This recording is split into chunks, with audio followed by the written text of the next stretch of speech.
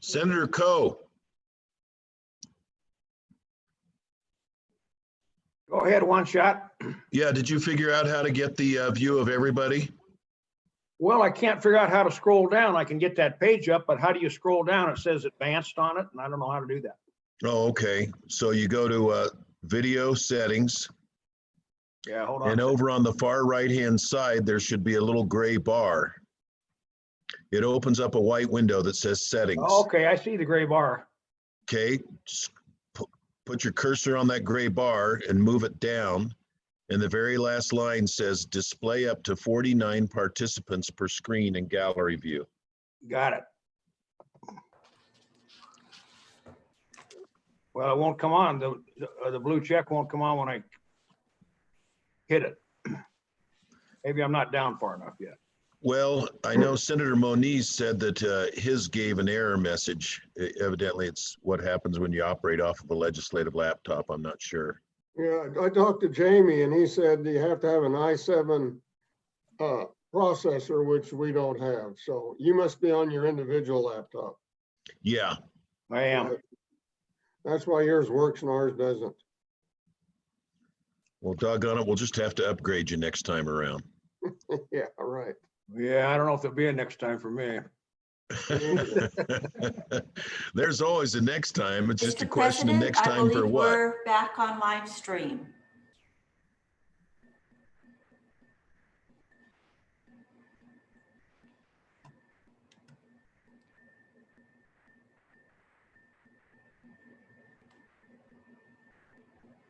Mr. President, we are live streaming.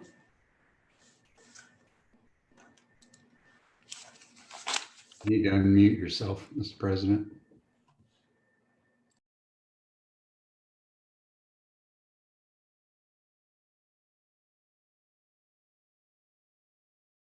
Okay, I see the majority floor leaders here, so Senate will come back to order. Mr. Majority Floor Leader.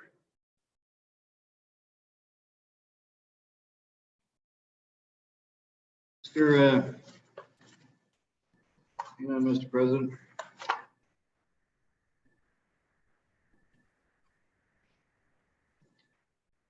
To get this right. Is there, yeah, while you're looking for that, your note there, is there any business that comes before we resolve ourselves back in committee of the whole? Any business for the body? Or resolve ourselves back in committee of the whole? Is that Mr. Majority Floor Leader? Mr. President, then I move that we resolve ourselves back into the committee of the whole. for consideration of further bills on the general file. Thank you. So we're back. You've heard the motion. All those in favor, please raise your hand.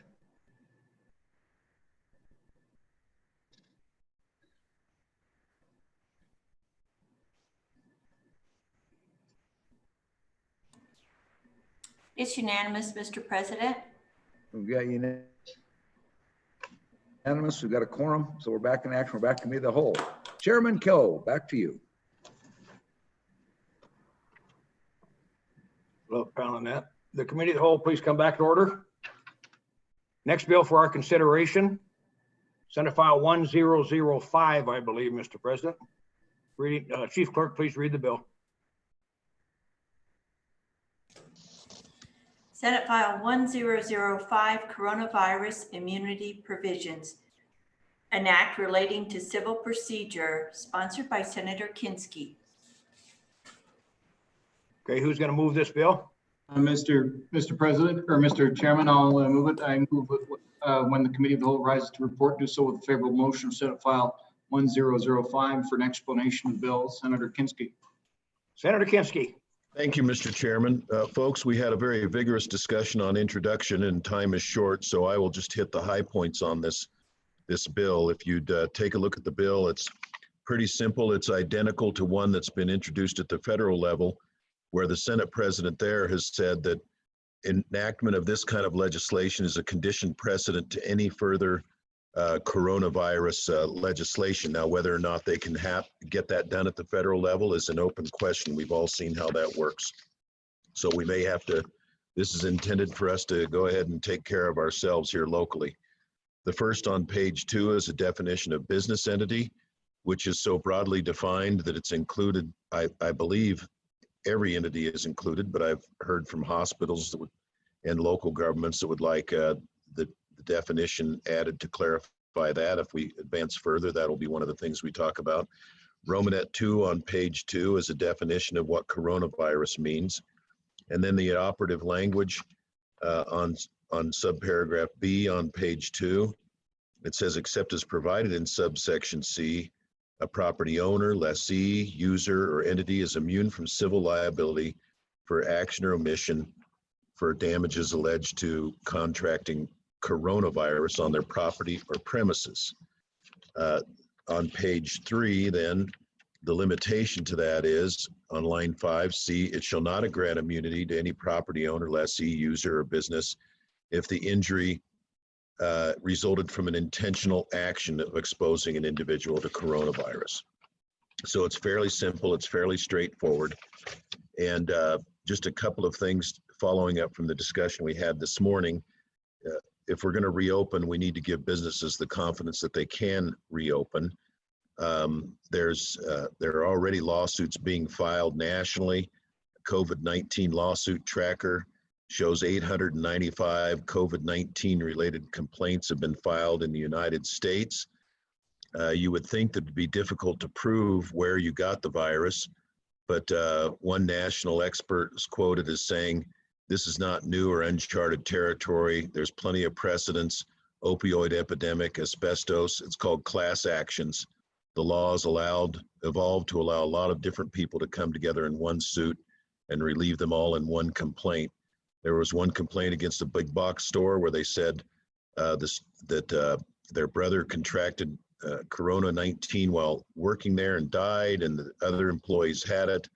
And the lawyer defending them said he believes that it's really just an attempt to force the company into a settlement where it makes more sense to settle than to continue to fight it. So this legislation has national endorsements by all sorts of employers, retailers, hoteliers, restaurateurs. The question is, can Congress get it done, or do we need to get it done ourselves? And I think the answer is Wyoming has to take care of Wyoming. We can't wait for the feds, because the liability that is attaching now as stores reopen. If there's a lawsuit brought, it will be because a business opened up in May or in June, and there'll be some allegation that the business did something wrong, and that's why the employee caught, or the customer, the employee caught the disease. There was some discussion about the Wyoming Constitution. The Wyoming Constitution does limit does restrain the ability of the legislature to limit damages for torts, but does not prevent limitations on what kinds of actions can be brought. And in fact, the Supreme Court has said that the Constitution may prevent the legislature from imposing arbitrary limits on damages, but does not prevent limitations on the types of actions which may be brought. The other question was about access to the courts. And again, the Supreme Court has said the constitutional requirement that courts be open and afford justice to all does not assure that limitations cannot be placed upon causes of action. So in addition to all the problems that we have already with creative tort lawyers and class actions, we've doubled down in Wyoming. We've got a statute on the books in Wyoming that goes back to 1876. And when you first look at it, you think it's just intended to deal with smallpox and smallpox infected blankets. But when you parse the language, it actually comes out to say, any person who shall do any other act that necessarily tends to spread any infectious or contagious disease is not only criminally liable, but civilly liable from anybody who may become infected from that contagious disease. And damages assessed include all other damages, all expenses incurred by reason of the sickness, loss of time, burial, and such action may be obtained by any representative of that family member. So with that, I just urge the body's favorable consideration again, and I'll stand for questions. Thank you, Mr. Chairman.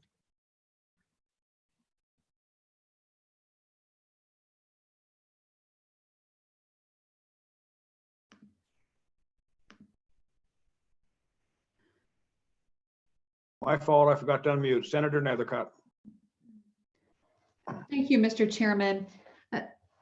Again, I want to support the efforts of this bill. I do support the efforts of this bill. There is mass hysteria regarding exposure to liability. The perception or reality, it needs to be rectified. Wyoming needs to appear to act. I just want to make sure the bill does what you think it will do. And so I have a couple of questions for you, for the sponsors. And again, the first time I saw this bill was about 7 o'clock last night when we were in our meeting, and it was the first time I was able to even look at it. The length of a bill does not indicate its complexity. So let's start with just breaking that fallacy. And if you have any questions about that, I'd refer you to your Constitution and those amendments that are quite pithy in length, but have significant meaning. So the length of the bill is not an indication of its complexity. One, would you consider an intentional action a failure to provide the appropriate PPE or sanitizer to either an employee or customers? And so would that be a cause of action that I could work through?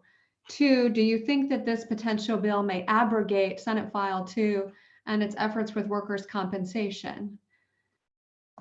Three, I did notice that sole proprietorships are left out. And I guess I just questioned, since we're concerned about liability, why don't we just have immunity for everyone for all things? So why are we limiting it to just businesses? Because businesses certainly could go back and sue an individual for the spreading of coronavirus in their own business, therefore causing harm to their business. So why aren't we protecting all of us that may intentionally or unintentionally be spreading a virus by our own actions, by congregating in places maybe we shouldn't? And so I think that's a very significant concern. My third is there seems to be a concept in the bill, and I'm not sure its purpose, but it relates to property owners, property lessees, property users found in subsection B, or a business entity. And so it appears that we're coming into the area of premises liability, and curious to understand your role that particular provision may play in Wyoming law and precedent there as it relates to our application of premises liability in Wyoming, and if you think that this might carve out some type of new pathway for future litigation concerning premises liability.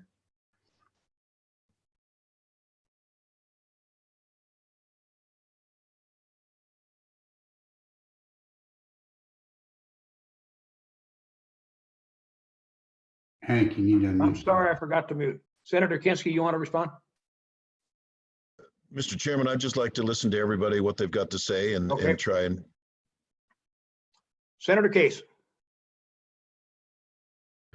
Thank you very much, Mr. Chairman. You know, we talked earlier about the right to access the courts. It's in our Article 1 of our Constitution, which is kind of a Wyoming type Bill of Rights that includes all of the federal Bill of Rights, at least the original 10 amendments, of course, and more. But then Article 10 of our Constitution, I'm sorry, Article 9 of our Constitution talks about right of action for juries. Article 10, Section 4, and it says, for any injury to person or property caused by willful failure to comply with the provisions of this article or laws passed in pursuance hereof, a right of action shall accrue to the party injured for the damages sustained thereby and in all cases in this state. And it goes on, but I'd like to know why that's not also pertinent and relevant. So it'd be Article 10, Section 4. Senator Schuler's got her hand up. Senator Schuler.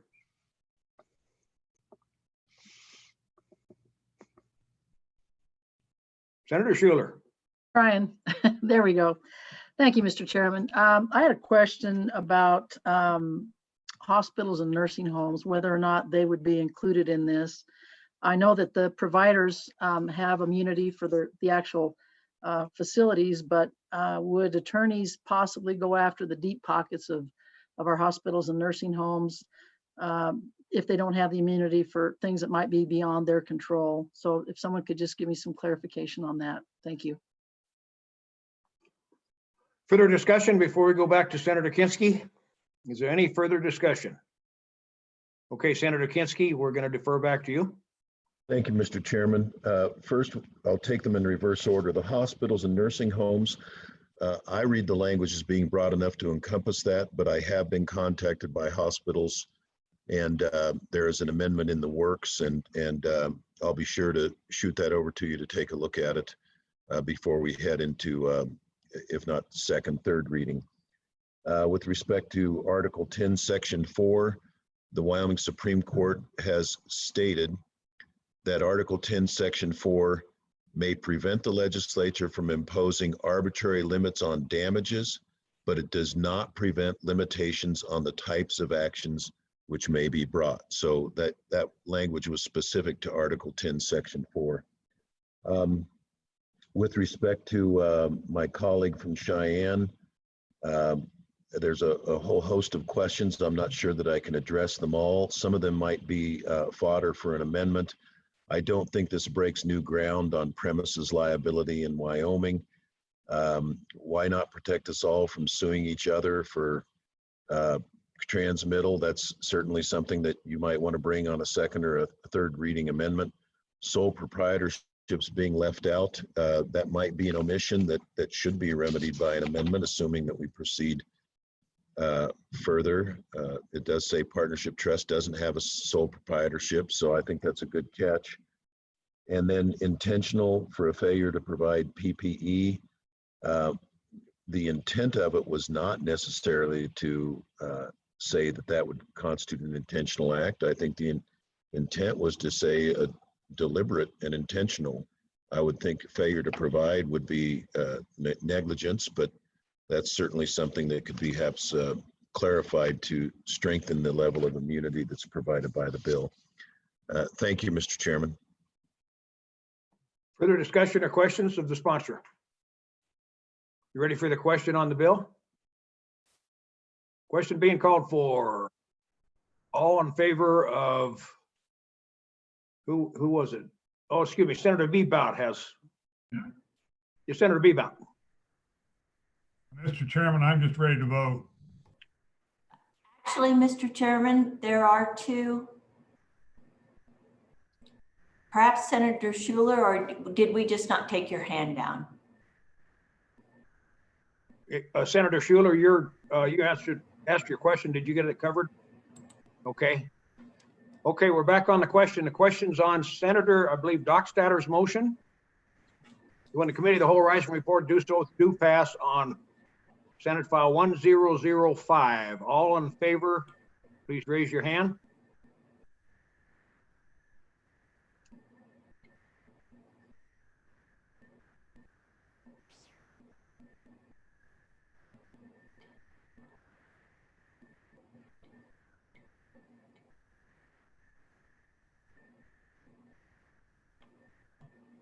I see 20. All opposed, please raise your hand.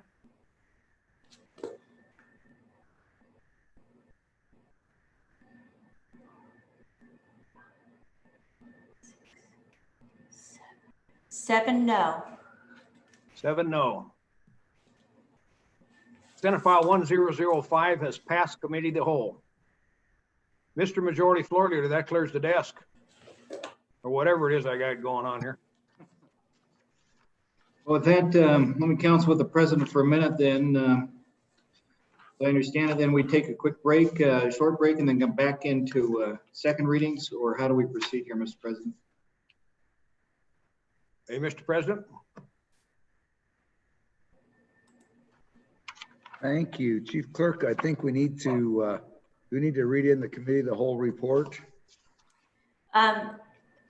We need to move, let's see, has the Majority Floor Leader? Yeah, this is what I'll do. I move that the committee of the whole rise and report. There you go. There you go.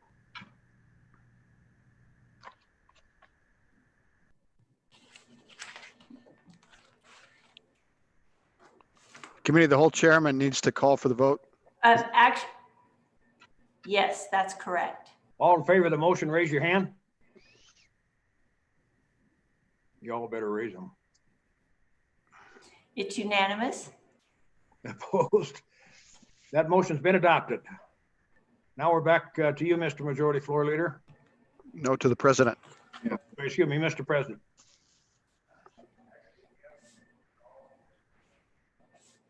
Oh, you need to unmute, Mr. President.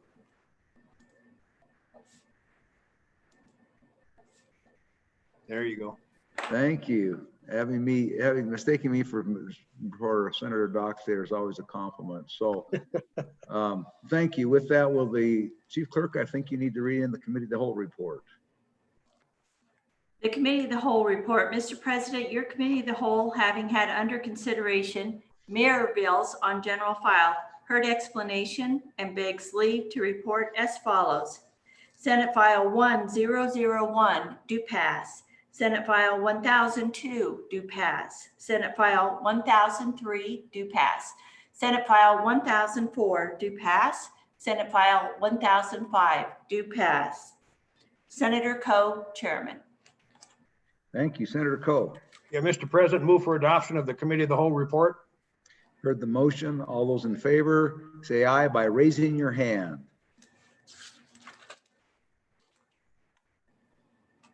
It's unanimous, Mr. President. Thank you. Are there any no votes, just to be sure? There be none. The motion is passed. The report has been adopted. We're now at that point for bills on second reading. Senate File 1001, second reading of the Senate file.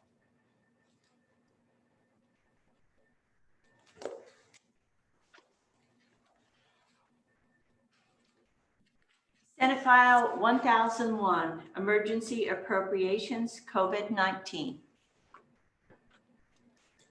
Thank you. There are amendments. Will the Chief Clerk read in the first amendment? Senate File 1001, second reading amendment number 1, page 13, line 20. Thank you. Senator Scott. Mr. President, I move for adoption of this amendment. And Mr. President, how are we handling the business of seconds? We've got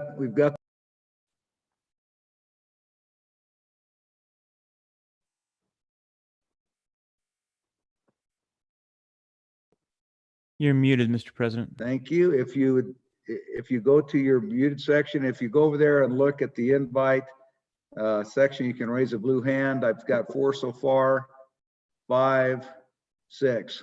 So we have the seconds are Senator Hicks, Senator Steinmetz, Senator Driscoll, Senator Von Flater, Senator Beitman, Senator Hutchings, Senator Boner. Those are our 6 seconds.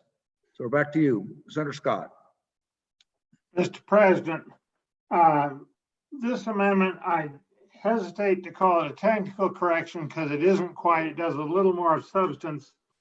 The bill as it stands requires participants in the programs to report to the governor, which is appropriate, and the legislature.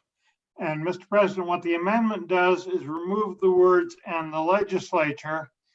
That reduces the amount of nuisance for the recipients. They just send us a copy of what they sent to the executive branch. But it eliminates a problem for us, because if we were to receive those reports and we're going to use them for anything, we'd have to spend considerable staff time and effort putting them together, collating them, cleaning the data up, because people will get confused about government reforms and report things differently. So frankly, we're better off just relying, as we usually do, on the executive branch, have people report to the executive branch, the governor and whoever he designates there. And then we can get the data we need from that and don't have to create a separate bureaucracy to clean it up and make it usable for us. We get along just fine with the executive branch and this sort of thing. So, Mr. President, this really is a cleanup amendment, and I would urge its adoption. Thank you. Is there further discussion? Is there further discussion? Senator Hutchings? No? I see no further discussion. If there's no further discussion, are you ready for the question? Question is, shall the Senate adopt second reading amendment number 1 to Senate File 1001? All those in favor, please say aye by raising your hand.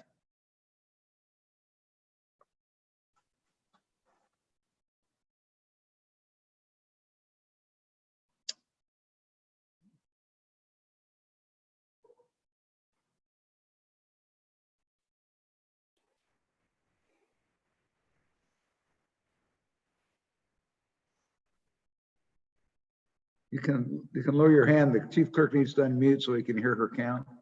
Sorry, the ayes are 27, Mr. President. 27, thank you. All those opposed, please raise your hand. And none, no opposed. No opposed. The motion carries, the amendment is adopted. We're now on second reading amendment number 2. Will the reading clerk please read in the second amendment? Senate File 1001, second reading amendment number 2, page 1, line 2.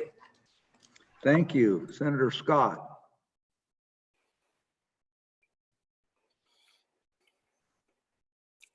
Mr. President, I move adoption of this amendment and ask for the necessary seconds. Thank you.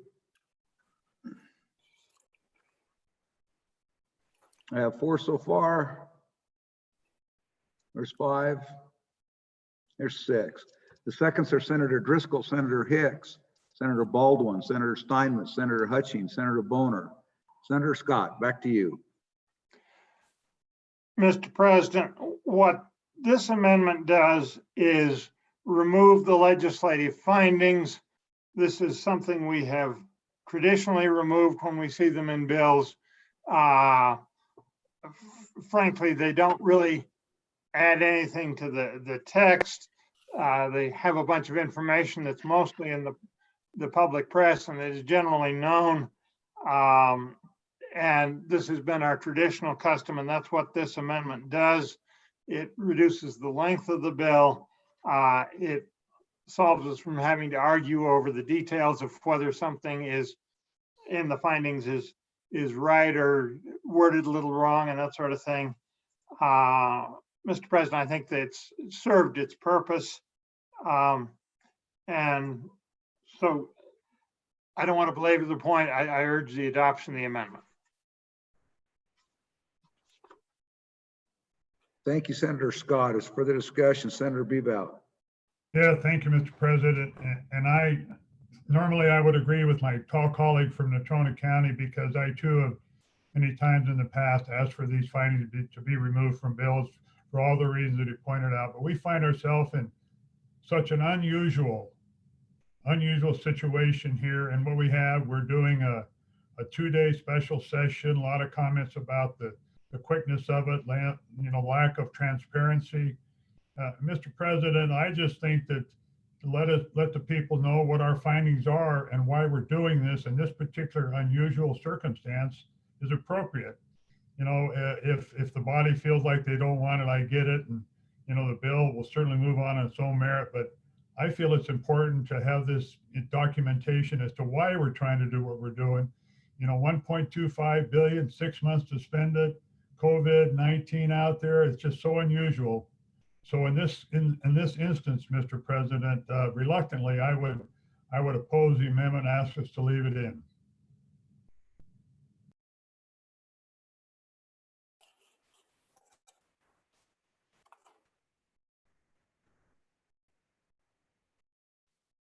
Thank you. Other discussion, further discussion? Seeing none, are we ready for the questions? Senator Case, do you have a point of order?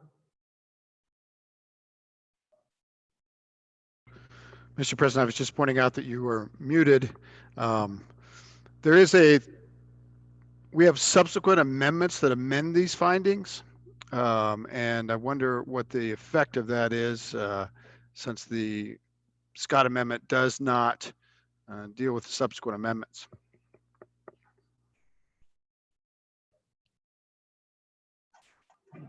Thank you. I believe, in answer to your question, it is a point of order, I believe. And I think that what happens is if the Scott Amendment passes, I think that there's nothing to amend on the further amendments that would make the further amendments not germane. Go ahead, Senator Case. I would rise to oppose the proposal to the senator to eliminate the intent areas of this bill. I think it's going to be pretty important down the road in terms of interpreting whether this is a constitutional act or not, and whether we have violated Articles 16.6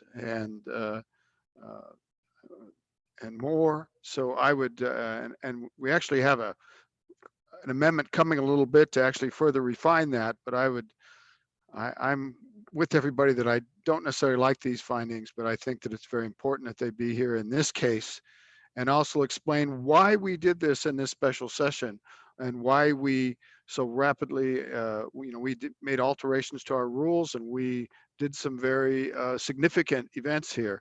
I think the intent and the findings are important, Mr. President. I urge us to keep them in. Thanks, Senator Case. Further discussion? Further discussion. We're on the amendment. Any further discussion? There being none, are you ready for the question? The question is, shall the point of order, Mr. President? Senator Scott want to say something? Oh, sure. Thank you. Senator.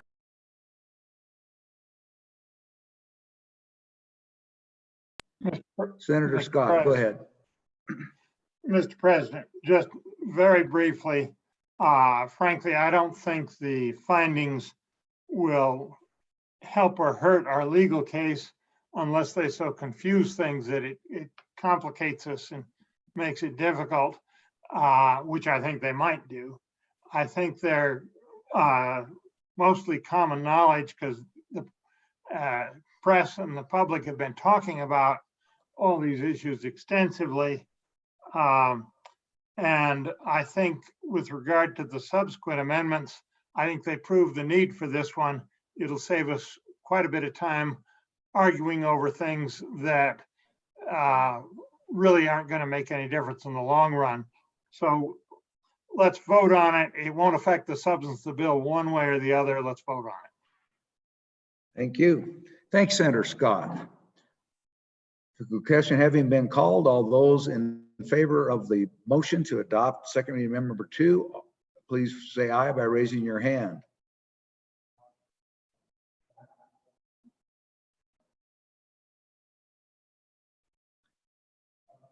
Chief Clerk, have you got those?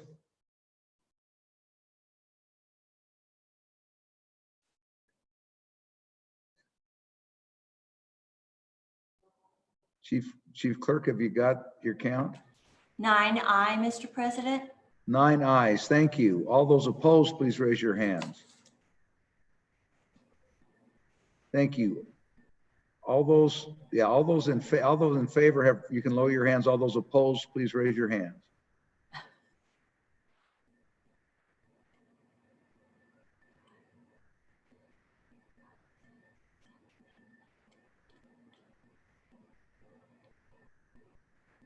Nineteen opposed. 19 opposed. The motion has failed and amendment is not adopted. We're on second reading amendment number 3. Will the reading clerk please read in the third amendment? Senate File 1001, second reading amendment number 3, page 11 after line 13. Thank you. Senator Scott. Mr. President, I move adoption of this amendment and ask for the necessary seconds.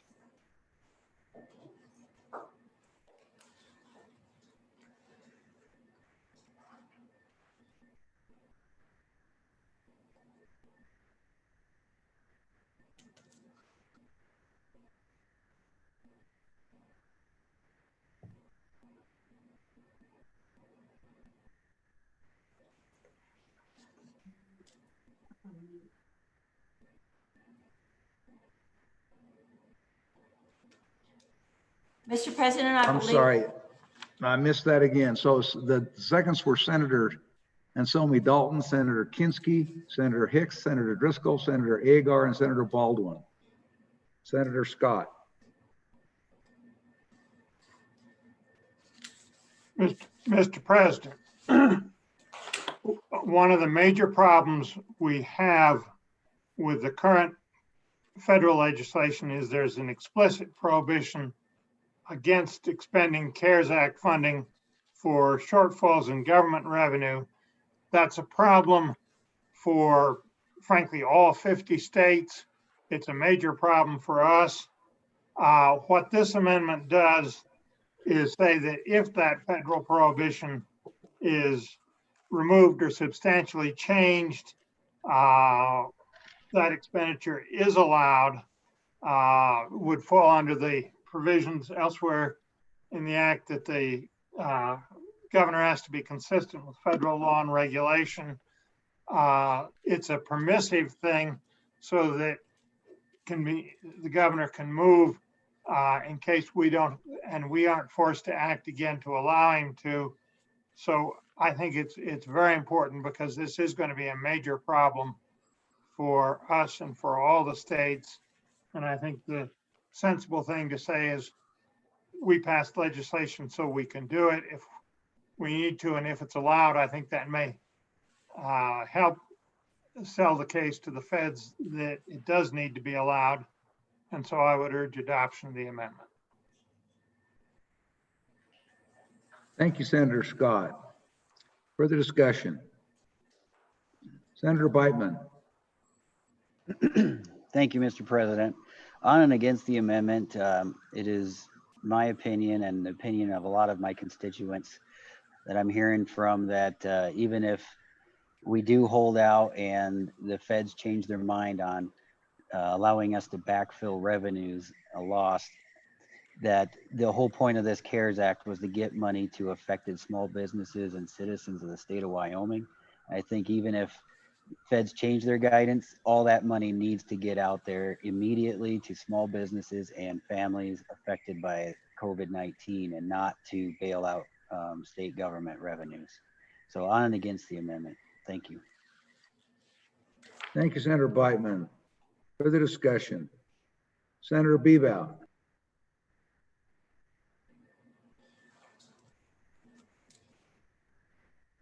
Senator Anderson, did you want a discussion?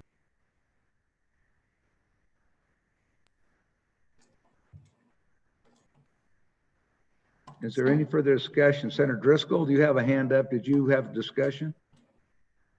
No. No, sir.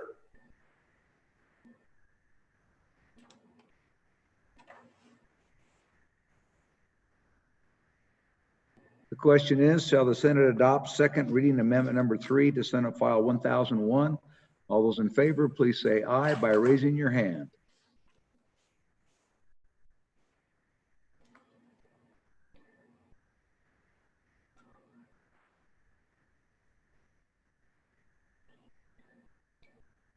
The ayes are 11.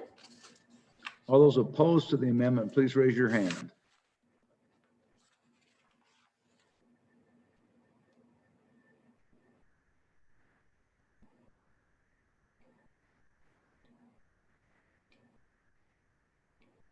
The noes are 16.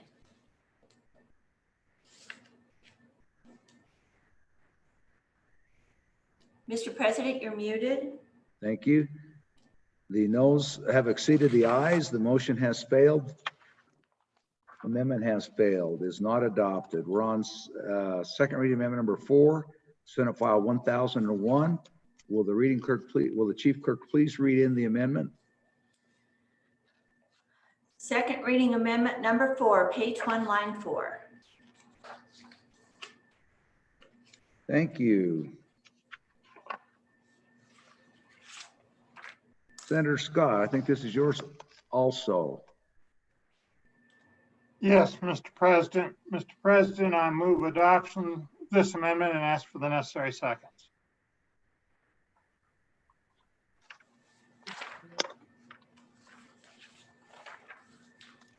Senator Scott's broken up, but I did hear him move adoption of the amendment.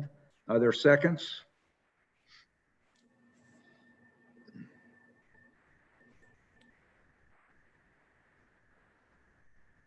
I have 4 seconds so far. Are there any additional seconds? I have Senator Anderson, Senator Hutchings, Senator Landon, Senator Agar as seconds. Are there Senator Anselmi Dalton as a 5th? Are there any other seconds? And we have Senator Schuler. So we have our 6. Senator Scott. Mr. President, what this one does, as the bill stands now, it has provisions in there that essentially allow the governor to allocate funds to the executive, to the legislative and the legislative branches. Frankly, I don't think that is appropriate. I think as separate branches of government, we ought to have and govern our own appropriations.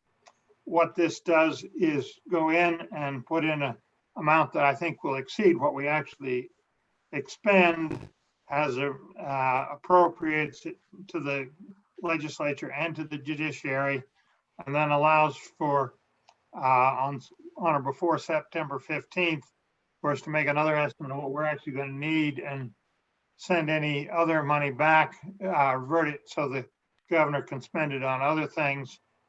I think that's important in terms of the separation of powers. And further, this does clear up one thing.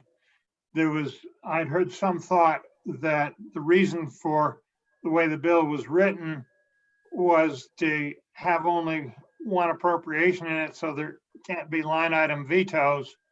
Frankly, I don't think that logic will hold, because I think it already has 3 appropriations in it. And I think it's clearly an appropriations bill where the line item veto is constitutionally appropriate. This would just make that extra clear. And I think that's valuable to have the governor have that authority, because the risk in one of these things that we do so fast is that we'll make some kind of a mistake, particularly a technical mistake that fouls things up. And the line item veto is really an extra quality control on that. And I think our experience with our governor is such that we can count on it being used accurately. So for all those reasons, Mr. President, I urge adoption of this amendment. Thank you, Senator Scott. Discussion on the amendment. Senator Anderson, do you have a discussion on the amendment? Senator Landon, do you have a discussion on the amendment? Please, Senator Hutchins does, Mr. President. Okay, there's some of you have raised the blue Zoom hand. So those are all gone now. Is there any other discussion? Senator Hutchins. Senator Hutchins, thank you. Senator Hutchins. Thank you, Mr. Chairman. I wanted it to be noted that I did not second that amendment. I tried to take my hand down as quickly as I can and yelled out. So I was not a second on that particular amendment. Thank you.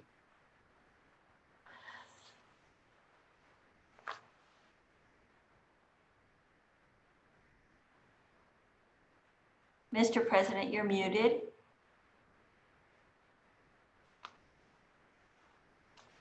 Thank you. Well, I probably have this figured out about the time we finish. So anyway, question, ready for the question? The question is, shall the Senate adopt? Point of order. Thank you, Senator Rothfuss. Thank you, Mr. President. Mr. President, we would need to, and you might have more than 6. It looked like your list was greater than 6 for the seconds, but before we move forward, we would want to make sure that we were entering 6 appropriate seconds as part of the motion that's carrying. I assume that's probably the case, but I just wanted to ensure that, Mr. President. Mr. President, I can read off the names excluding Senator Hutchins, and then we would just need one more. How's that? So I have Senator Anderson. That'd be fine. Anderson, Landon, Agar, Anselmi Dalton, and Schuler. Senator Case will just have Senator Case. He's given his consent to have himself as a second.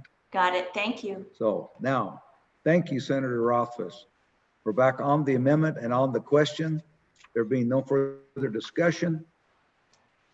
All those in favor of adopting the motion, please raise your hand.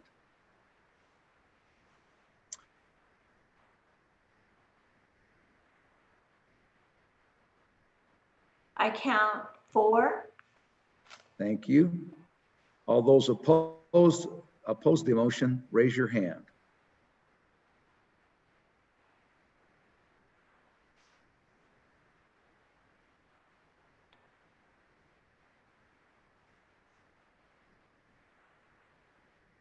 (23) opposed. The motion has failed. The amendment is not adopted. We're on second reading amendment number 5. Will the chief clerk please read the amendment?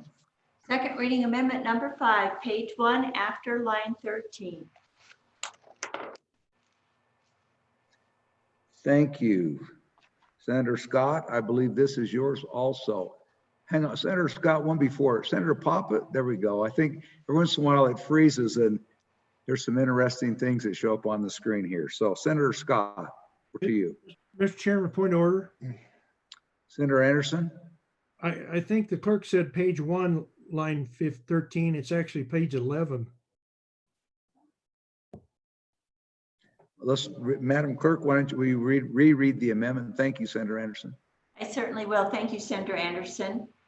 Second reading amendment number 5, page 11 after line 13. After line 13? Yes, sir. After line 13. Thank you. Senator Scott.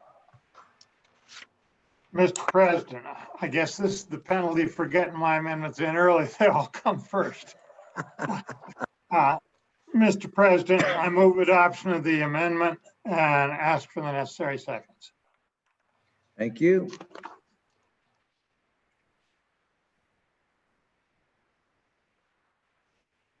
I've got 4 so far. I've got four seconds. There we go. Seconds are Senator Boner, Senator Hicks, Senator Driscoll, Senator Anderson, Senator Agar, and Senator Landon, and Senator Nethercott. Thank you. Senator Scott. Mr. President, what this amendment does is add another option to the list and says that if the governor finds it that hazard pay is needed to retain availability of essential services, he's authorized to contract with applicable entities to provide hazardous pay to those who are at heightened risk for the COVID through their employment. It has a definition of hazard pay that's copied right out of the federal guidance that makes this permissible in this case.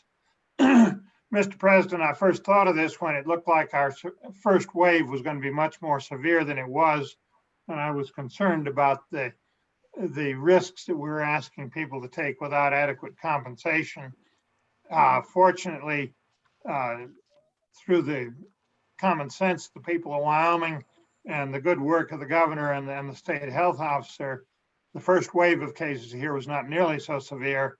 I'm concerned in a second one, which I'm afraid we may get as people are relaxing the social distancing too quickly and too much. We could very well get overwhelmed where there was a major risk for people providing adequate services, and this could be an important tool for the governor. Like the others in this list, is discretionary with him, and I would urge us to broaden the list with this amendment so that he could use hazardous pay if that should become necessary in the future here.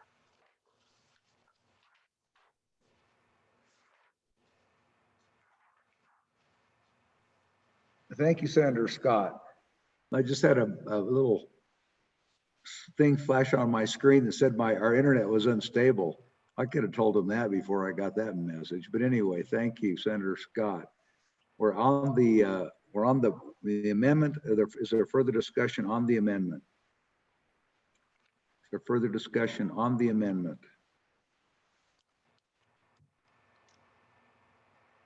There being none, you must be ready for the question. The question is, shall the Senate adopt second reading amendment number 5 to Senate File 1001? All those in favor, please raise your hand.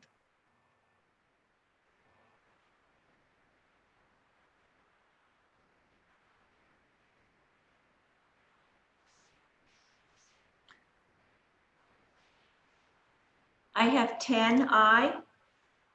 Okay, thank you. We have 10 ayes. All those opposed, please raise your hand.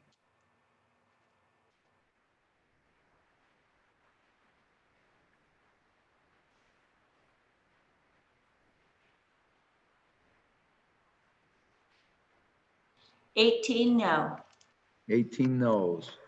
The noes have it. The motion has failed and the amendment is not adopted. We're on second reading amendment number 6 to Senate File 1001. Will the chief clerk please read in the amendment? Second reading amendment number 6, page 5, line 21. Thank you.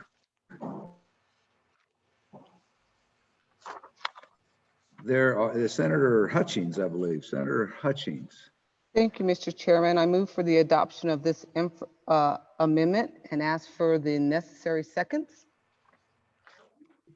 Thank you. We're looking for seconds on second reading amendment number 6.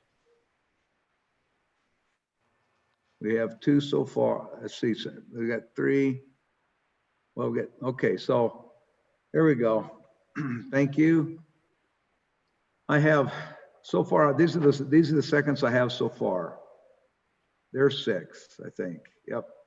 Senator Scott, Senator Steinmetz, Senator Hicks, Senator Kinski, Senator Boner, Senator Beitman, Senator Driscoll, Senator Hutchings. Thank you, Mr. Chairman. Members of the body, on page 5 of our bill, we see that it is currently on line 7 through 10. It is currently, excuse me, maybe it's line 9. There are some restrictions to this bill, and it says we may not use this money to fill shortfalls in the state and local government revenue. So because of that reason, I'm asking that you approve on line 6, or excuse me, page 6, line 17 through 23, we remove section Romanet I. I also asked for this removal because right above it in Romanet 2, it says this bill is for relief aid for payments to state and local programs to support businesses, families, and individuals. We'll also go over to page 9, and for me, I have on line 9, it starts as used in this paragraph, state entity includes school districts, and goes down to line 14. That is what I'm asking to be deleted, and that explains pretty much my amendment. Thank you, Mr. Chairman. Thank you, Senator Hutchings. Discussion on the amendment. Discussion on the amendment.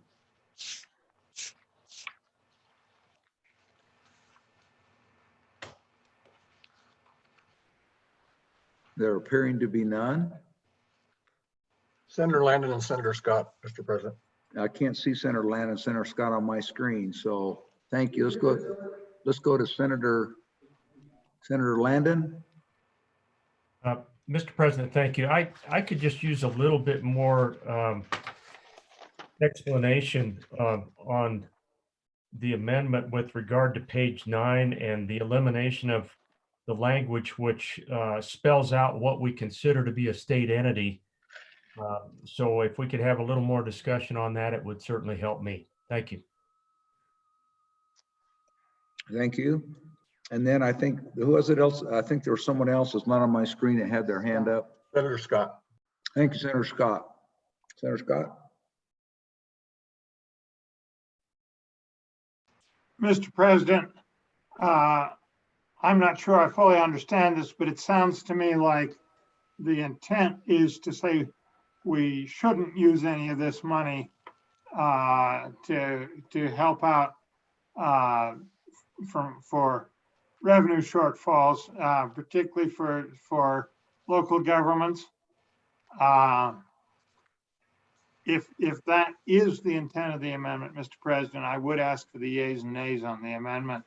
I do think we're going to have quite a problem with both the state of Wyoming and particularly with some of the local governments with just horrendous revenue shortfalls. And you're going to see significant layoffs and all that sort of thing if we don't find some solution to it. So if that's a correct understanding of the amendment, I would hope we would defeat it and would ask for the yeas and nays.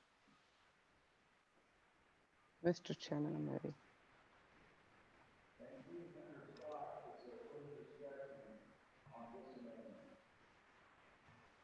Mr. Chairman.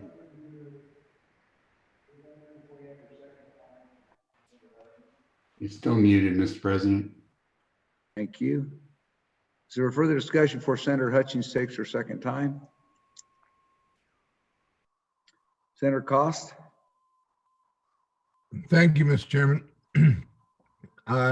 I have a real concern because our community colleges and even the University of Wyoming have taken a huge hit with the students that they had to let go, the cost for food and all that they had to contracts with that they still had to hold.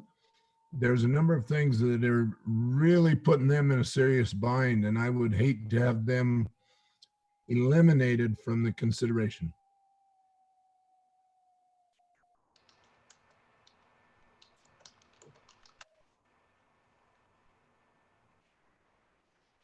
Ready when you are.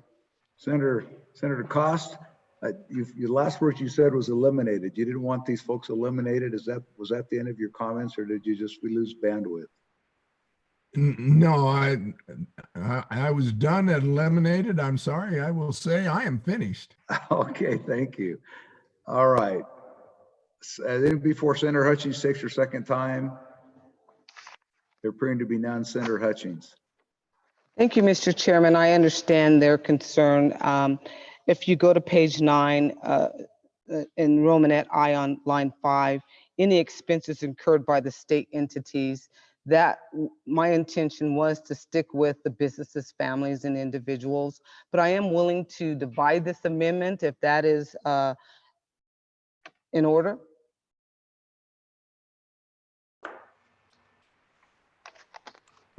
The amendment depends how you divide it. Okay. I can't tell until you make the division. All right, if it's okay, I would like to divide it by lines 1 through 9 be part 1, and lines 10 through 12 part 2.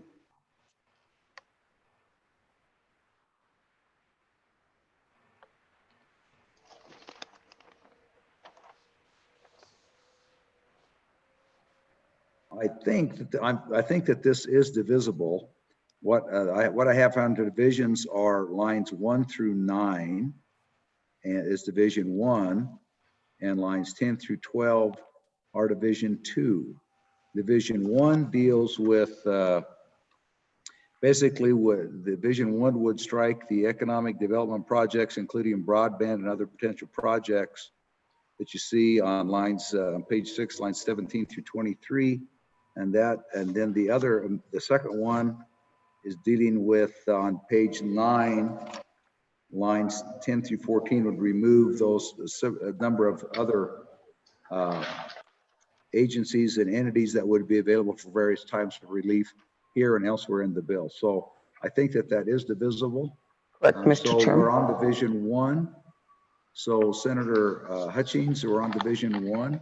Would you like to speak further? Do you want to take Division 1 first or Division 2 first? I can go ahead and take Division 1 first. I guess I'd like to get the vote on that. I don't know if Senator Scott is insisting on yays and nays on this one in particular or on the second half, but I would like to go ahead and have a vote on Section 1. Right. We're on Division 1. Is there further discussion on Division 1? You ready for the vote on Division 1? All those in favor of adopting the Division 1 of Amendment number 6, raise your hand.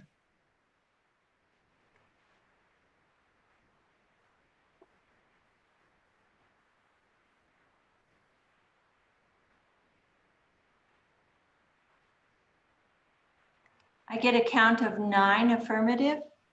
Thank you. All those opposed to the adoption of Division 1, raise your hand.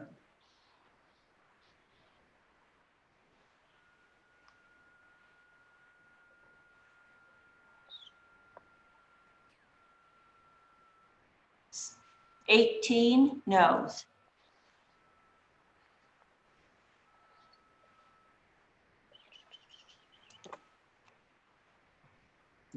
Thank you. Division motion has failed. Division 1 has failed. We're on Division 2. Senator Hutchings on Division 2. Any further thing? Any further? No, sir. No further discussion. The body can go ahead and vote. Thank you. Is there any further discussion on Division 2?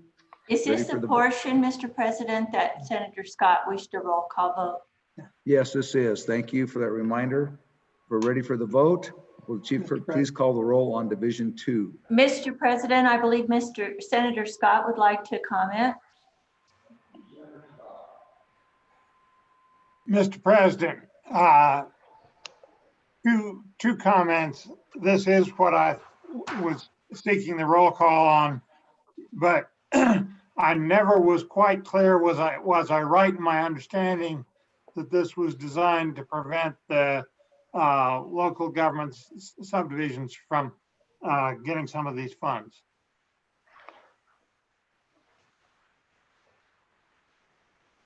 Thank you, Senator Scott. I can try to Senator Hutchings, answer. do you want to clarify that for Senator Scott?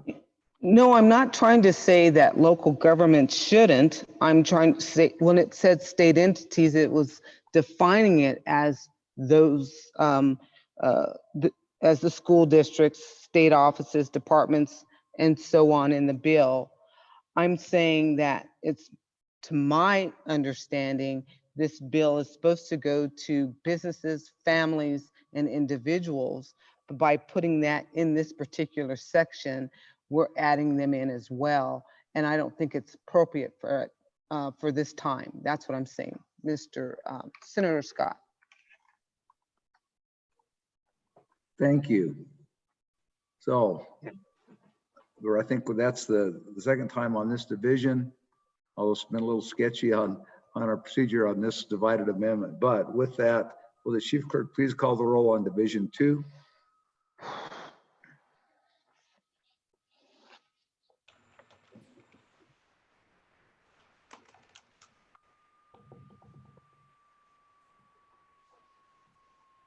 Agar?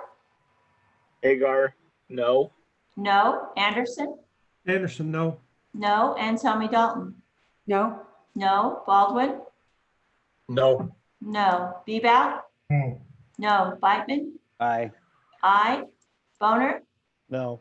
No. Bouchard? Bouchard? No. No. Case? Case, no. No. Coe? Oh, no. No. Docksetter? No. No. Driscoll? Driscoll, no. No. Ellis? Ellis, aye. Aye. Guru? Guru, no. No. Hicks? Hicks, no. No. Hutchings? Aye. Aye. James? James, aye. Aye. Kinsky? No. No. Cost? Cost, no. No. Landon? No. No. Moniz? Moniz? No. No. Nethercott? No. No. Pappas? No. No. Rothfuss? No. No. Schuler? No. No. Scott? No. No. Steinmetz? No. No. Von Flatern? No. No. Wasserberger? Wasserberger's excused. Excused. President Perkins? No. No. Closing vote? Closing. Vote closed on the amendment. 4 aye, 25 no, 1 excused. By your vote, the motion has failed and the division number 2 to the Sixth Amendment is not adopted. We're on second reading amendment number 7. Will the chief clerk please read in the amendment? Second reading amendment number 7, page 5 after line 19. Mr. President, I would move second reading amendment number 7 to Senate File 1001 and ask for the necessary seconds. Thank you.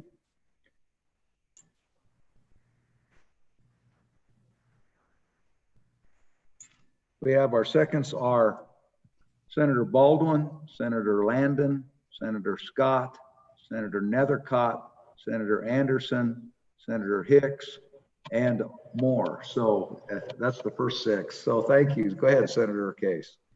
Thank you very much, Mr. President. Mr. President, this is dealing with the area of constitutionality.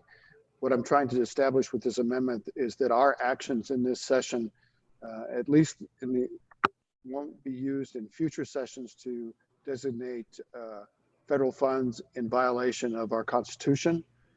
This basically asks that future legislators look back at this intent and see that we did this kind of as a special deal to meet this emergency, and that it is not the norm in the future for federal funds to be used in a violation of Article 16, Section 6, and Article 3, Section 36. Happy to answer any questions.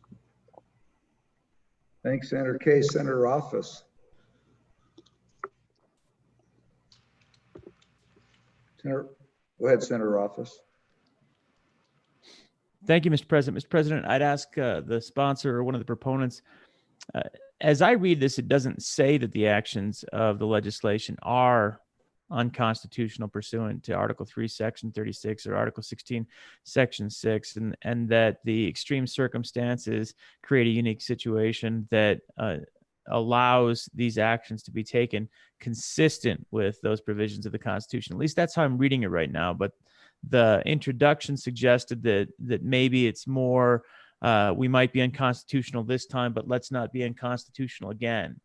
So I kind of like the first approach where we're saying these are extreme circumstances and we're comfortable under these circumstances with the constitutionality. But I want to better understand if this is basically saying, yes, this bill is unconstitutional, but we're running it anyway. In which case, I'm a little less enthused. Thank you.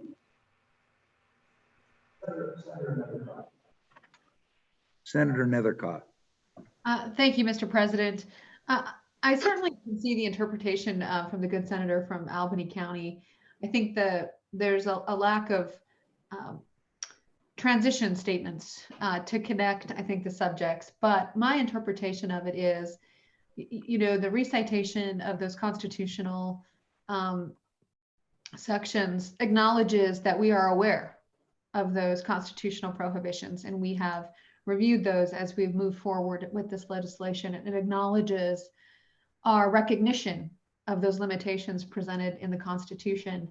It also acknowledges that we believe that those constitutional limitations have been met in light of the economic devastation that is occurring and the resulting poor, quite frankly, and that we are effectuating the purpose because of the profound economic devastation that is occurring and may continue to occur. And the final sentence, I think the final piece of intention is to say, we will continue to be diligent and to be faithful to the Constitution as originally intended with all of the funds received. And there is no intention, despite this economic devastation, to alter that in any way, shape, or form. And so that's how I read it. And I think it's a very thoughtful and prudent amendment. Thanks, Senator Nethercott. Is there further discussion? Is there further discussion? Senator Rothfuss. Thank you, Mr. President. With that explanation and that intent, then I would be honored for the amendment. I think it is good to clarify that and to make sure that we recognize that these are unique and challenging times. Thank you. Is there any further discussion? Senator Case, for your second time. I'd just like to thank my good friends, Mr. President. Let's vote it. Okay, thank you. Although you've heard the motion, the question having been called, all those in favor of the adoption of the motion, please raise your hand.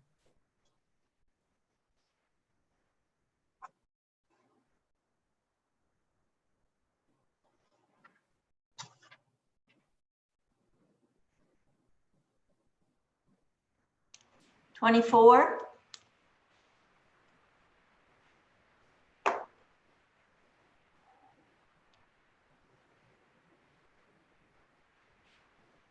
Tony, thank you. You can lower your hands. Do you want, oh, go ahead. Waiting for the internet to catch up before I ask for the no's because I still got a bunch of hands up on my screen. All those opposed, please raise your hand.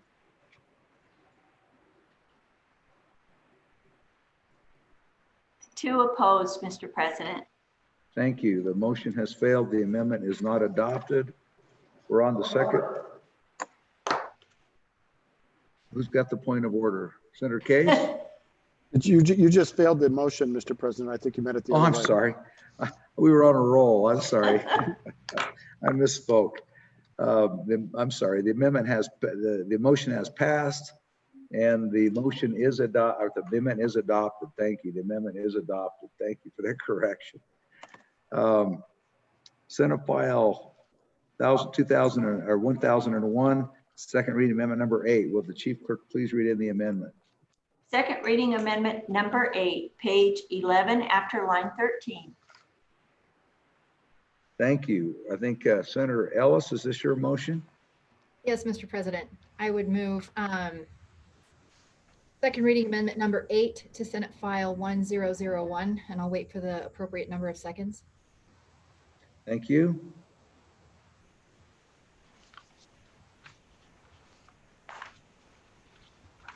We have seconds of Senator Landon, Senator Schuler, Senator Nethercott, Senator Scott, Senator Boner, and Senator Baldwin. So, Senator Ellis. Thank you, Mr. President. This is a very straightforward amendment. It would allow for some of these funds to be used for grants to address some of the impacts caused by COVID on the Wind River Reservation. You'll see that these grants would be subject to the approval of the State Land and Investment Board, and it would authorize the SLIB to enter into cooperative agreements with both the business councils of the Northern Arapaho and Eastern Shoshone tribes. And so the important part about this is just providing maximum flexibility. There have been efforts at the federal level to provide funding to tribes specifically. Historically, those funds have been, or any appropriation to Indian country tends to be really inadequate. And so this is really kind of an opportunity for us to see if there are partnerships that would make sense, that would benefit both the reservation and the surrounding communities. It's very permissive, and I'd ask for your favorable consideration.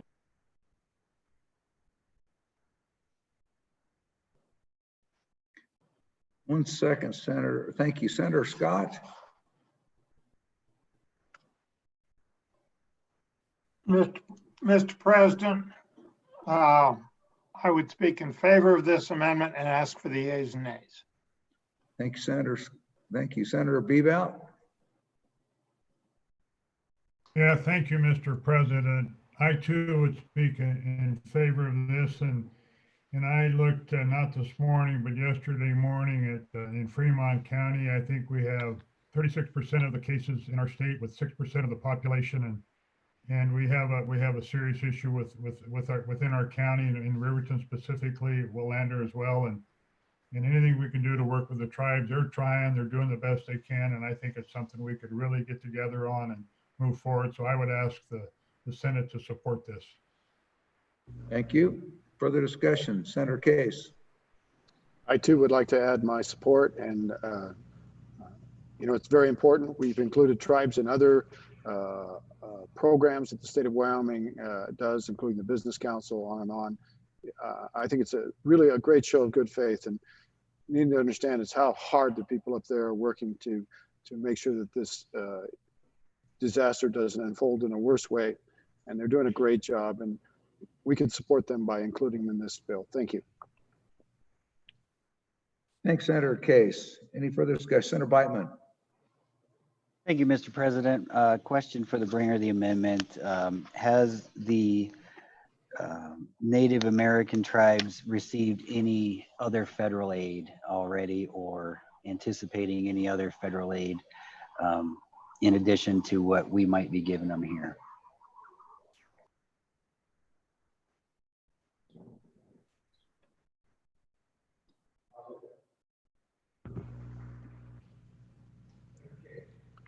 Mr. President, thank you. I'll save the last call for the main sponsor. Mr. President, the tribes do receive all sorts of interactions from the federal government, and they are specifically included in some special federal fundings. I'm not aware that the latest has come about yet.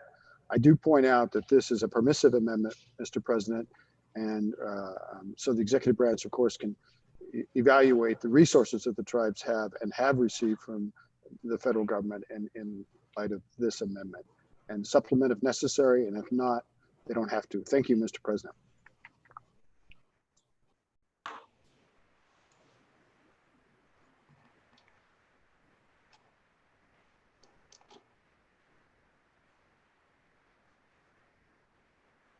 Mr. President, I think you're on mute. We're having a little bit of internet stability problems here in the Capitol today. Senator Anderson. Mr. Chairman, I'm just wondering if the bill precludes the tribes now. I would think they would be included in that. Do we need to have a special inclusion for them, or does the bill not include them already?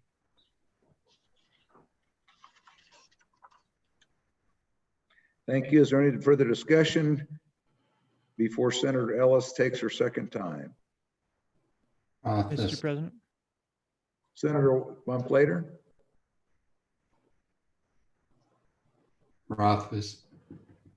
Thank you, Senator Rothfuss. Thank you, Mr. President. Addressing that point,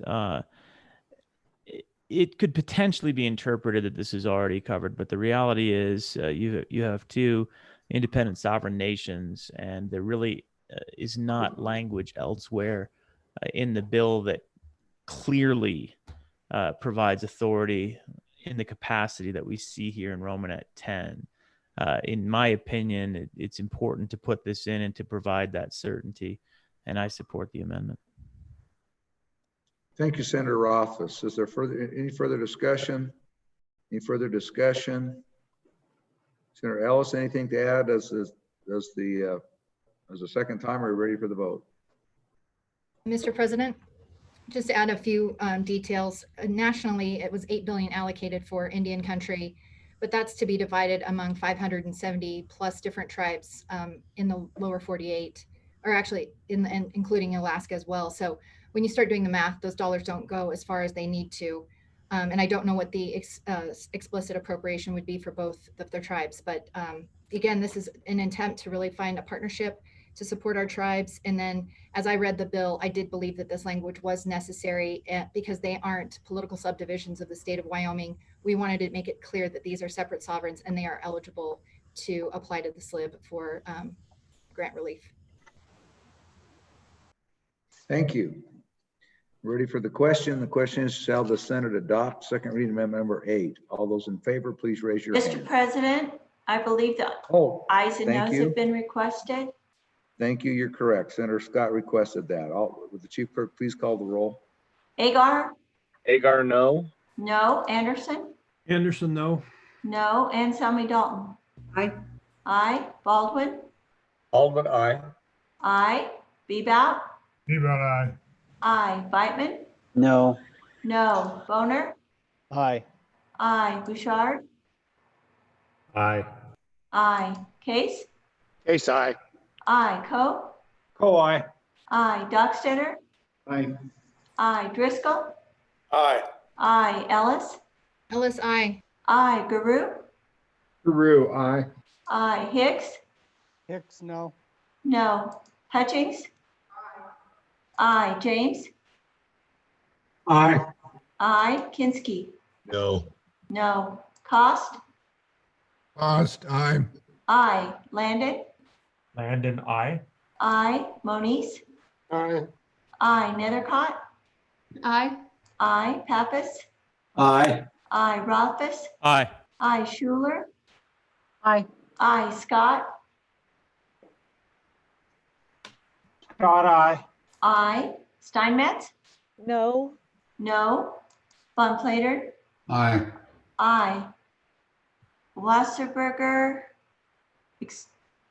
Excused. excused.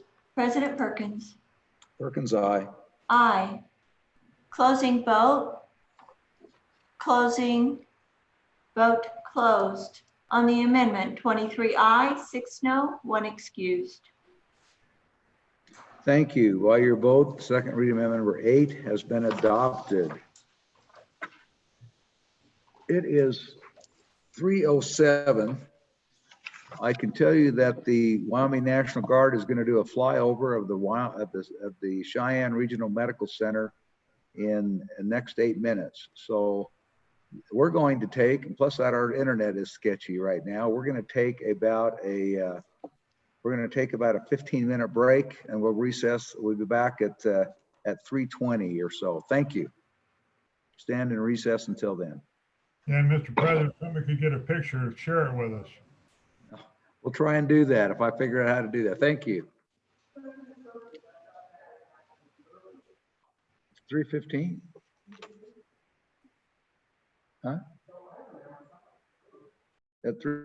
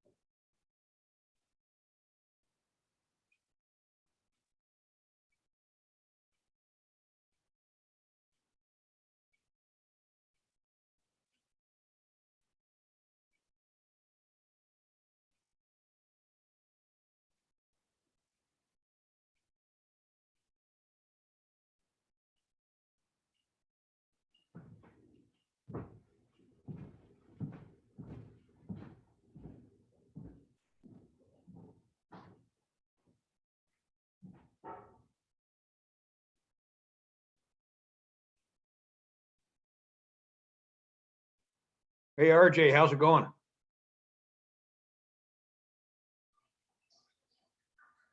Going pretty good. You? Not bad. I'm kind of excited about Northrop running for my seat.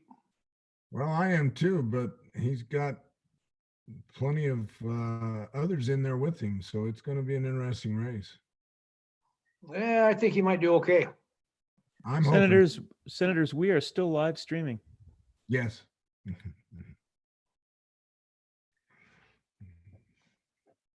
Well, then I'm going to mute.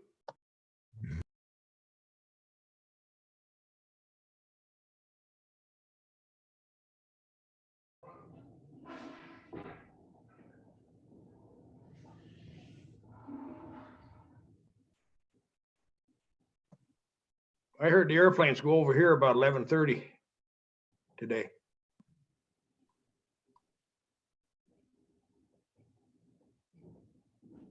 We had a major thunderstorm right about then, so I'm not sure. So Senator Cole, was that related to your hospital up there? Yeah, it was the Air Guard did a flyby. They flew kind of down Main Street and then circled over my house and left. That's pretty neat. I didn't see them. I heard them though when they went by.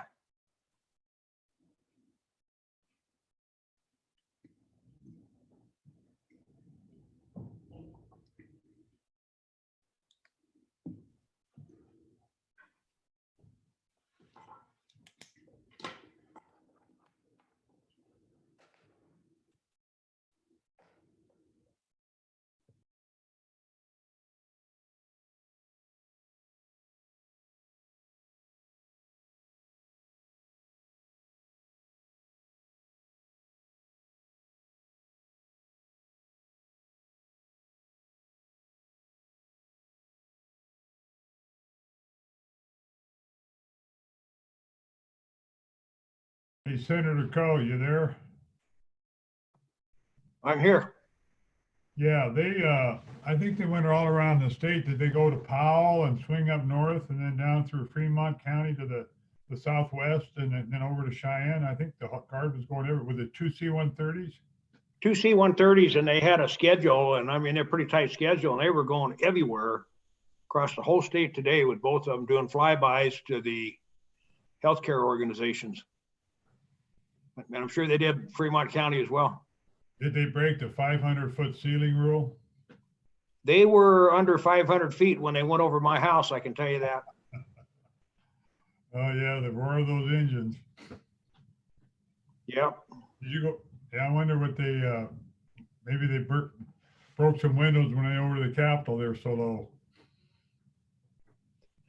Yeah, I think they were 200-300 feet when they circled over my house. The way it sounded, I mean, it was pretty loud.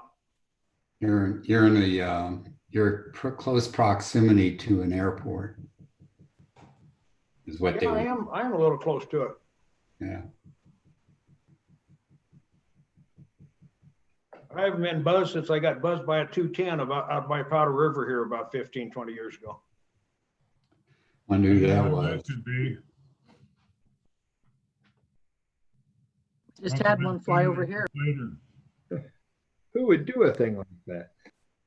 We just had a flyby over here. Yeah, they're doing the whole state.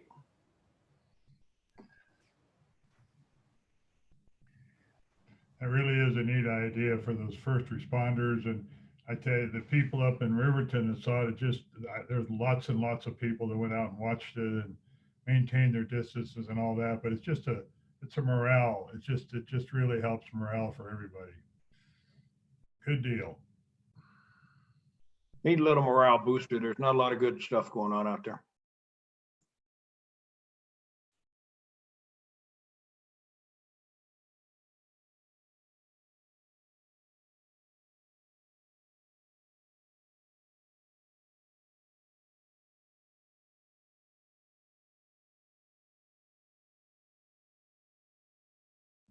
So I guess Senator Schuler is scoring points with Senator Driscoll with the what's in her behind her when I look at her on the screen.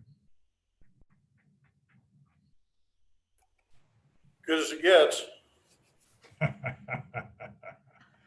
Good as it gets. You should all be doing it. We I- need advertising.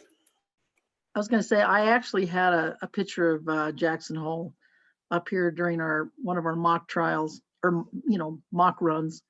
They gave me a hard time about that. And I couldn't think of anything down here in the southwestern corner that, maybe Fort Bridger or whatever. So then when I started looking at all the ones that Wyoming, the tourism folks had put up there, I really liked this one.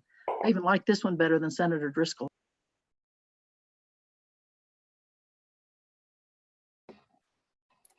I bet Senator Driscoll has got a place up there you can take your RV and spend a week or two. I have one.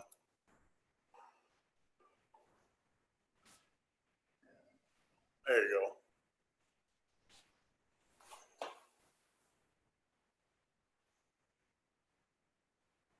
It was last week. I was going to say,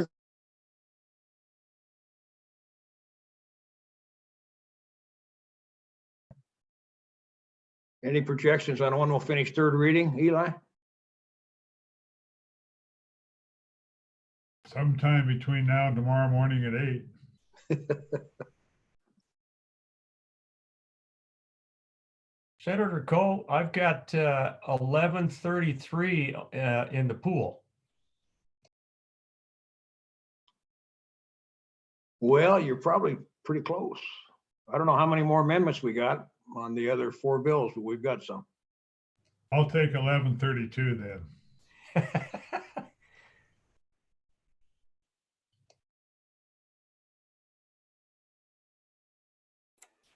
11:10.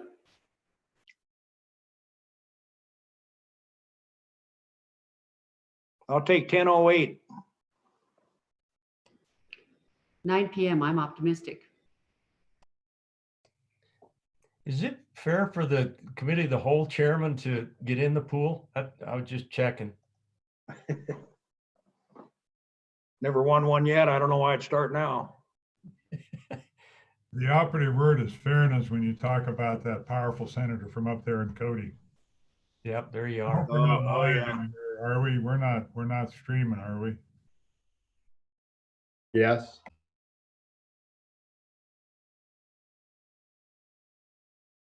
Senator Rothfuss, do you have your Bengals jersey yet? Not yet. I need to get one though, don't I? I think it's going to be a critical addition to the Buffalo Bills memorabilia and jerseys that we all need now. I offered to go out and get one for my wife, Robin, and she right away wanted one of those Buffalo Bills jerseys, but haven't been able to sell her on a Bengals jersey. It's great to see that, isn't it? Wonderful. Yeah, it's a pretty neat deal for our Casper guy.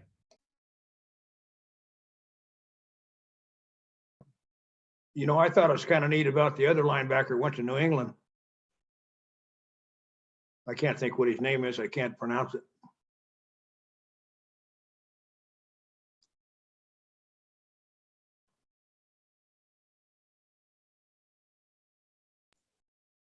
Yeah, that's Cash Maluia. Ended up making it to the Patriots. Yeah, that was also exciting. So we had a very good draft for the Cowboys. Yeah. Logan was a great athlete for Natrona. It's too bad Natrona never would play Shoshone. It's just one of those things that they had everything to lose, nothing to gain, and of course they stayed home. Yeah, they had too many good little dribblers in Shoshone.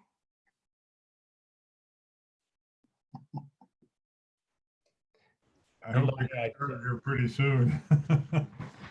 Speaking of that, Eli, I see where we lost Bo Coates not long ago. Did you say Bo Coates, Bill? Yes. Wasn't it Bo, the former coach at Western Wyoming? And you bet. Bo Coates, he was from actually from Bonneville of all places, and was in the Air Force, flew 100 F-105 missions in Nam, was at the academy. He's actually my coach down there, and he passed away though, Bill. It's been about 6 or 7 years ago now. Eli, I might be thinking of one of his brothers, maybe Soley, but we lost one of the Coates brothers not that long ago, a couple of months, I think. But maybe I'm just misreading that and not thinking correctly, but they were good athletes, every one of them. Dode was my coach over in Pinedale. Yeah, Dode was the youngest brother, and that might be who you're thinking of. But I think we lost him as well. And Soley, of course, was the coach up in Du Bois and had that tragedy on Whiskey Mountain where three of them went over the edge in that Jeep and killed all three of them. That's right. Mr. President, did you catch the flyover? Yes, we did. Did you catch my picture, my background? Oh, there it is. Yeah, there it is. Yeah. So they were a little late. Mr. Chairman, Senator Pappas. just for those who are from those areas, the flyover in Jackson and Afton they didn't make it today because of weather. Well, that answers that. I checked back home. I said, did we get a front page photo out of that? And they said, no airplanes. Yeah, it's cloudy here too, but the ceiling was high enough that they could still make it. So, but there it is. Yeah, you can see it behind the good vice president. I think we're ready back to go. So we'll call ourselves back to order.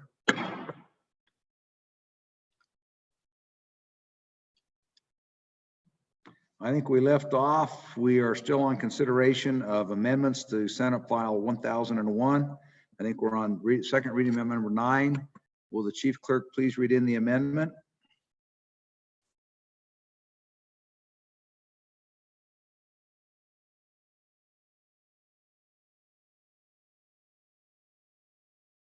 Second reading amendment number 9, delete the. Thank you. Senator Beitman. Thank you, Mr. President. I move second reading amendment number 9 to Senate File 1001 and ask for your favorable consideration. Okay, let's look for our seconds. Oh, yeah. Do I have any friends? Here we go. Yes, apparently you have quite a few. So Senator Fleckens or second, Senator Anderson, Senator Ellis, Senator James, Senator Steinmetz, Senator Hutchings, Senator Boner. Point of order, Mr. President. Senator Von Flater. There was a couple of those blue hands up before we even started, so I want to make sure that they were meant to be seconds. No. Okay, so if that's the case, we'll replace Senator Anderson with Senator, let me just read 6 again. Senator James, Senator Steinmetz, Senator Hutchings, Senator Case, Senator Hicks, Senator Driscoll. Senator Beitman. Thank you, Mr. President. This goes on page 3, this amendment. What we're doing here is just correcting for the permanent record, some semantics here. Page 3, line 10, before created, we're going to insert prompted the Wyoming State Health Officer to issue orders restricting economic activity, which, and then it goes on to read created. And then you move on down, let me pull up my bill here, to page 3, line 15, before closure, insert forced. And that's your amendment, Mr. President. I'll stand for any questions. Thank you. Any discussion on amendment number 9? Senator Von Flater. Thank you. I'd ask the sponsor to, was that her intent was to restrict economic activity?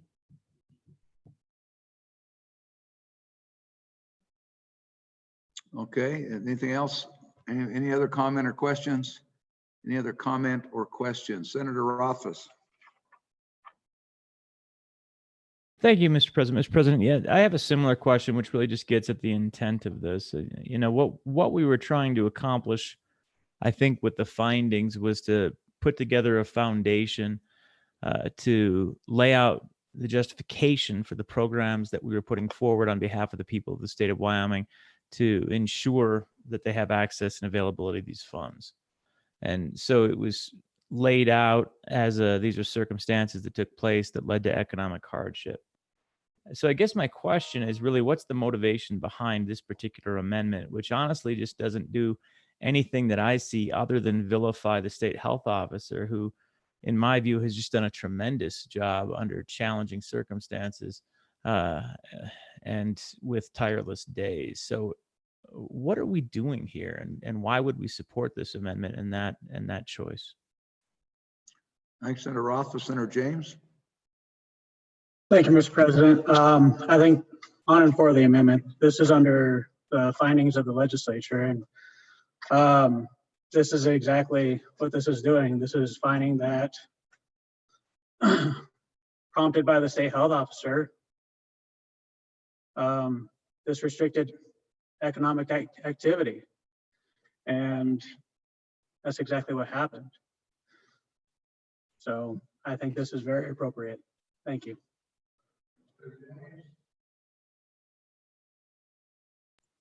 Senator Cost. Thank you, Mr. President. I'm a little concerned, especially with the insertion of forced before closure, as there was no forcing of our hospitals, but what was a unintended pressure by others to eliminate the particular surgeries.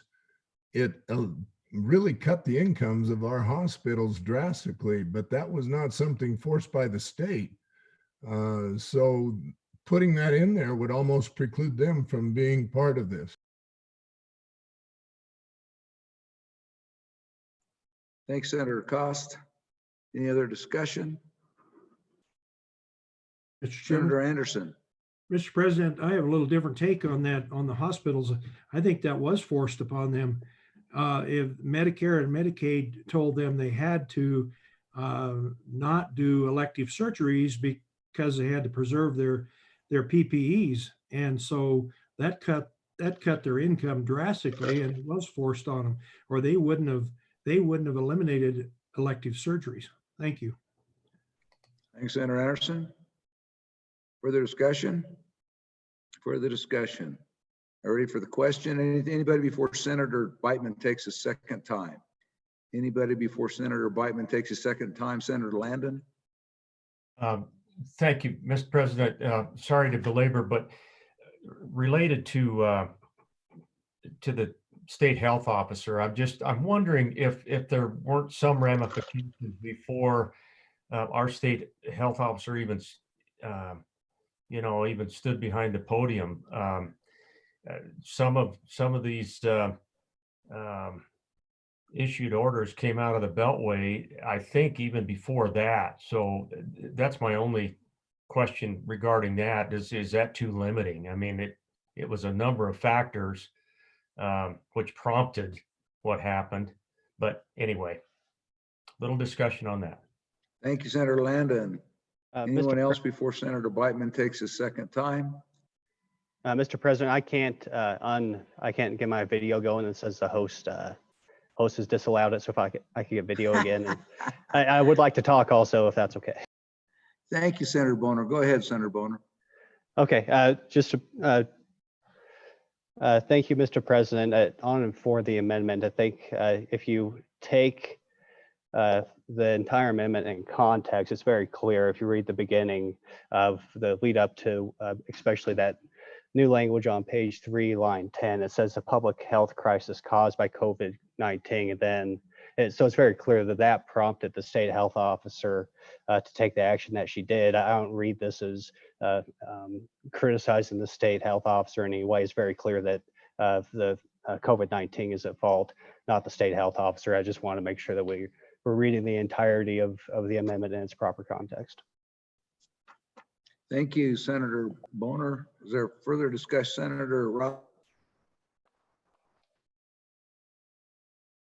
Senator Rothfuss?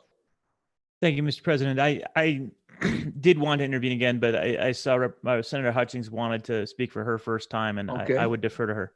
Thank you, Senator Hutchings. Thank you, Mr. Chairman, and Senator Rothfuss. Everybody's being so kind to actually notice me today. I want to be on and for the amendment as well. I look at it not in a negative light, even though a negative light can possibly be seen here. But when you look at findings, we were really flowery in some of our findings, where I think sometimes there's some negativity in what we find, and we've got to put the good with the bad. So on and for the amendment. Thank you, Senator Hutchings. Senator Rothfuss, do you want to wait? Senator Rothfuss?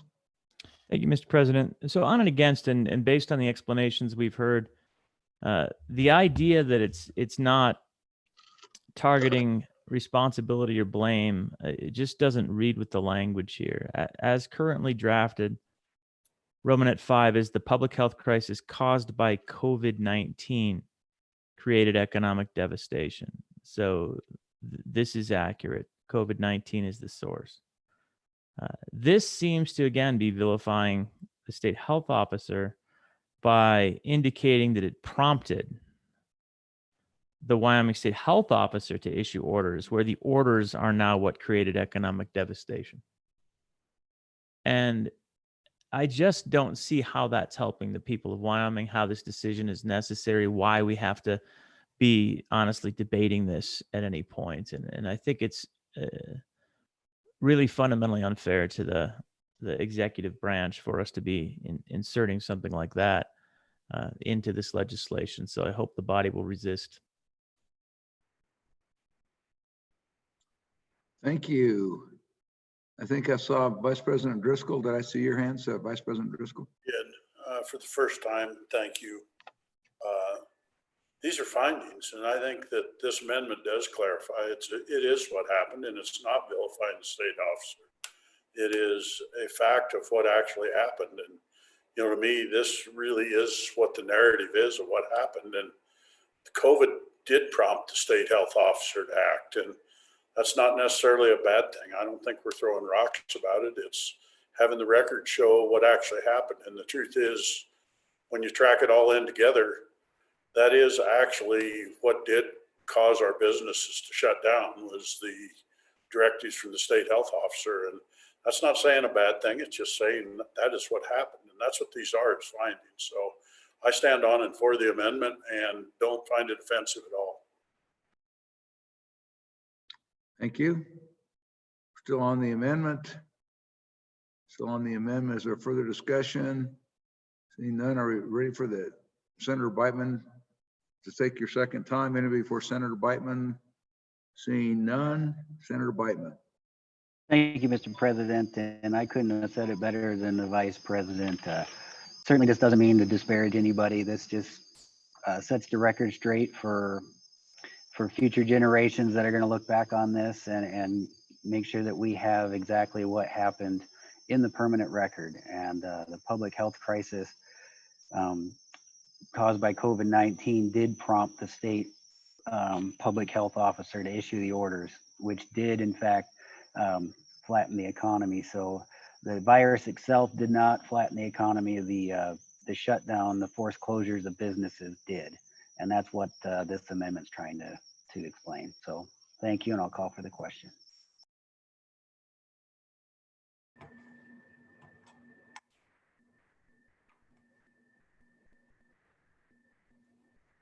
You're ready for the question? All those in favor of the motion to adopt second reading amendment number 9, please raise your hand.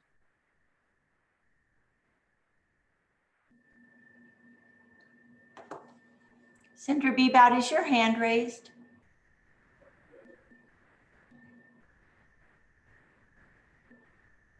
Yes, it is. 16, positive. Thank you. All those opposed, please raise your hand.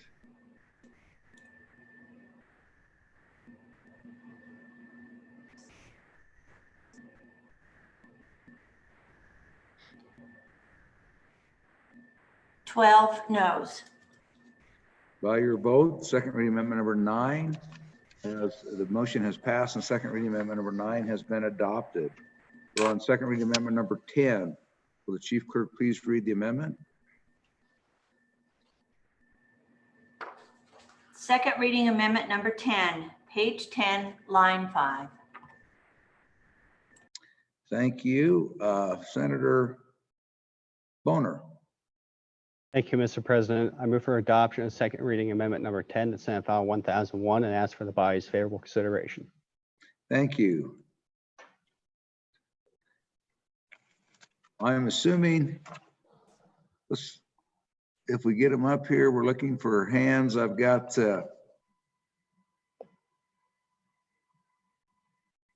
Senator Driscoll, Senator Beitman, Senator Agar, Senator Steinmetz, Senator Hutchings, and Senator Hicks, and Senator Kinski, and well, that's enough. I think that's 6. So thank you. Senator Boner. Thank you, Mr. President. One of the most important adjustments we've had since this crisis began has been to ensure that our healthcare industry has the capacity necessary to deal with any outbreaks of COVID-19. This includes making sure they have the proper facilities. And so what this amendment does is goes into page 10, where it already, frankly, the language probably already covers this, but I think it's important that we're absolutely explicitly clear that the SLIB can provide grants, not just for the expenses of the healthcare providers, but also it says to improve infrastructure. I want to make sure that we are absolutely explicit that that meant major renovations or capital construction of facilities. We are in the middle of a crisis. There's no such thing as over communicating. It's why I've been voting for findings when normally I wouldn't. And so this is just making it absolutely clear that if your local hospital wants to install a negative pressure room or to increase their capacity, their ICU beds, or whatever they need to do to renovate their facilities, to do that, or even to construct a new building, in theory, we just want to make sure that's explicitly clear, and that's a potential use of the grant at the SLIB's discussion or discretion. So that's the purpose of the amendment. I'd certainly wait for any questions. Thank you, Senator Boner. Senator Von Flater. Thank you, Mr. President. You have to realize that the CARES Act does not allow for infrastructure to be built. So I'm just throwing that out there. We can write it in, whatever you want to do, but it does not allow for infrastructure and capital projects. Thank you, Senator Driscoll. Mr. Chairman, thank you. Don't want to be contrary, but we have had guidance that it will allow. I actually had this in an early bill. We do have some guidance from Treasury. You can shake your head. There's some guidance from Treasury, and it may come. And part of this bill was that way.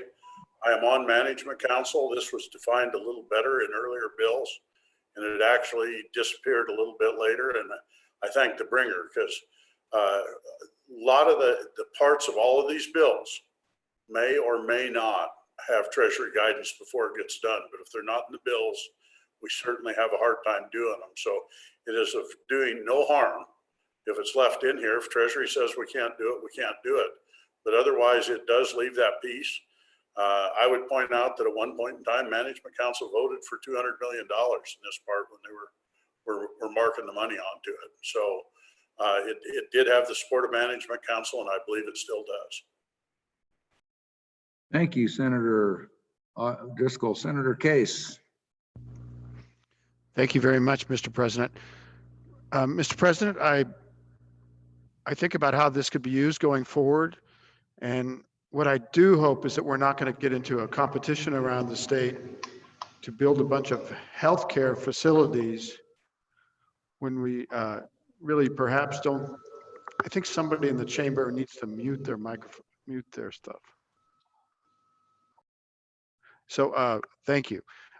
Mr. President, I want to caution us against going forward and building a lot of things that we can't sustain with the revenue on an ongoing basis to support it. You know, how it's true in my county and counties all around Wyoming, where a lot of the services that used to be provided, for example, in the Land of Riverton area, they're now provided elsewhere in the state. It's the way the economics of it is driven. It's really not about the capital cost. It's about the ongoing costs. And we could build a lot of things, but if we don't have the wherewithal to support those things on a going forward basis, we're going to create more problems. I also point that in a lot of times there's an issue across Wyoming with respect to taxpayer-supported facilities competing with other facilities. It's happening right in my county with respect to a taxpayer-supported hospital providing services within my county when we have privately owned hospitals. I worry about this. I urge the SLIB board in the future to be very cautious and make sure that we're not creating an unstable situation between neighbors and counties and statewide. Thank you, Mr. President.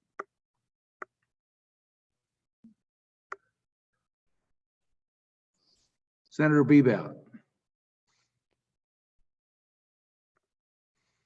Yeah, thank you, Mr. President. And I speak in favor of this amendment.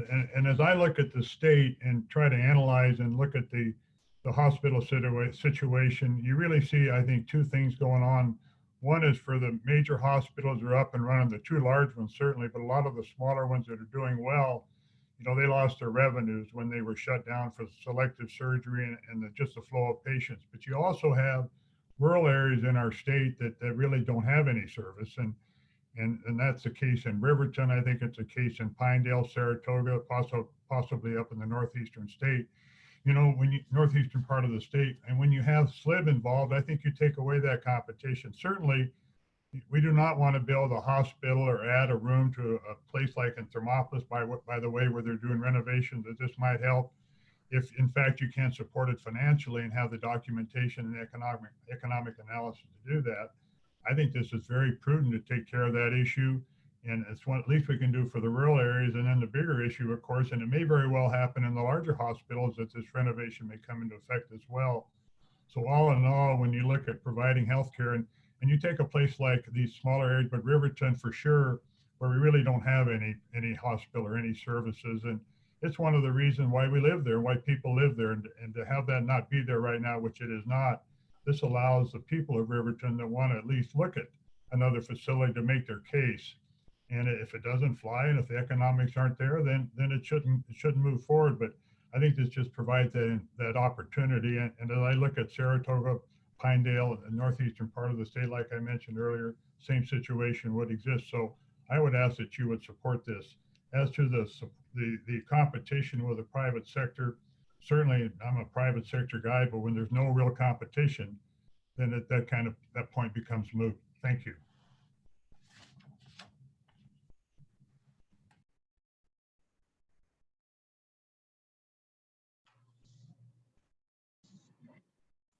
Thank you, Senator Dockstader.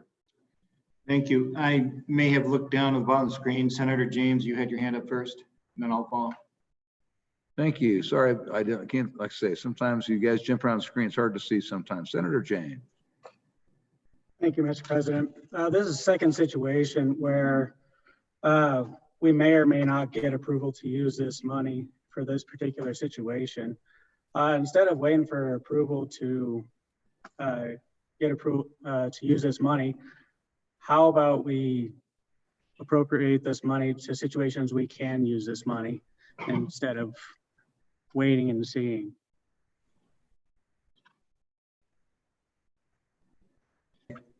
Thank you, Senator James. Senator Dockstader, did you want to? Well, just quickly, Mr. President, you know, we probably we had a rare situation. We had an extremely successful rural healthcare situation. 3 state-of-the-art surgical centers, everything was going well. This change brought it all to a halt, took it from a very profitable operation to a less profitable. And at the same time, it halted a major construction project in a community 30 miles away that would have proceeded under this same hospital, and added yet still another surgical suite and a full-time doctor and orthopedic surgeon that would have been a great add in a recreational community, and all that came to a halt. So proceed with caution, but yes for it. Thank you, Senator Dockstader. Are there any others before Senator Beitman takes his second time? Senator Steinmetz.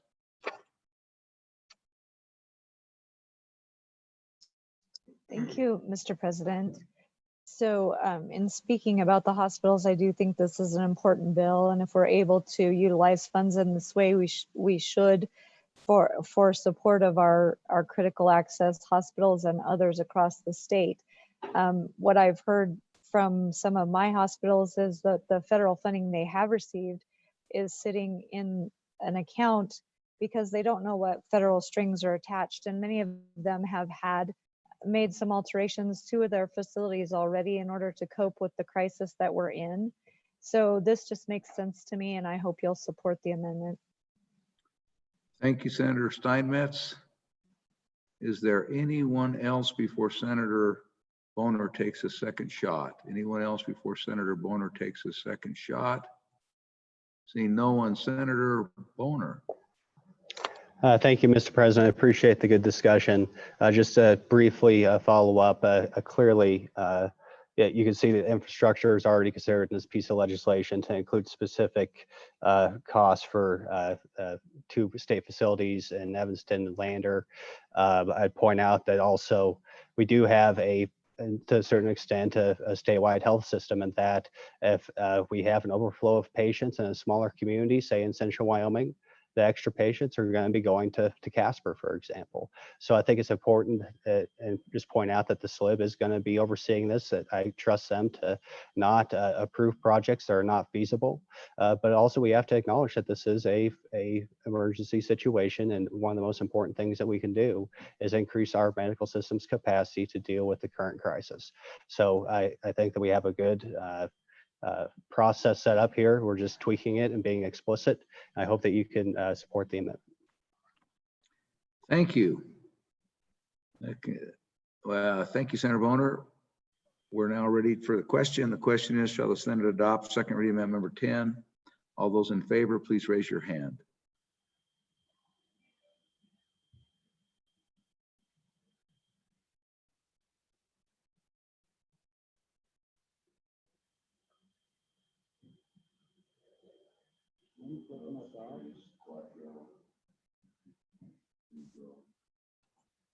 Mr. President, 22. 22 ayes. All those opposed, please raise your hand.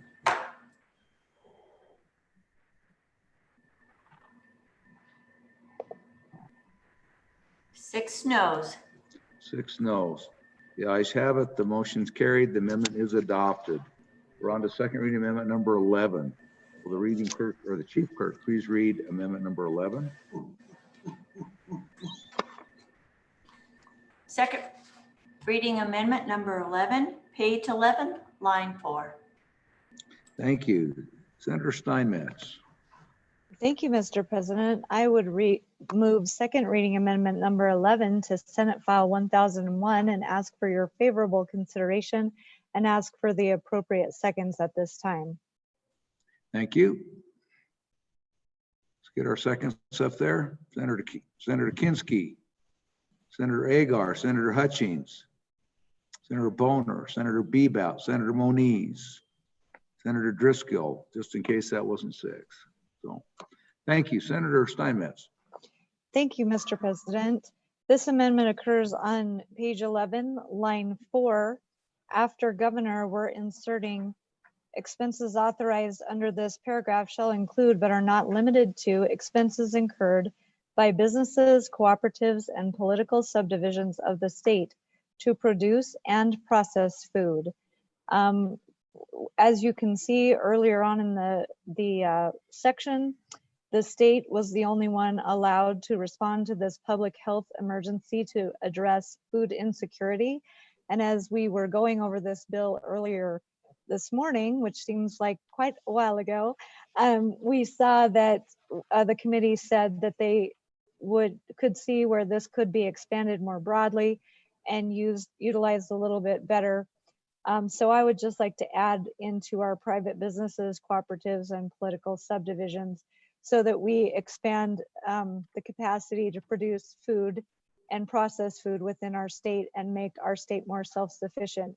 Also, I believe this would fit nicely into the Ag Committee topics that we have been afforded to look at this time during our interim topics. Thank you, Mr. President.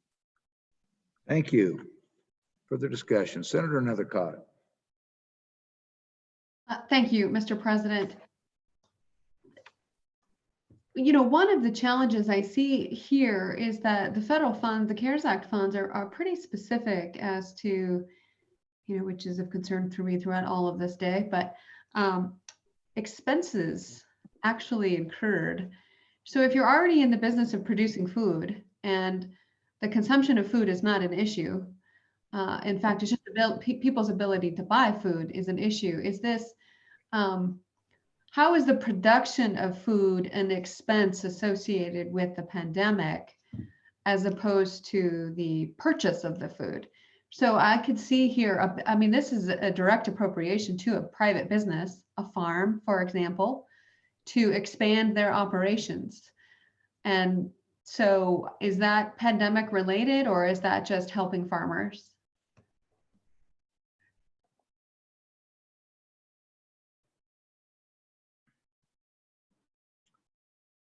Further discussion, further discussion. Senator Boner, you haven't gone yet. Thank you, Senator Boner. Thank you, Mr. President. Appreciate the question. And obviously, this is something that is very much on the Ag Committee's radar. The food, we're focusing not so much on the farmers and ranchers themselves. The idea is dealing with the sort of the middlemen, the packers, the processors, which have seen significant disruption throughout this country, which of course affects Wyoming. So the attempt here, the thought here behind the bill is to help out with that processing capability, because there is no shortage of livestock. There's no, but yet there's some instances of shelves being rather barren in the grocery stores. We heard a story of that's happening up in Campbell County, where depending on where which store is getting its supply of meat from, there's actually no beef available. And one store, but you go to the next and it'd be plentiful. So it's dealing with the disruption in the supply chain, which is a direct cause of COVID-19, where you have a significant amount of workers that get sick and they have to shut the plant down. So that's the idea behind the amendment. I think it's a very important one to all of our constituents, not just rural communities, because we all have to eat. So definitely ask for you to support this amendment. Thank you. Senator Dockstader. Thank you. Yes, it is for the city side and for the rural communities. But when you think about the potential for strengthening the economy in these rural communities, this is a good fit. This is actually a very good fit. And I'm seeing a trend, at least in my rural area and with my producers, that they're interested in something like this or a spinoff from it, to some of the work from it. This one deserves some support. Thank you, Senator Dockstader. Is there further discussion? Are you ready for the question? Senator Nethercott, did you want, let's go Senator Bouchard for your first time, then we'll go to Senator Nethercott. Thank you, Mr. President. I think what we're missing here when we have doubts about this is that we can have a packing house in all around us in different states that are shut down for one reason or other. And a producer in Wyoming has to send their meat out of state in order to get it processed. I think, and that's been a problem all along here. We could see, for instance, the Greeley packing house actually have to shut down, which would be close to a lot of the south part of the state. Somebody down here producing beef. I think we need to get away from shipping our processing out of state. And I think it's an infrastructure and a security issue if we can't all of a sudden shift what we're doing. And we could have beef producers right here in our state that we could feed our own people here in our state and not have to rely on outside meat coming in here. So I think it's a security issue is what I think it is. And COVID has caused this to start to appear. So we've seen it. I think this could fix the problem, and I think it's prescriptive. Prescriptive, and I think it's a good idea.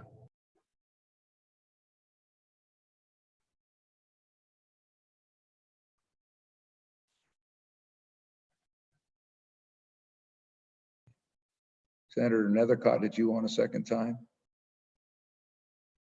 Thank you. Any other discussion? Any other discussion? Senator Steinmetz, do you want a second time? Yes, I do. Thank you, Senator Mr. President. Steinmetz. Thank you. So great discussion, everyone. Thank you so much. We do know the COVID funding is available for supply chain weaknesses, and I think it's a great opportunity to propel our state forward and make sure that we can take care of our own. So I would hope you would vote aye on this amendment. Thank you. Thank you, Senator Steinmetz. The motion is, shall the Senate adopt the 11th Amendment? Will all of those in favor please raise your hand?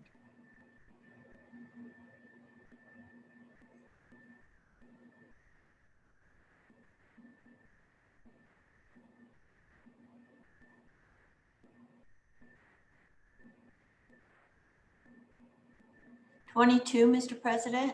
Thank you. All those opposed, please raise your hand.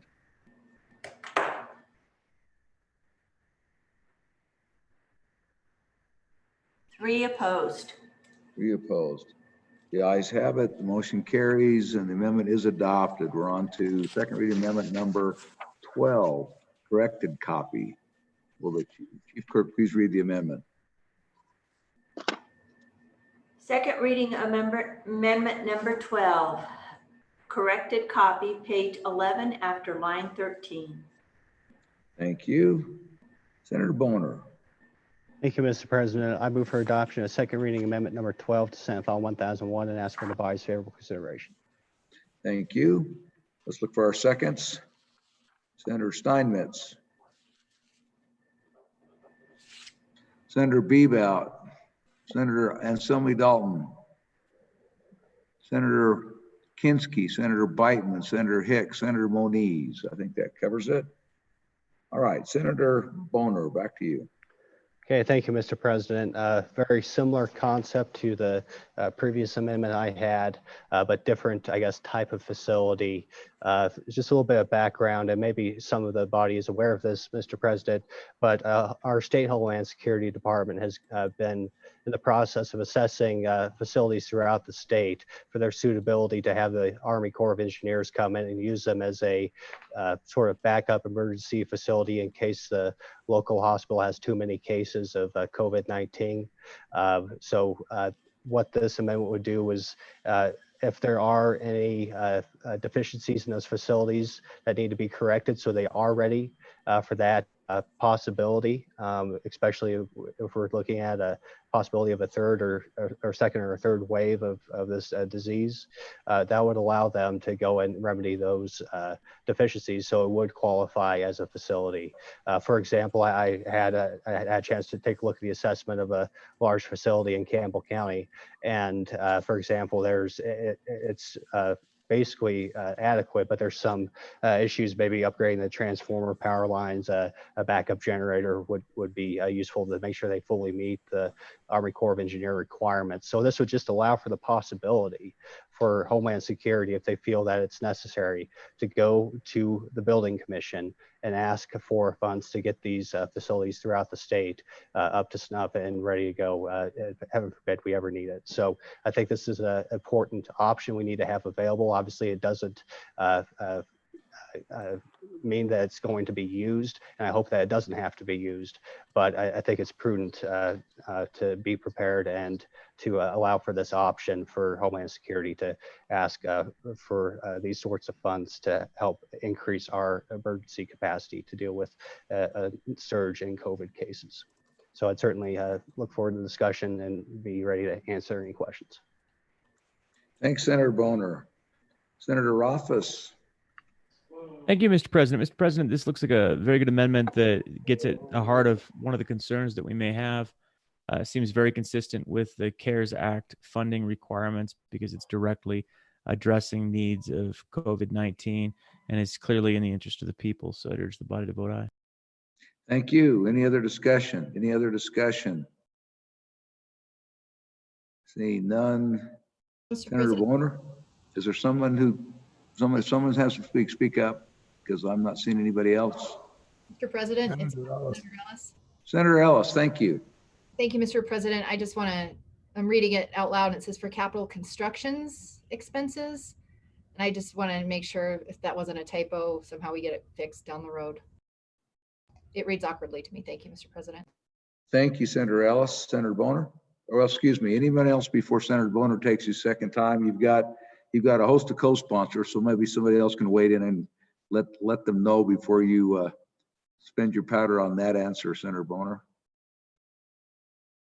You got lots of co-sponsors, but nobody wants to step up and help. Okay. Well, You may be on your own on this one, Senator Boner. So for your second time, and answer the question. okay. Thank you, Mr. President. I appreciate that feedback from my colleague from Cheyenne. It does read awkwardly. Maybe there'll be more than one construction. Who knows? But yeah, that we could certainly look at fixing that. Maybe see what leeway we have with staff to make that adjustment. But yeah, I appreciate the feedback and look forward to the vote here. Thank you, Senator Boner. Ready for the question? The question is adopting second reading amendment 12. All those in favor, raise your hand.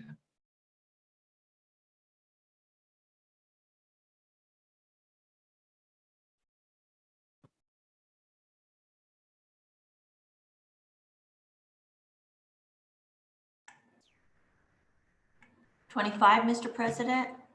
Did you get a late Senator Dockstader in that one? Okay, those opposed? I hope so. Those opposed, please raise your hand.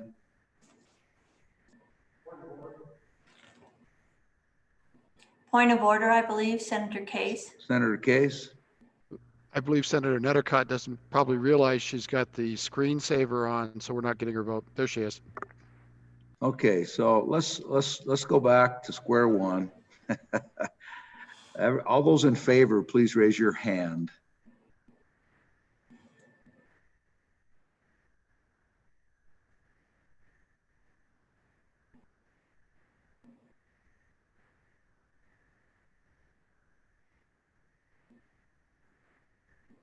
$27, Mr. President. Thank you. All those opposed, please raise your hand.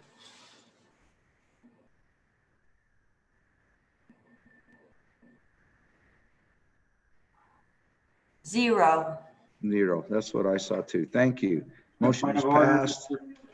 Point of order, there was one no. Oh, was there one no? I'm sorry. There was one no. Who was the no? Senator Anderson. Okay. Didn't see that one. Thank you. We didn't see it. So with that, the motion still passes and the amendment is adopted.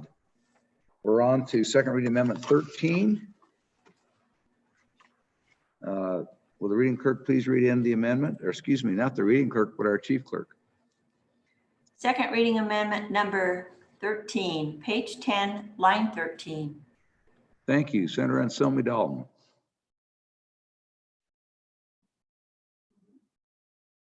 Thank you, Mr. President. Can you hear me? It was breaking up on my end. Can you hear me? I can hear you fine here. Okay, thank you.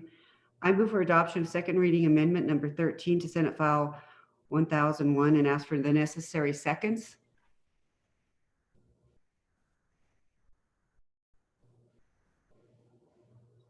Thank you.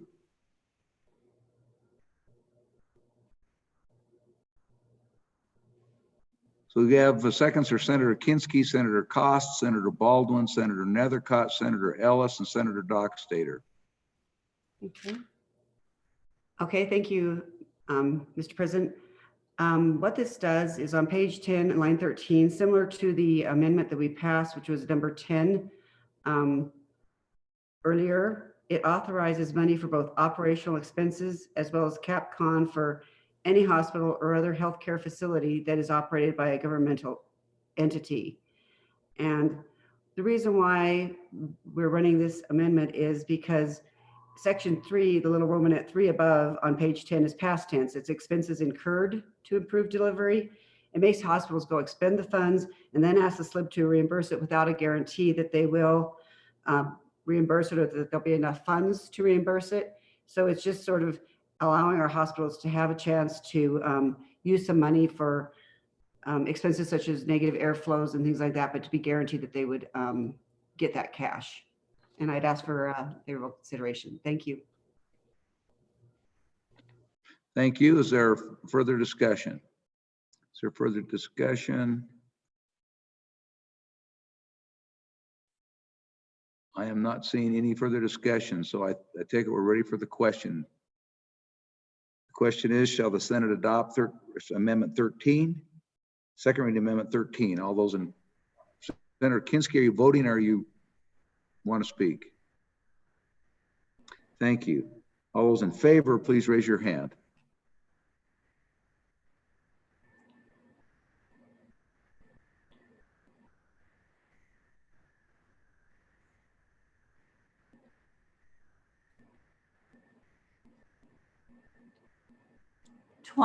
Affirmative. Thank you. All those opposed, please raise your hand.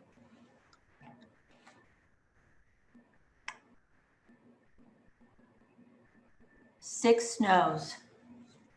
6 noes. Motion has passed and the amendment is adopted. We're on to second reading amendment number 14. Will the chief clerk please read amendment 14? Second reading amendment number 14, page 9, line 8. Thank you. Senator Bebout. Yeah, and thank you, Mr. President. Mr. President, I move second reading amendment number 14 to Senate File 1001. Members of the Senate, this amendment accomplishes two things. First of all, there's a technical correction. And if you go into the bill and you look on page 9, line 9, you will see that we have session House bill without a number after it. Point of order, Mr. President. Seconds. Senator I believe Coe. he needs a second. I believe the. Oh, thank you. Off we go. You'd think after 13 previous amendments, I'd have this down, but no. So seconds are Senator Driscoll, Senator Agar, Senator Landon, Senator Baldwin, Senator Kinski, and Senator Hicks. Thank you. Now, where were we, Senator Bebout? Well, thank you, Mr. President, and thanks my colleague from Park County for jumping in there. Like I was mentioning, there's two things this bill does, or this amendment does. The first thing, Mr. President, is a technical correction. And if you look at page 9, line 9 of your bill, you will see it says session House bill with no number after it. So we inserted the number. That's a technical correction part of it, Mr. President. Then the other purpose of this is, and when we're looking at this, and Mr. President, this bill, House Senate File 1001 has got the appropriations in it. And the part of the packet of bills that deals with workers' comp is in another part of it. That would be in the Senate File, I believe, 1002. And the purpose of this, Mr. President, is to show that we think workers' comp is certainly a way that we can help the people in Wyoming, the businesses in Wyoming, through different things we can do through COVID-related expenses. And that's the purpose of this, Mr. President, to put the language in that shows we were looking at workers' comp in terms of necessary and permissive liabilities that are created in House Bill and Senate File 1002, but yet the appropriation is in Senate File 1001. And that's the purpose of it, Mr. President. I would ask for your support and be glad to answer any questions. Thank you. Is there discussion on this amendment? Is there discussion on this amendment? I'm not seeing any hands. Ready for the question. The question is, shall we adopt second reading amendment 14? All those in favor, please raise your hand.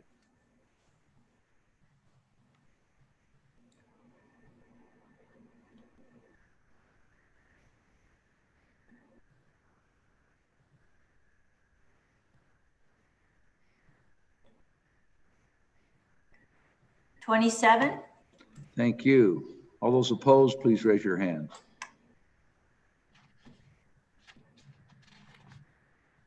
$1. Thank you. The motion has passed and the amendment 14 is adopted. We're on to amendment 15.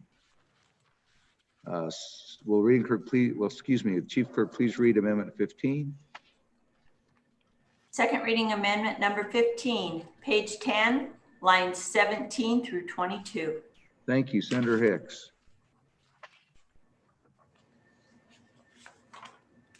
Mr. President, without any objections, I would like to remove second reading amendment number 15 to Senate File 1002. Without objection, the amendment is withdrawn. Senate, we're on to second reading amendment number 16. Will the chief clerk please read the amendment? Second reading amendment number 16, page 9, line 14. Thank you. Senator Guru. Thank you, Mr. President. I move to adopt second reading amendment number 16 to Senate File 1001 and ask for your favorable consideration. And if I get the required number of seconds, I'll explain. Thank you.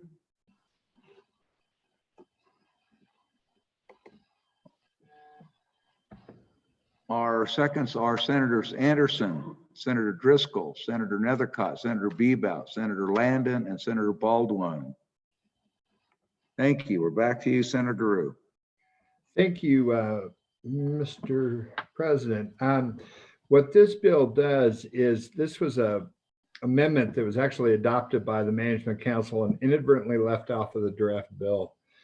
It originally added "and programs" after state agencies in 1001. You may recall agencies was then amended to in entities, and then a full listing of those qualified was added. Unfortunately, the simple "and programs" approach is not workable, so I would propose adding its intent after the entity listing and taking into account the breadth of services and programs therein represented. To ensure, and the point of this is to add in, make sure that we capture workers' comp, unemployment insurance, foster care programs, developmentally disabled providers that are eligible for reimbursement of COVID-related expenses. I'm happy to stand for any questions. Thank you. Questions for Senator Guru? Questions for Senator Guru? Not seeing any. Are you ready for the question?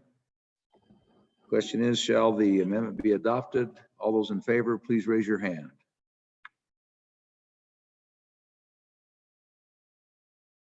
Senator Hutchings, something is blocking your screen so we can't see. There we go. Thank you.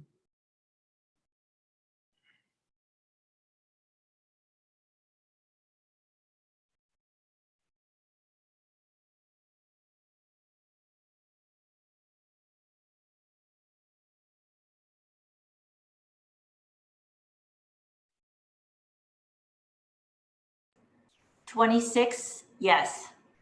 26 yeses. All those opposed, please raise your hand.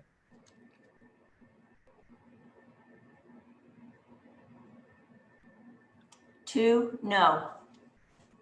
The votes in the affirmative, the motion is passed, the amendment is adopted. That's all the amendments I have. Madam Chief Clerk, do we have any further amendments other than 6? Is that the end of the amendments? That is the end on this bill. So 1 down and 4 to go. So with that, Senate File 1001, having been read 2 separate times, the question is, shall the bill be read a 3rd time?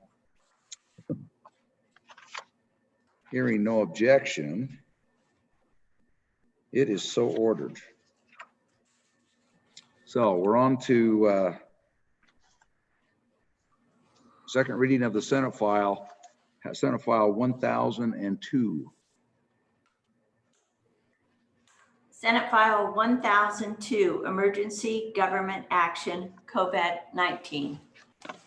Thank you.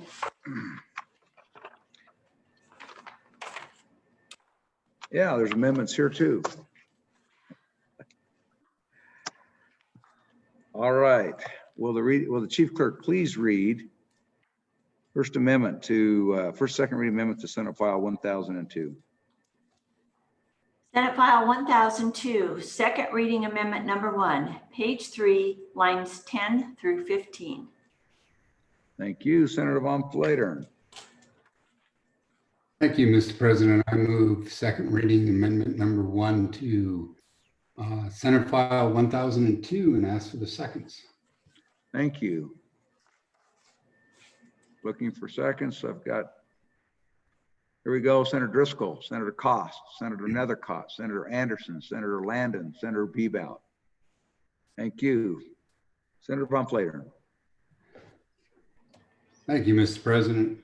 What this does is try to straighten out the lines 8 through 15 on workers' comp. And it says, if any employee in employment sector for which coverage is provided for this act is infected with COVID-19 coronavirus, it shall be presumed that the risk of the contracting the illness or disease has increased by nature of the employment.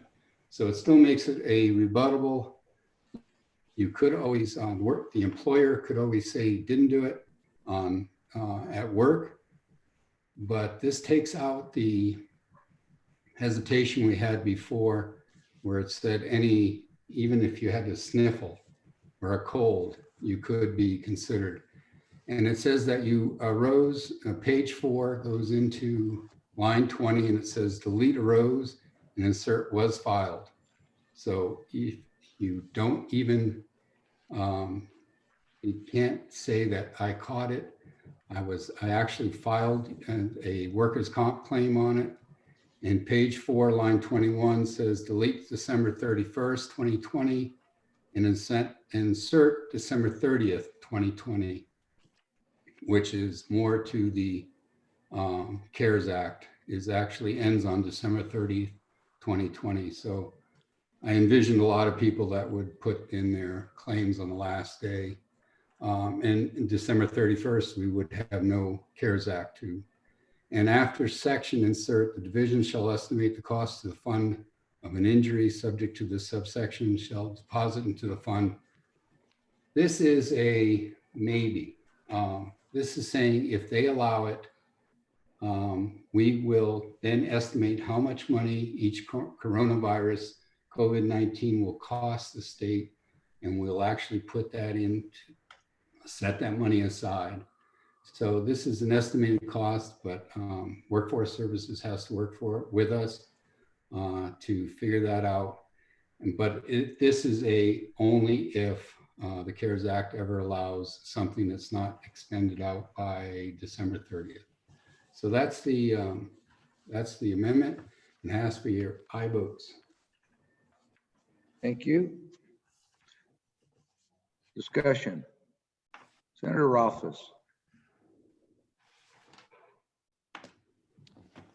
Thank you, Mr. President. I'd ask to divide the amendments where Division 1 would be lines 1 through 8 and Division 2 would be lines 9 through 23, or the remainder of the bill. I think that is divisible. One deals with simply defining when the has to do with the definition of the injury. The other one has to do with claims and files. I think that that's divisible. So Division 1 being Senator Rothfuss. Lines 1 through 9, excuse me, 1 9. through 8. My apologies, 1 through 8. 1 through 8. And then 9 through 24 is Division 2. So I have Division 1 is lines 1 through 8. Division 2 is the remainder of the amendment, lines 9 through 24. Senator Cost, do you have a point of order or?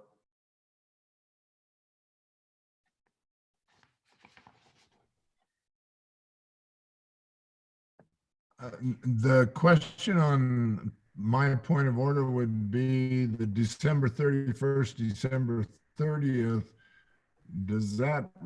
Should it really be divided there as well so that that date is correct? I'm thinking maybe 3 divisions, right?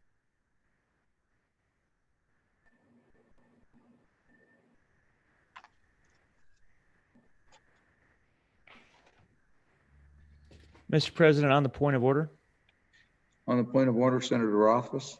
Thanks, Mr. President. I think my division's in order, although the second division could then be divided further into a 2A and 2B if the good senator chooses to do that when we get to that second division. Thank you. So, all right, so we're back on Division 1. Did you understand that, Senator Cost? All right, so we're still on Division 1. Division 2 is, if that's divisible, further divisible, when we get to Division 2, we'll take that up. So we're on Division 1. So Senator Cost, Senator Cost, you made the division. I No. think. Rothfuss. No, Senator Rothfuss, did you make the division? Thank you. I did. Senator Rothfuss, anything further on Division 1? Yeah, thank you, Mr. President. My first time on Division 1. I understand the intent. We had a little discussion about this before, but there was a reason why we ended up adopting the language we did through Management Council, and this doesn't adequately address that, which is that to rely on somebody definitively being infected with COVID-19 coronavirus before it would be considered an injury under the Act actually causes problems. And precludes appropriate action from being taken, particularly for, I mean, there are a few reasons. First of all, a full quarter of the individuals that end up being COVID positive, so to speak, are not diagnosed as COVID positive. They're presumed COVID positive. So that, again, maybe testing improves to the point where that changes and everybody is appropriately diagnosed and done so quickly, but that's not what we've experienced yet. And if we have a second wave, I don't know that we want to rely on everybody being tested before this statute kicks into action. The second point is there's about a 30% false negative rate right now on the COVID testing. It's not very good. A false positive is rare. So if you're diagnosed as being positive for COVID, you're positive. If you're diagnosed for as negative for COVID-19, you're probably negative. So the fact that we don't have good enough science to back a negative indicates to me that we don't necessarily want to go this route, and we need that previous language. That's not to say we can't do better on third reading to try and capture what the good senator's intent is. But when we worked this on Management Council, that's the reason we didn't have this definitive language, because we were very concerned about what would actually happen, particularly, again, if we had a significant increase in the number of cases. We didn't want to have to rely on a positive test before any action could be taken under workers' compensation. So I'd urge the body to reject the first division on those grounds and maybe consider an alternative in third reading. Thank you. Anyone, any other discussion before Senator Von Flatern takes his second time? Senator Scott.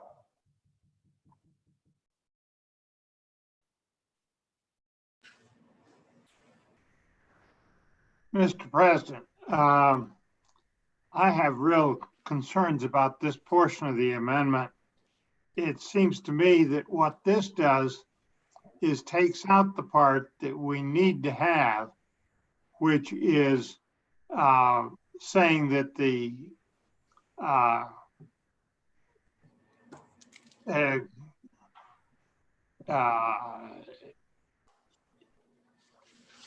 it's an injury, and leaves in the part that says that it's presumed they're infected because they were work related, and I think we ought to do it the other way around. I think you need that first part that being removed, or the second part is somewhat irrelevant. And I really think this amendment doesn't quite achieve anything. It probably makes the problem we had to start with worse. Thanks, Senator Scott. Senator Kinski. On and for the first division, I applaud my colleague from Campbell County's efforts in drafting here. To me, the way the bill was drafted on originally was way too broad. It essentially was a giveaway. And I think the way that the senator from Campbell County has narrowed it down and sharpens up the focus of it and gets it closer to something that looks like a compensable workplace injury. And I'm fully in support of this division. Thank you, Mr. Chairman, Mr. President. Thank you, Senator Kinski. Further discussion? Further discussion? I think Senator Von Flatern, I don't see anybody else on Von Flatern for your second time. This is my first time on this division. Oh, I'm sorry, you're correct. This is on first time on this division. Go ahead. So what this does is it narrows it down so you actually have to test positive. If it's true that they're getting negative tests, then I think you'd probably go back if you got a negative test and you get a positive test at that point. If only 30% is being is proving negative, or you don't know if you actually have it or not. But that's what this does, and workers' comp is a state-run system that we don't need to be saying if you have a cold, you may be COVID positive and you need to take a couple weeks off and stay home and don't come and infect anybody. This says if you are positive, and that's what this means, is that you are positive on that first division. Thank you. Thank you, Senator Van Plater. We're still on Division 1. Anyone else before Senator Rothfuss takes his second time on Division 1? Seeing none, Senator Rothfuss. Thank you, Mr. President, for my second time. And I think the body probably likes this amendment, but I just want to reiterate the fact that you can't just go back in and get a new test. If you're past the viral shedding part of COVID-19, you can get to the point where you test negative through the RT-PCR testing regime, but that doesn't mean you're not still sick. Actually, you can end up having a cytokine storm afterwards, have much worse symptoms, have a much worse result, but you've tested negative. It doesn't mean you'll test positive again. You might do an antibody test at a later time, develop the antibody, and if the antibody test is effective, then you can show up as testing positive. But what's happened is by the time you get to this point, you haven't made good decisions based on the fact that you have what is effectively a workplace injury from a protection of the employer and employee standpoint. So if we want to be at a point where we're absolving or indemnifying the employer from the liability associated with these decisions through workers' compensation, then we have to allow that decision to be made at the appropriate time. Regrettably, the appropriate time is not after a positive test is received. So just from a science and testing standpoint, this doesn't work. We can still vote for it. And it can be policy. Probably will. But the reality is it won't work. Thank you. Although we're on the Division 1, all those in favor of Division 1, please raise your hand.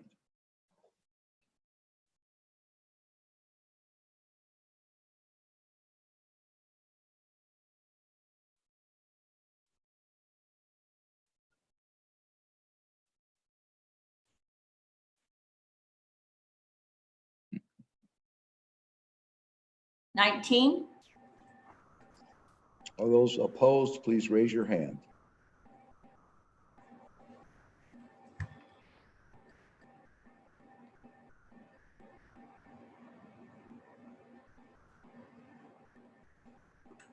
$8.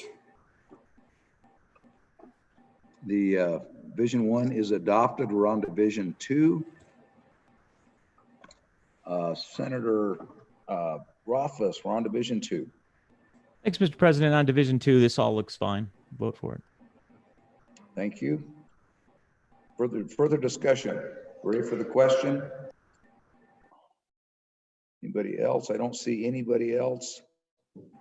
Thank you. We're on Division 2. All those in favor of Division 2 to second reading amendment number 1, raise your hand.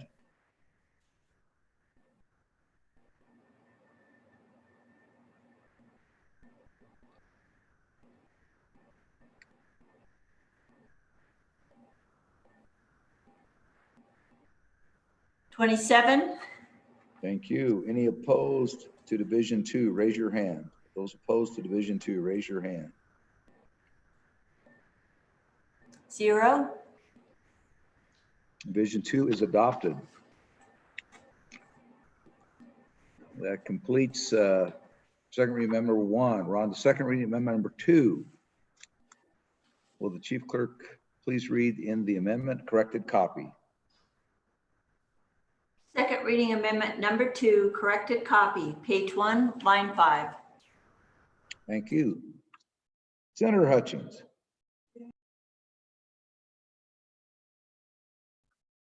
We got it. Thank you, Mr. Chairman. I move second reading amendment to Senate File 1001 and ask for favorable seconds. Point of order. Yes, sir. It is. Senator Vice President. Been filed 2002, not 2000 or 1000.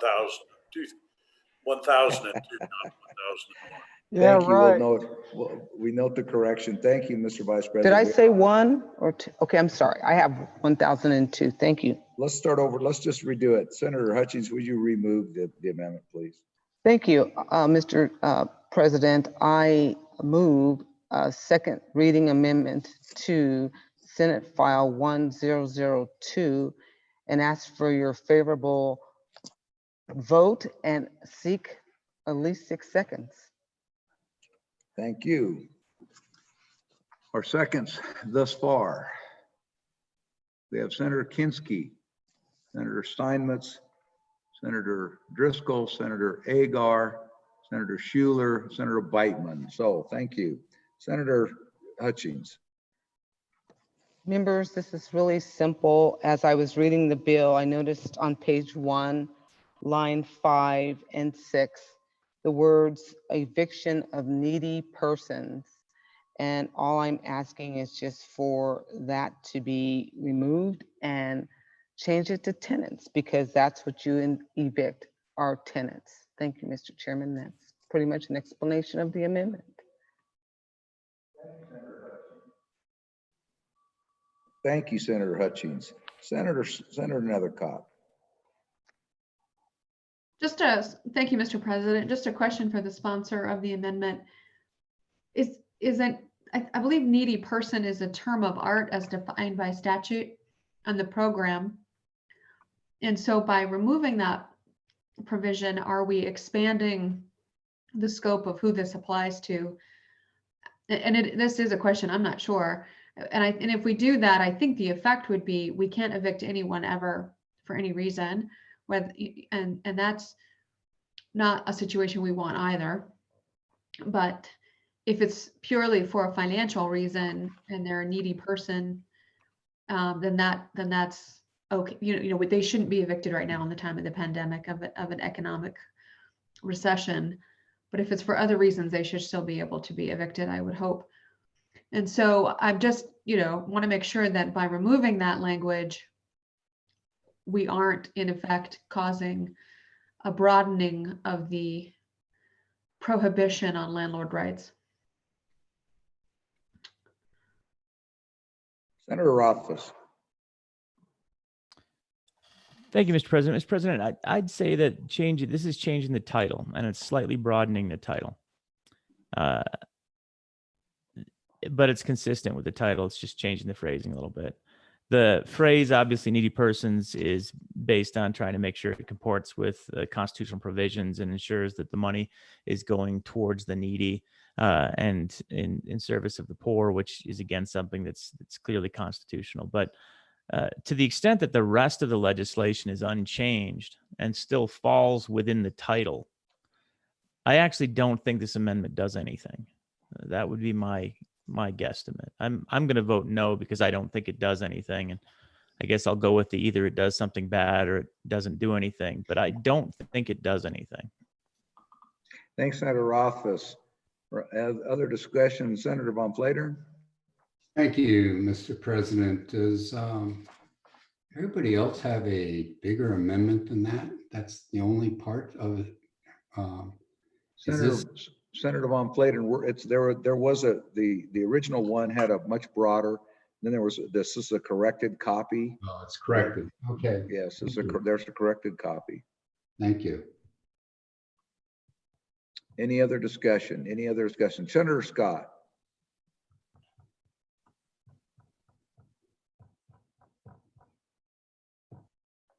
Mr. President, this is the title, and the title needs to reflect what's back in the bill. And as I read the bill, it's when you actually look at what it does in this, it is not limited to just needy persons. And I think this change is probably consistent, makes the title consistent with the body of the bill. So I think it does do something. Thank you, Senator Scott. Any further discussion? Any further discussion? Seeing none. Senator Hutchings, would you care for a second comment? Yes, Mr. Chairman, I thank everybody for their comments. It's always a relief to hear what the body has to say. It actually helps make me think a little bit. If we go to page 8, we see within the bill that we have referred to people on lines 12 persons and 15 as tenants. And that's what I was trying to do, is to kind of make it conforming to the rest of the bill. To say that it does nothing, or that it may broaden the scope of the bill, that I can't answer. I say either vote it up or down, but the word tenant is used within the bill. Thank you, Mr. Chairman.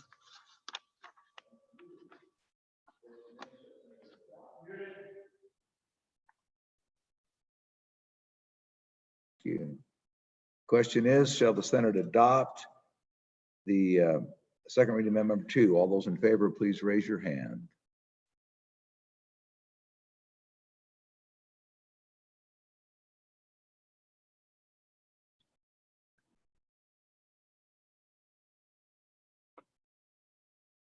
$13. All those opposed, please raise your hand.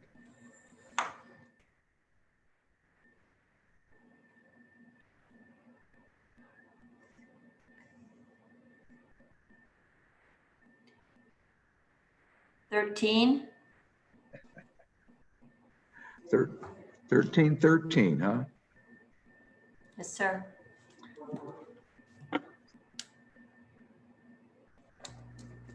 Senator Case, did you have a point of order? I thought I did, but I'm thinking about it, Mr. President. It's in your court. Yes, you're right. I think second reading amendment number 2 has failed. We're on to second reading amendment number 3. Will the chief clerk please read the the third amendment? Second reading amendment number 3, page 10, line 19.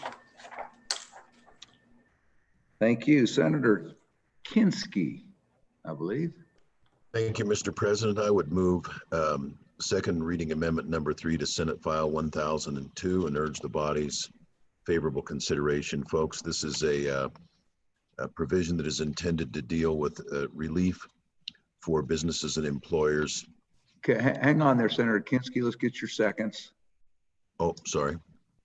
All right, seconds are Senator Boner, Senator Driscoll, Senator Steinmetz, Senator Agar, Senator Bebout, Senator Hutchings. Thank you, Senator Kinski. Thank you, Mr. Chairman. You know, we've heard a lot about the prospect of a second wave or a second surge. We hope that doesn't happen, but we want to make sure that if it does, we have sufficient ammo to be able to have a second wave of relief for businesses and employers. And that's what this is intended to do. This says that for workers' comp payments and unemployment payments, the department can promulgate regulations under which they may grant an employer a delay in the payment of their premiums on unemployment or workers' comp, provided first that they're current, second that they've applied any premium credits that were already allowed in this bill, third that the fund will maintain solvency, and finally, to the extent that funding for the cost of that delayed payment is made available through CARES or from any other available federal funds. So this is simply intended to give us one more tool in the toolbox if needed, and I certainly hope that it's not. We hope the premium credits and the other measures help, but this is just a little bit backup if we get that second surge. Thank you, Mr. President. Thank you. Senator Nethercott. Thank you, Mr. President. Just a question for the sponsor. Were you able to get any feedback from the department on this? I mean, one concern that I've had is we're complicating things so much with our good intentions that it becomes unmanageable and unworkable for them. And so I'm just trying to look at it pragmatically, even though these intentions are good and I think great ideas. Any feedback from the department? Thank you. Other questions or other discussion on the bill, or excuse me, on the amendment? I'm not seeing anyone else. Senator Kinski, for your second time. Thank you, Mr. President. To my good colleague from Cheyenne, I had not sought input back from the department. This came to me as a suggestion from employers in my district. And I can appreciate that the folks at the department are under a tremendous strain and workload, but I feel like they'll be able to handle this, particularly since this is a follow-on to the other programs that they're being asked to stand up. So again, I'd urge the body's favorable consideration. Thank you, Mr. President. Thank you. Ready for the question? Shall the Senate adopt second reading number 3? All those in favor, raise your hand.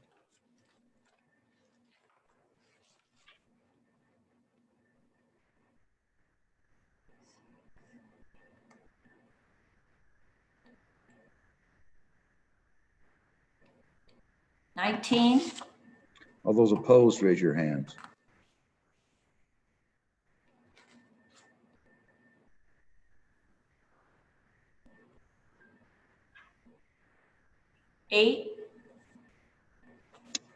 By the affirmative votes in the affirmative, second reading amendment 3 has been adopted. We're on to second reading amendment number 4.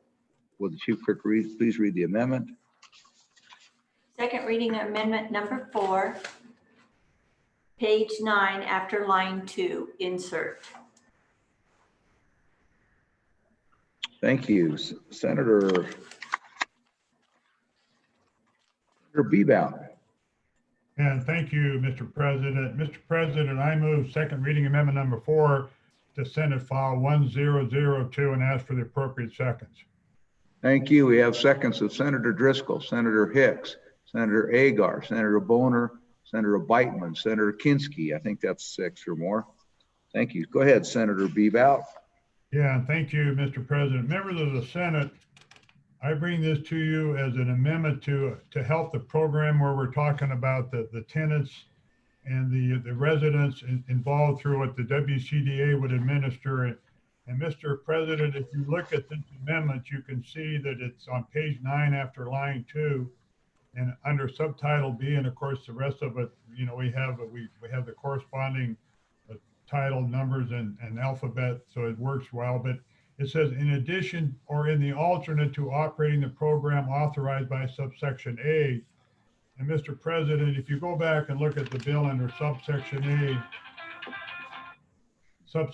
you'll see that what it talks about is the residential tenant.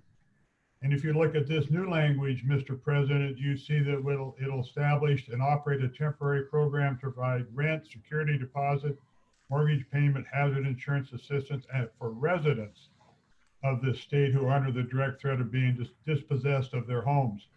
And Mr. President, I bring this to you on behalf of the governor's office contacted me to look at this, as well as WCDA, and we just felt like this was a way to really get the kind of coverage we wanted and to be able to take care of this need that we see out there. And if you further look at the amendment, Mr. President, under B little I, it's a limit the program awards to residents of the state. Little 2I, limit program awards to residents who have not received any other form of housing assistance as a result of COVID. Number 3, it establishes criteria for program eligibility, very important, Mr. President. And then 4, program awards until the governor orders that payments under shall stop until December 31st or whichever occurs first.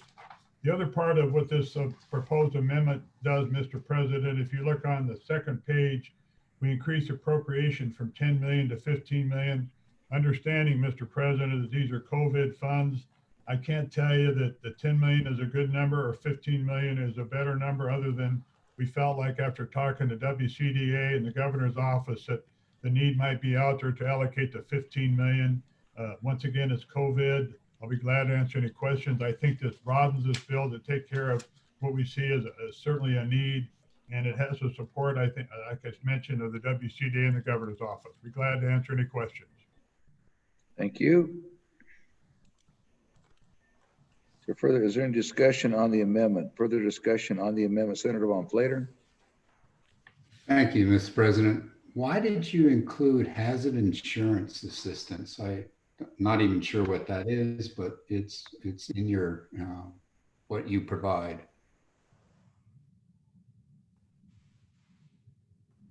Any other questions for the sponsor? Sponsor, yeah, it's on one Before he side. has his second time. Any other questions or discussion? Doesn't have to be a question, but discussion. Senator Scott.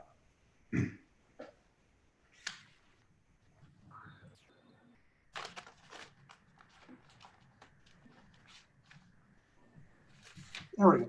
Mr. President, question, and probably a question for you as much as the sponsor. Am I right in thinking that because of the increase of the appropriation, this is going to require a roll call? Yes, that's obviously, that's anytime it involves a direct sum of money, our rules are, or at least our practice always been to involve a roll call. So yes, it will be a roll call vote. Further discussion or questions with respect to this amendment? Senator Rothfuss.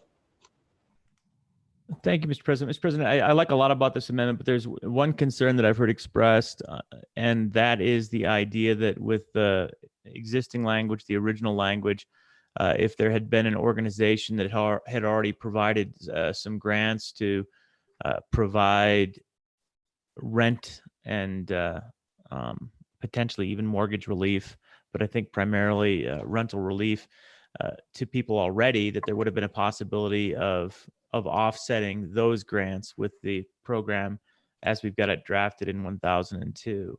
And with the new amendment, grants would only go to and from the WCDA. So those entities would be kind of excluded from receiving funding under this. So I think the intent's very good, but I'd ask the sponsor if there was any consideration given to that change, whether that's just sort of a casualty of the amendment and perhaps on third reading it could be fixed, or what the discussion was if there wasn't. Thank you. The list is getting long. Is there anybody else who wants to pile on Senator Bebout? Don't be afraid to pile on Senator Bebout. Nobody's afraid to pile on anybody in this group. We've seen it many, many times. There being none, Senator Bebout for your second time.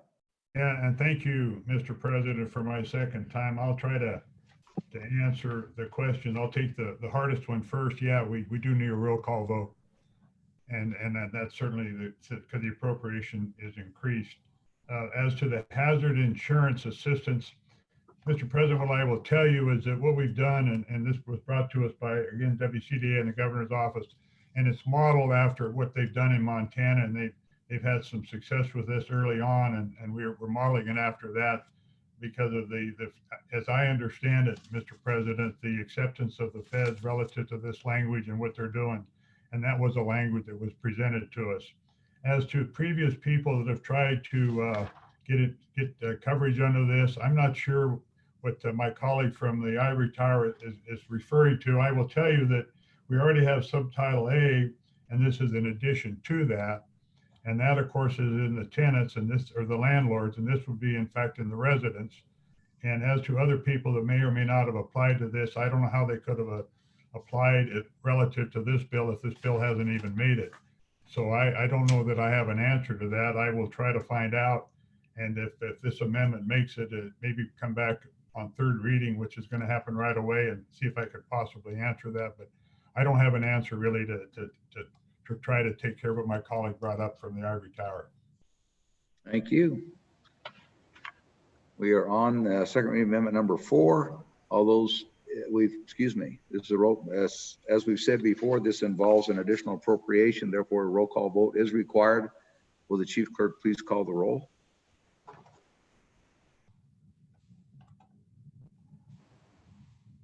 Agar? Agar, aye. I. Anderson. Anderson, aye. I. Anselmi Dalton. Aye. I. Baldwin. Baldwin, aye. I. Bebout. Bebout, aye. I. Beitman. Aye. I. Boner. Aye. I. Bouchard. Bouchard, aye. I. Case. Case, aye. I. Coe. Coe, aye. I. Dockstetter. Aye. I. Driscoll. Driscoll, aye. I. Ellis. Aye. I. Guru. Peru, aye. I. Hicks. Hicks, aye. I. Hutchings. Aye. I. James. James. James, aye. I. Kinsky.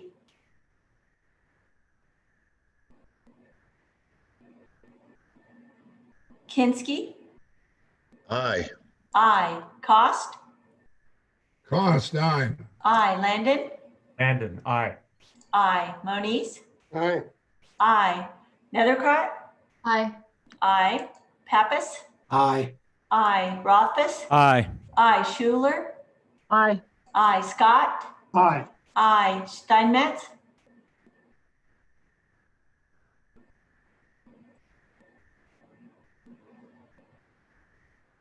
Steinmetz. Steinmetz excused. Excused. Von Flatern. Aye. I. Wasserberger excused. President Perkins. Perkins, aye. Aye. Closing vote. Closing vote closed. On the amendment, 28 aye, 2 excused. Your vote's in the affirmative. Second reading amendment 4 is adopted. We're on second reading number 5. Will the chief clerk please read amendment number 5? Second reading amendment number 5, page 11 after line 21, insert. Thank you. Senator Boner. Thank you, Mr. President. I move second reading amendment number 5 to Senate File 1002 and ask for the body's favorable consideration. Thank you. Looking for seconds?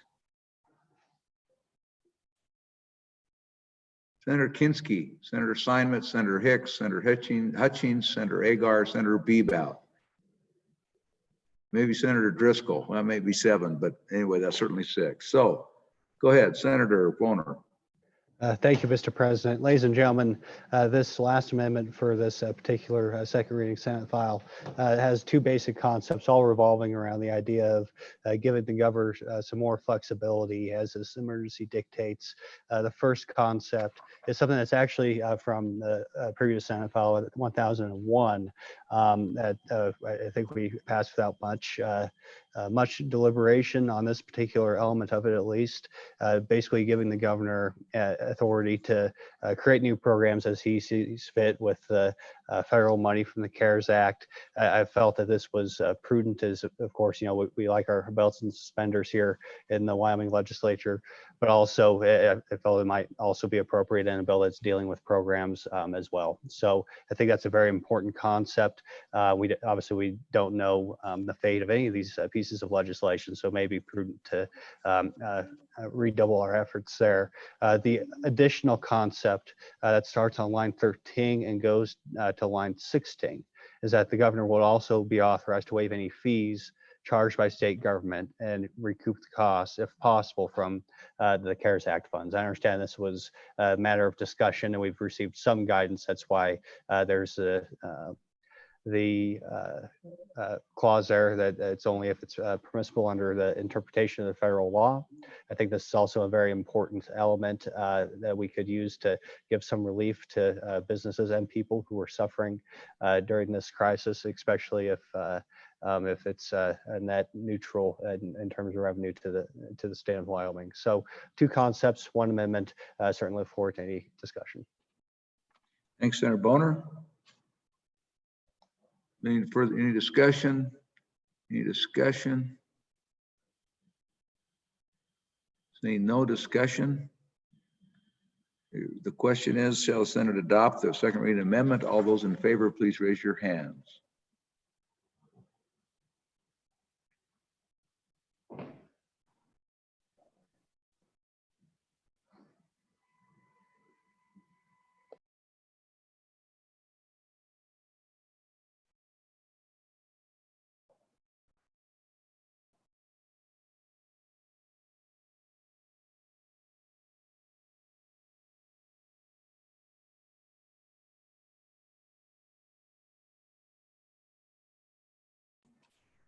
23, Mr. President. Thank you. All those opposed, please raise your hands. 2, Motion is in the vote is in the affirmative and the motion has, the amendment is adopted. I have no other amendments that I see for Senate File 1002.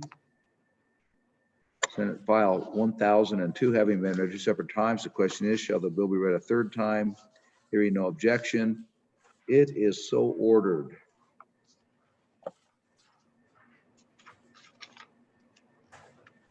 Senate File 1003. Let's do a second reading of the Senate file, please, Chief Clerk. Senate File 1003, Emergency Budgeting COVID-19, number 2. Thank you. Ladies and gentlemen, before we start the amendments, let's take a very brief break. So we'll come back at, I have 5:08, so we'll come back at 5:15. So just a 5 or 6 minute break to give you a chance to get a drink or stretch your legs. Thank you. We'll stand in recess until 5:15.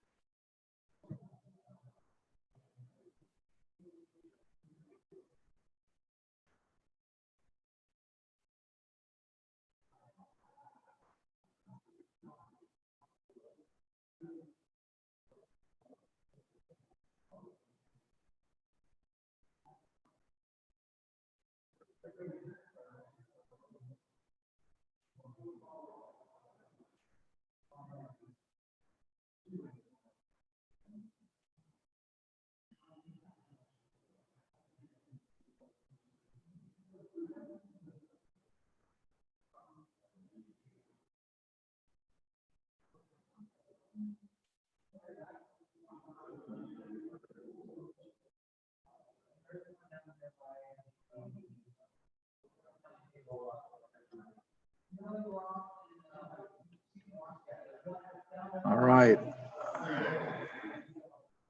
Don't forget to, we're kind of counting quorum by who has their video actually moving. So just waiting for people to show up.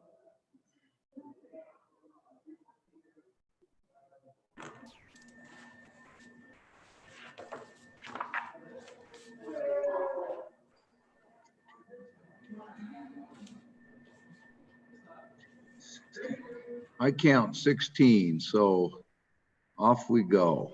Senate will. Senate back in order. Will the chief clerk please read second reading amendment number 1 to Senate file 1003? Second reading amendment number 1, page 2, line 12.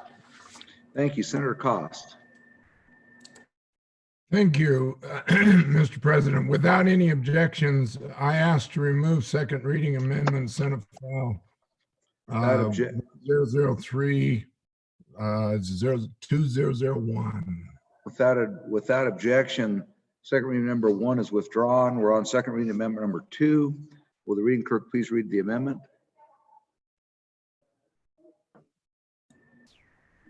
Second reading amendment number 2, page 2, line 12. Thank you. Senator Hicks. Mr. President, I would move second reading amendment number 2 to Senate file 1003. And if I can get the seconds, I will explain the bill. Thank you. Senator Agar, Senator Steinmetz, Senator Baldwin, Senator Hutchings, Senator Scott, and Senator Bebout. Senator Hicks. Mr. President, member of the bodies, with this, just give you the high level of this and then stand for any question. What it does is with the preceding new language that we have in the bill on lines 7 through 12, it allows school districts to increase their cash reserves from 15 to 25%, which given the fiscal outlook for the state of Wyoming moving forward, I think is a prudent move. But it just provides the opportunity. I don't know that it provides the incentive for school districts to do that. In fact, I've had several elected school board members contact me with some concerns that given historically how districts have operated, these reserves or these funds would normally be swept by the state of Wyoming. So the school board's members' concerns is that the school boards are looking at spending these funds because historically, if they didn't and they were allowed to be swept, there was a reduction in their foundation program grant the next year. So what the current language says is you can up your reserves rather than the state sweeping them from 15 to 25%. What the amendment does is going in there and says is you can spend those between that 10 and that 20 or that 15 and 25%. That's fine if you want to go ahead and spend them, but you can only spend those for things under the state law under the Uniform Educational Program Standards, and then for the curriculum program standards under state law. What it won't allow them to do, and they can go expend it any way they want. But if they spend it above and beyond that for something that's not authorized under state law, but would be eligible under the block grant, what it does is if you decide not to save those and you spend them on something that's outside of the existing statutory provisions required by law, that those will count as state revenues the next cycle. In other words, what the current bill contemplates is the carrot. It says, please save your reserve, but it doesn't provide the incentive. What this provision does is it still gives those school boards the flexibility to spend anything that's under existing state statutes. That's fine. But if they go above beyond that and expend those that could normally be saved for that 25% cash reserve, then those will actually be docked against your foundation guarantees in the next fiscal 2021 year. So it kind of provides the carrot and I guess the whip to encourage those local school districts to spend or to keep those reserves, spend them if it's within the statutory provisions. But just to spend those monies right now to try to get rid of them, they will be counted against you. So I look at this as we have a carrot in the current legislation. This just provides the whip to make sure that districts understand the important financial crisis that we're going to be dealing with in the next year moving forward. Stand for any questions, Mr. President. Thanks, Senator Hicks. Senator Rothfuss. Thank you, Mr. President. Mr. President, I have to admit, I understand the funding model very well. I don't understand what this does. And, there's about 5 other proponents on this. So if anyone else wants to take another swing at it, that would be awesome. Thank you, Senator Rothfuss. Further discussion on second amendment 2. Senator James. Thank you, Mr. President. I was just curious if someone might be able to explain to me why the balance of cash reserves for each district for the fiscal year ending June 30th, 1997 shall be separately accounted for and excluded. Also, why settlements of protested amounts attributable to levies are also accounted for and excluded, regardless of assessment year. If someone could explain to me why those aren't included in this, I'd appreciate that. Thank you. Thank you, Senator Day. Thank you, Senator Von Flater. Thank you. My superintendent quickly got a hold of me on this particular amendment and wondered how he would ever transfer money out to his food service if he took it out of his operating capital or his reserves. And he had $3 million that was recently sent to him from the state to take care of some hail damage on his roof. And he was wondering how he put that into his reserves, and then he expended it as they repaired the roofs. And yet he, under this amendment, he wouldn't have been able to do that. That's my question. Thanks, Senator Von Flater. Other questions or discussion? Other questions or discussion? Before you do your second time, Senator Rothfuss, let's see if anybody else has. Senator Landon. Mr. President, thank you. I have to join the senator from Albany County, and maybe it's the lateness of the day or whatever, but I'm really struggling to catch up with this one. I've been around that funding model quite a bit. This whole issue of the 25% versus the 15% has been a struggle for me anyway, on management council all the way through. This one clouds it even more for me. The irony of what we're doing here, encouraging school districts to lock their money into the reserves, comes at a time when our local Main Street businesses could really use the help. So I get the notion that we're trying to stay away from the fire sale mentality, and I'm on board with that. I want to send the message that we need to save, and we have some tough days ahead. But by the same token, this is a time of year when uniforms are purchased and supplies and books. And so, I've got a lot of things going on in my head and just really struggling technically with this amendment. So I could really use a little more help with it. Thanks. Thank you. Anyone else for a first time? We'll start on the rounds of second times. Not seeing anyone else. Senator Rothfuss for your Senator Mr. President, Senator Schuler has her hand up for the first time. Senator Schuler, excuse me for not seeing you. Senator Schuler. Thank you, Mr. President. Yeah, I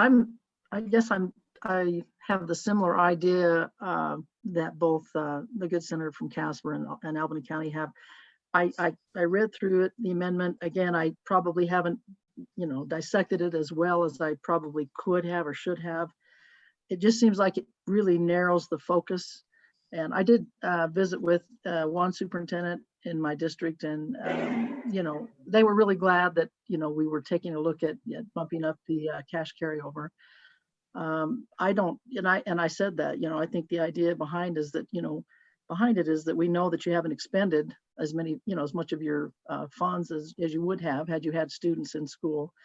But it just seems to me like the amendment it narrows the focus so much that I think it really is going to kind of tie the hands of the folks that are in charge of the purse strings to the point where I think it's going to do more harm than good. Thank you very much. Thank you. Any other discussion? Senator Bebout? Yeah, thank you, Mr. President. And as I read this amendment, and I don't have the same concerns that others do about how you can't understand it. I think it says what we want it to say, and what we're asking and what we're doing and what we're trying to do for these school districts, for those that want to save, we're saying let them save, but let's be sure that it's not abused. And that's the way I look at this. I've heard, and maybe some of the other senators could help me out, where there's been moves by some districts to just grant bonuses to people and to get rid of the money. And boy, in a time like this, that's just a terrible idea. So if we're going to give them the opportunity to be able to save 10% more, which I think is a good idea, because a lot of their expenses aren't going on now, and later on they could use it for another purpose in the next school year, I don't see what's wrong with that. Maybe the language needs to be tweaked, and I'll leave it up to someone else to come with better language. But I think what my colleague from Carbon County is trying to accomplish makes sense. If they want to save, great, let's save it, and let's be able to utilize it later when they really need it. Thank you. Thanks, Senator Bebout. Anyone else for a first? Anyone else for Senator Ellis? Thank you, Mr. President. Just to piggyback off the prior speaker's comment, I'm just reading this language and I'm wondering if that really achieves the objective, because like you, this isn't a time for, people in our school districts that are making six figures to add to their salaries because they should and spend their dollars. But I'm just reading this as closely as I can. And I want to just ask, do you think this language achieves that very concern that you just mentioned? Thanks, Senator Ellis. Senator Steinmetz? Thank you, Mr. President. And we too are experiencing times where we're seeing a buildup of reserves in our school system, and they don't want to see that revert back to the state of Wyoming. So this 25% is very important to our school districts. However, we do want to make sure that we are spending responsibly and that next year we utilize those funds, because we know the state will be extremely short. And so this gives me assurances that if we bump that cap up, then we can be assured that we'll see responsible spending. And I'm sure that we will, but I think it's just our duty, our fiduciary duty, to make sure that that is done. Thank you, Mr. President. Thanks, Senator Steinmetz. Anyone else for a first now or second? Senator Von Flatern for your second time. Thank you, Mr. President. I'm just wondering, like, if they transfer money out of their reserves to handle the food service, which most districts, except for one, if I remember correctly, was breaking even. So if they do that, will they, be breaking this law, and that money becomes less money that they receive next year? Thank you. Thank you. Anyone else for a first or second time? Senator Landon for your second time. Thank you, Mr. President. Just to make clear, on Management Council and tonight, I'm fully supportive of the whole notion of allowing these districts to set this money aside. I just have a little bit of the concern, just like the senator from Laramie County expressed a moment ago. Does it really say what we want it to say, and does it provide the kind of incentive that that we intended with the original purpose of the bill? I really like the notion of the First Amendment that was pulled. To be quite honest, I really like the idea allowing that, but then tracking that money a little bit separately to allow us um, to know what those districts have been able to set aside this year. We can't do that, but we can certainly take a look at this amendment, and I'm still just struggling to get my arms around it. Thank you, Mr. President. Thank you, Senator Koss, for your second time. Or is this your first time? Sorry, excuse me, first time. Thank you, Mr. President. It is my first time. I pulled my amendment because I wanted more discussion and more talk from the Senate before I decided to run it as maybe a second. I would really like to know where they're spending the money and exactly what's happening. But at the same time, I question whether in the way that their money is being managed, I'm not sure this is going to answer the question we need to get answered, or put the sideboards on or whatever, because it's their money. Once it goes to that block grant, I think it's pretty much theirs to do with. So I'm not sure that the way it's worded, we're okay. We may need to see if maybe on a third reading, we could come up with a little better one. Thank you, Senator. Senator Driscoll, for your first time. Thank you, Mr. President. For my first time, I guess to me, when we look at this, we're confusing a little bit. It appears to me in all the conversations that they've already got the reserve account. This is additions to the reserves, and this is money that's going to be reverted between May 18th and June 30th. And those monies, if reverted, change the funding some, yes, but they're only affected in the amount that's gone back. And to me, for the legislature to put sideboards on how that money is spent is very much within their means and really doesn't affect continuing operations these schools had. Maybe I'm reading it wrong, but if they were budgeted normally and done it, what they're asking for is another 10% on the reserves.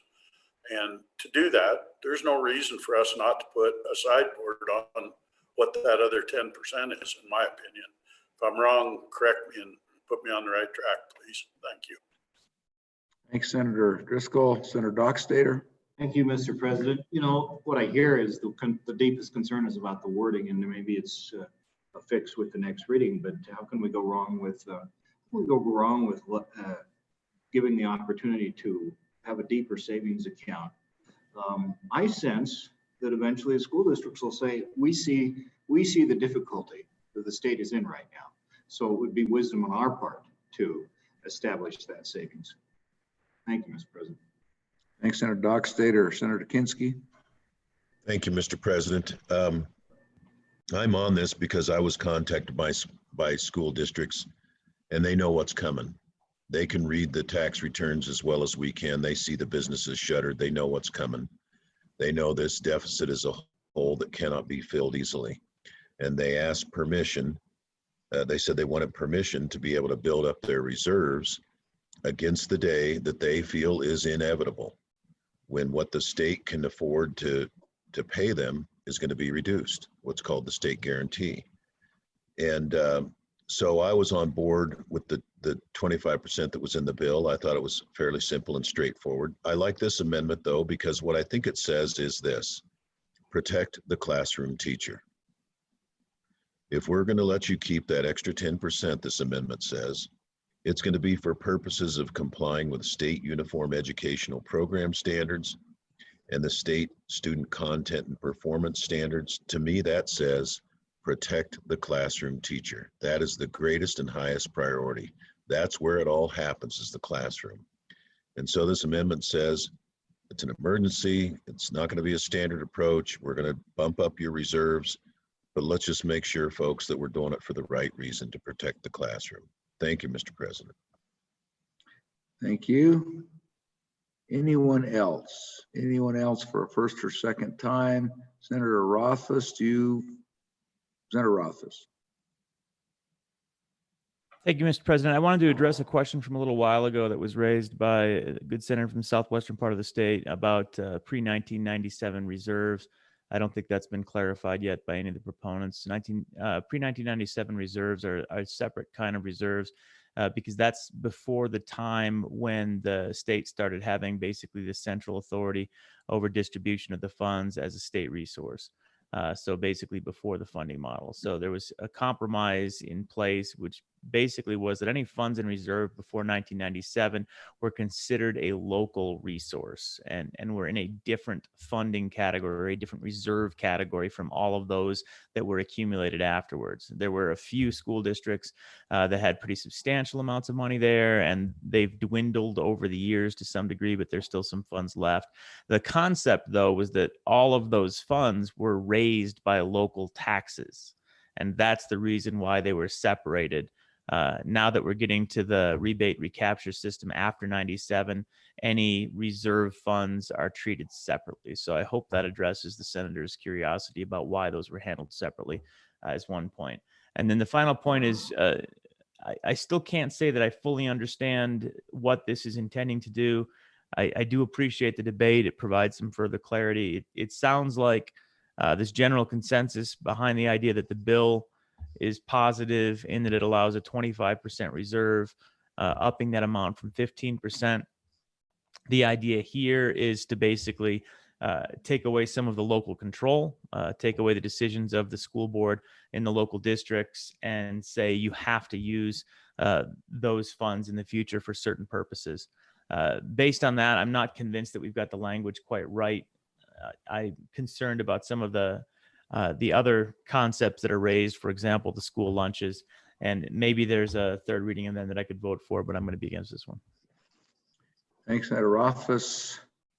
Is there any other discussion before Senator Hicks takes his final time, if he wants a final time? Senator James, for your second time. Thank you, Mr. President. I just had a follow-up on one other question I had. It was regarding the settlements of protested amounts attributable to the levies regarding the 25 mills. And it's regarding, regardless of the assessment year, it'd be on page 2, line 17 through 20. And those are also excluded from the calculations. I was just curious why those are also excluded. If someone could explain that to me as well. Thank you.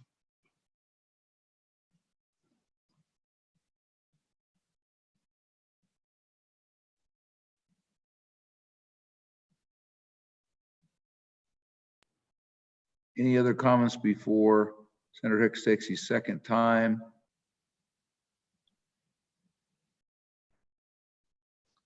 Senator Hicks. Mr. Chairman, just real quick to answer my colleague's question from Southwest Wyoming. The language in the bill that he's talking about is existing statutory language, and that's been there for quite some time. So this doesn't contemplating going back and changing this is specific to the amendment. It doesn't contemplate, that's existing statutory language. But get to my colleague from Albany County, and then also concerns from my colleague from UNT County. Let's make one thing absolutely clear. This doesn't take any local control away from any school board. Absolutely does not do that. They still have full discretion on how they want to utilize these funds. When they utilize them, to my colleague in Campbell County, doesn't change their ability to do that. This only deals with the funds and their reserves between the 15 and the 25% that's contemplated with the new language in the bill. That's what this specifically speaks to. So can they use food service? Yes, they got a block grant.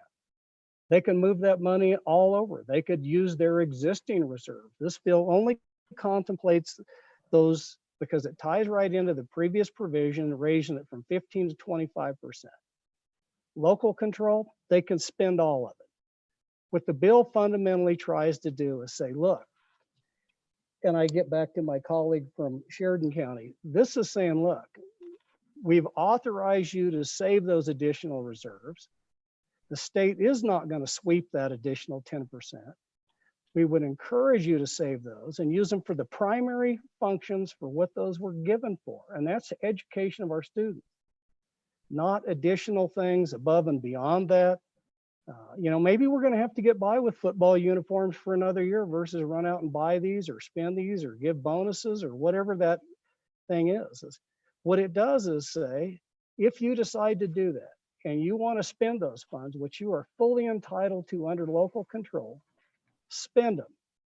But there is consequences if you're spending fund that's outside the statutory provision for the uniform performance prescribed for K through 12. So it just says, do whatever you want. But if you go outside the primary purpose that's authorized under the statutes for education of our kids, there's a consequence of that. And the consequence is whatever that number is we just reduce that proportionally on your next year's foundation program grant. So still provides full local control on how those funds are expended. It just provides a little bit of accountability to my colleague from Park County. We go through this exercise, you will have exactly that answer. Because in order to be able to track how they're spending those, we're going to have to look. And that will fall with the Board of Education to come back and the superintendent to say, look, you spent outside what the statutory language allowed you to. So I think it'll get to my colleague from Park County's question is how are they spending them? So if they do spend them, it will show up. So on and for it, it's not punitive. It's an encouragement to save those. It still allows all the flexibility and local control. It just says there's a consequence if you go outside what the primary function is. Call for the question, Mr. President. All right, question having been called. All those in favor of the motion to adopt second reading amendment number 2, please raise your hand.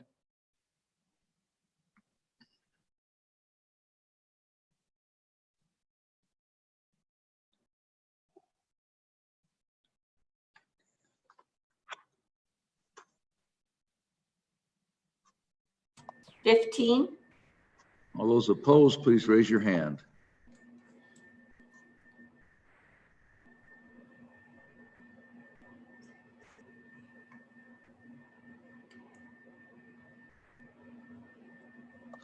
$12. The vote being in the affirmative, second reading amendment 2 has passed. Second reading is adopted. Second reading amendment number 3, will the reading clerk please read second reading amendment number 3? Second reading amendment number 3, page 1, line 5. Thank you. Senator Bebout.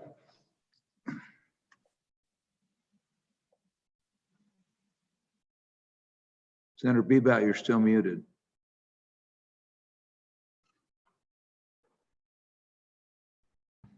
Thank you, Mr. President. Mr. President, I move second reading amendment number 3 to Senate File 1003 and wait for the number of seconds to see if I can go forward.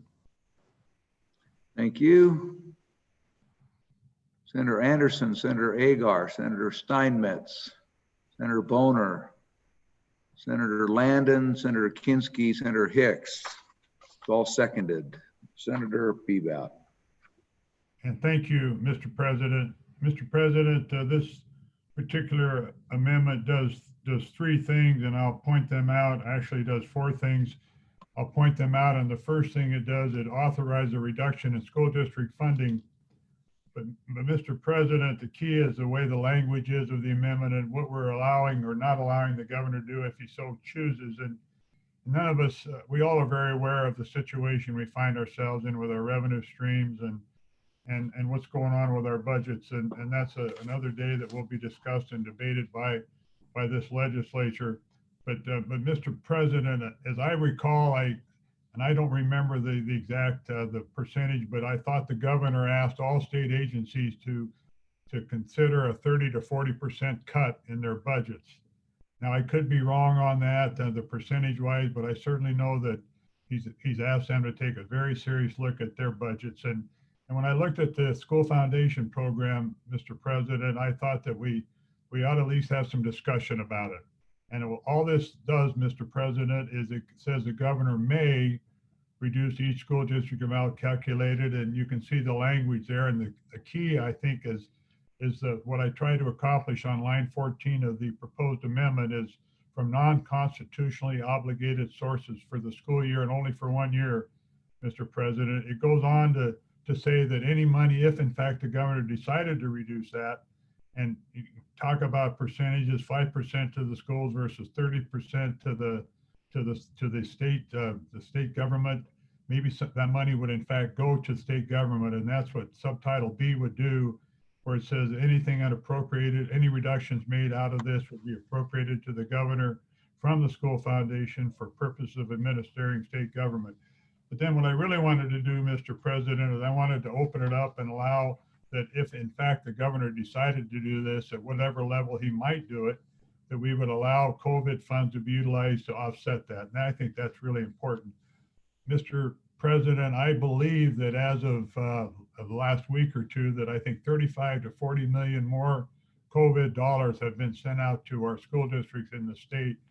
I could be off on that number, but I think that's the amount that's out there. Then I do know that during the last session, there was 45 million additional federal dollars that was been made available for that. And then what happens with the last part of the proposed amendment, Mr. President, is that the governor shall determine any reduction made pursuant to section of this A. He shall report the amount of reduction in writing to the state superintendent and the JAC. That's what it does, Mr. President. You know, if we're going to look at state government at 30 to 40% cut, the governor maybe ought to take a look at school districts. And if we can offset that by COVID funds, maybe it's a win-win deal. Thank you. Thank you. Discussion? Senator Case? Mr. President, thank you very much. Mr. President, you know, I always hesitate to second guess my colleague from Fremont County, who's done a great job. I know have seen this email from perhaps the best school in Fremont County that talks about them having concerns about the fact that they have to offer their contracts to certified staff by April 15th, which that's another law, and that sort of makes it difficult to fix the timing here. And this business manager points out that there's another problem with respect to the fact that the transportation and special education expenditures are dropping this year, and that'll be the baseline for next year. So it's kind of a double whammy. And I know he's thought about this. I'd like to hear what he has to say.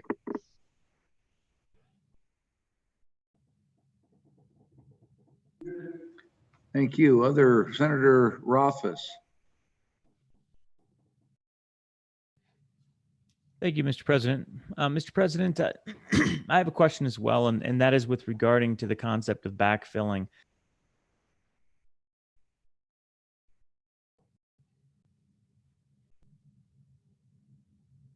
Senator Rothfuss, somehow he became muted again. Interesting. Sorry about that, Mr. President. Mr. President, I was curious about the provision in this amendment that would allow school districts to backfill their funding cuts using COVID-related funds of one type or another.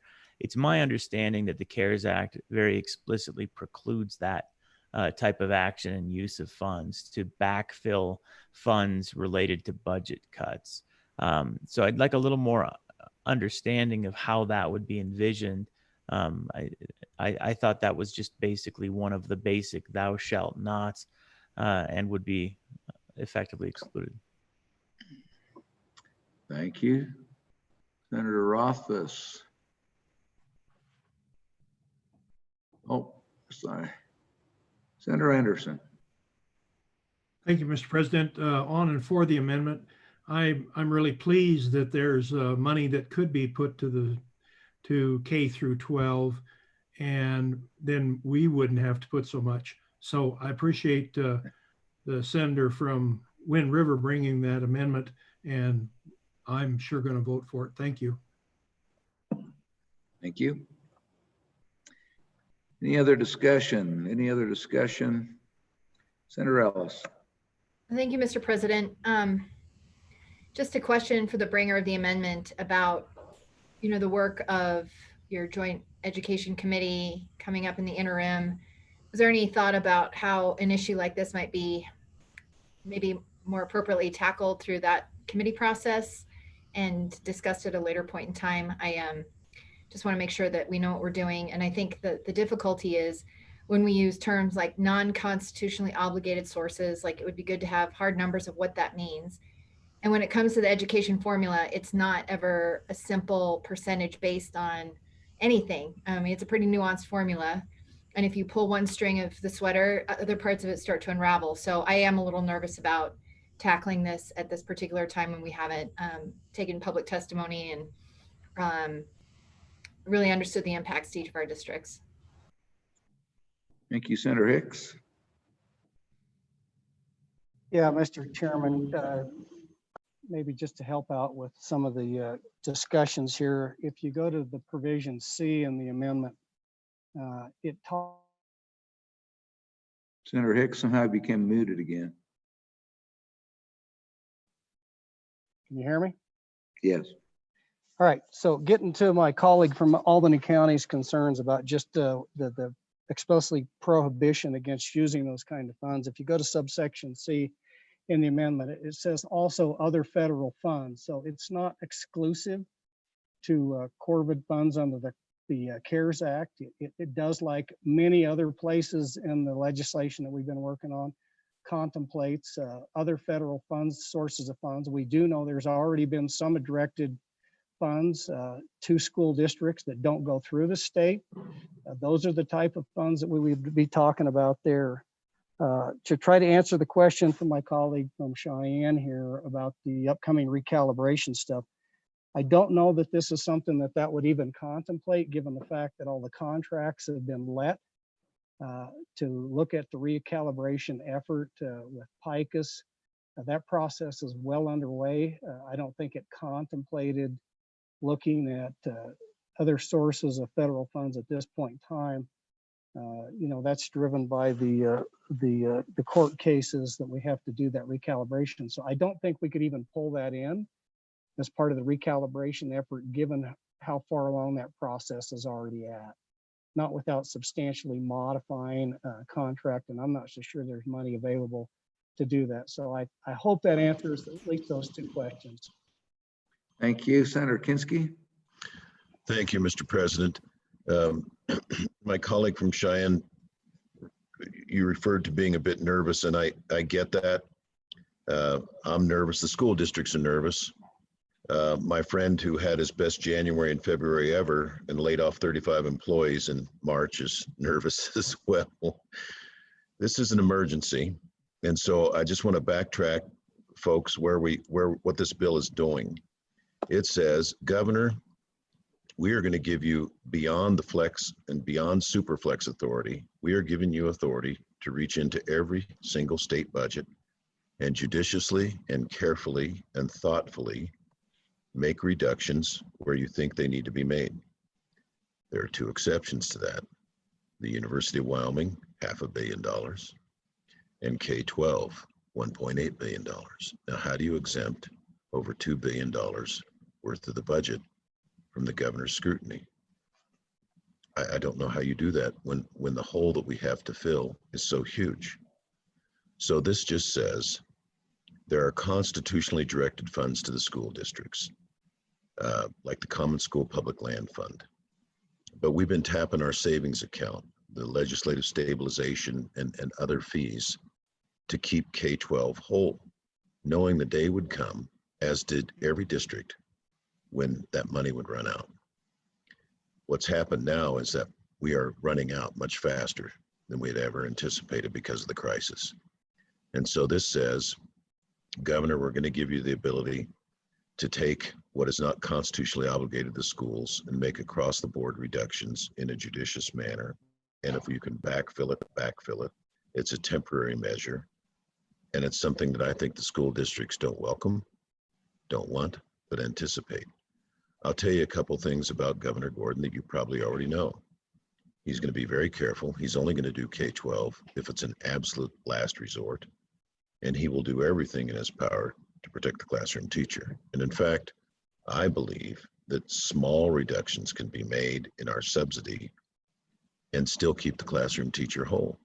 And I'm contemplating a third reading amendment, in fact, that says, Governor, the last thing you should do is touch the classroom teacher, touch all those other parts of the model, that are not classroom teaching, which I think he'd do anyway, but let's go ahead and put some sideboards and reassurance in there that says, protect the classroom teacher, make reductions judiciously elsewhere.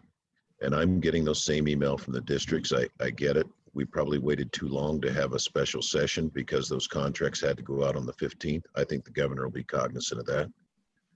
And if we're looking at anything, it'll be activities and some of these other areas of the model. So this is not anything any of us welcome or want, but I think realistically, if the governor's we're trusting with this discretion on all other areas of the budget, we've got to give him this discretion as well. I'll look forward to a third reading amendment that does emphasize protecting the classroom teacher. Thank you, Senator Dockstader. Thank you. Just to follow up to that, Mr. President, there is wisdom in that, in protecting the teacher. There's the ones that are putting so much into it. I don't know on the federal funds. The bill says to the extent that the funds are available. I don't know that we've determined that we can't use those funds, those COVID funds. That's until we determine that, we keep it in the bill.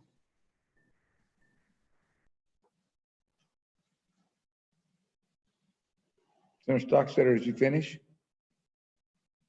Okay, thank you. Senator Landon.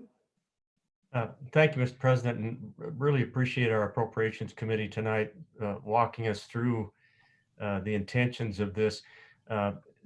This one is one of the bigger policy issues that we've tackled today, and I just want to throw out that the Management Council certainly contemplated all of this, but it was our intention to kind of land on first things first, and all of the budget considerations, some of which we've gone through tonight, were kind of related to second things second.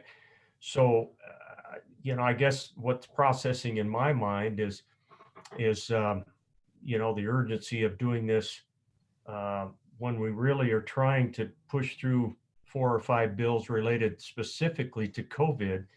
I realize that we do have a provision in the amendment that says if we can use any COVID money, we will, but it's really an effort to reduce the school foundation block grant.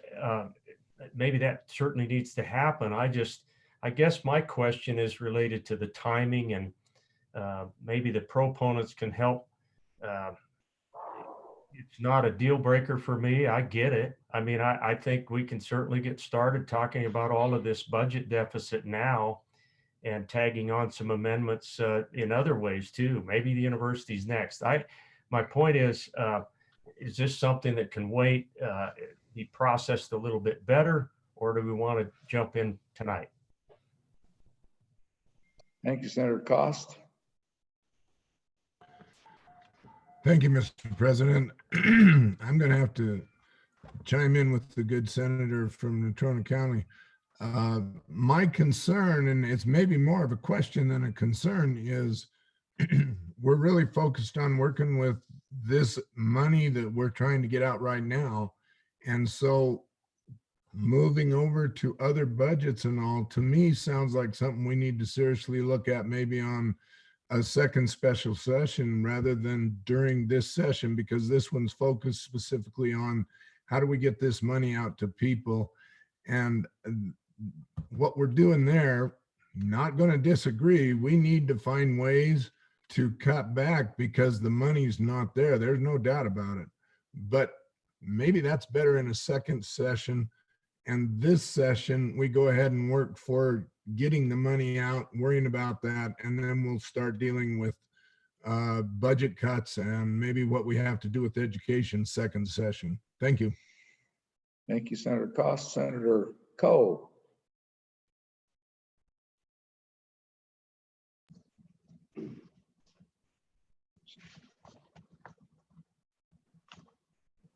Senator Coe, you're still on mute.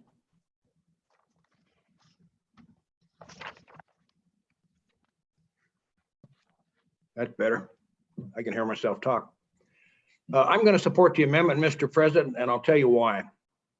I think it's a tool in the toolbox that we're going to have out there. If you look at local ad valorem local assessed valuations, they run a year behind. And I can tell you a year from now, we got serious, serious problems of K-12 funding. And I guess one of the reasons I like the amendment was just last week, one of the districts up here in Park County, and I heard from one of the school board members, voted almost $800,000 increase in steps and other things out there on top of what they, and I think that the sponsor of the amendment knows what I'm talking about. I sent that to him. So I think we need this tool right now because we're going to have some serious, serious problems. And one other point I'd like to make is I think we adopt this amendment, pass the bill. Joint Education Committee meets on June 4th and 5th. That's not that far away. And if we need to make some adjustments, we can do it. But I think this is a tool that we can use efficiently right now with the problems we have in K-12 funding. And I would urge that you support the amendment at this point in time. Thanks, Senator K. Senator Schuler.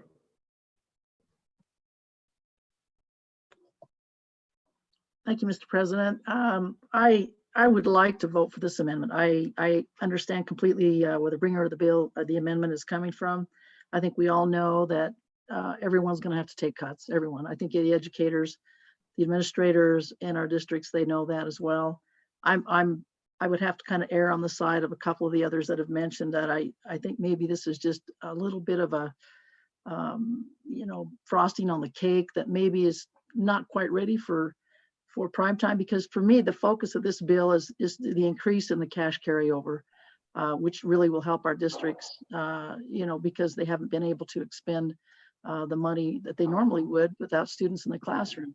That to me is the focus of this. I do like the amendment to some degree. I trust the governor completely, but I would guess I would kind of go along with the good senator from Sheridan if there were something in there, an amendment that would keep the classroom teacher and the students whole.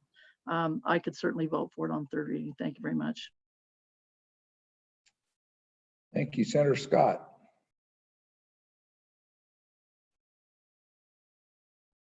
Mr. President, we've had several senators now commenting on the timing of this. It seems to me that the urgency on the timing is the size of what we're looking at in terms of revenue deficits. And if we wait and deal with the problem later, I don't think the problem is going to get any better. If we can let the governor make some judicious reductions that aren't too painful, that will reduce the pain that we're going to have to inflict later on as we try to get the education funding in balance with everything else and with the other needs that we have and with the revenues that are going to be available. So I think that the sooner you start, the less painful the whole process is going to be. So I would urge that we adopt the amendment. Senator Scott, Senator Nethercott, do you? Thank you, Mr. President. Just a couple questions for the sponsor and some comments for the body's consideration. First off, in the desire to protect teachers, I think we all support that and 100%, and that certainly would make this amendment better. And I hope to see that moving forward.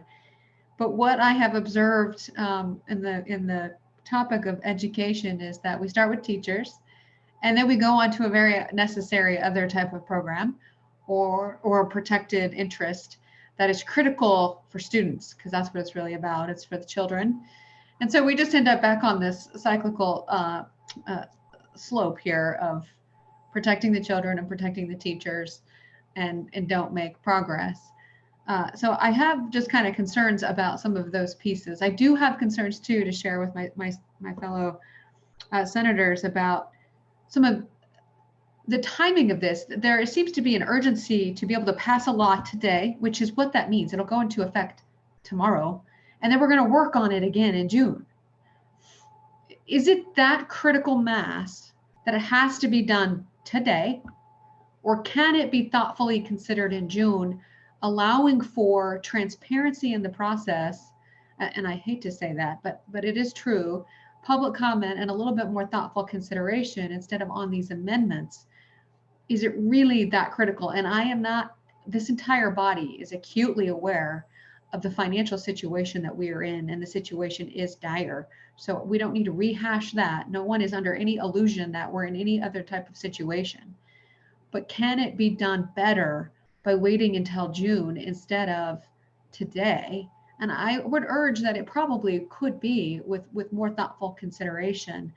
And then finally, since this is giving so much authority to the governor, and I know the good senator from Fremont County indicated on a previous amendment that he had significant discussions with the governor's office.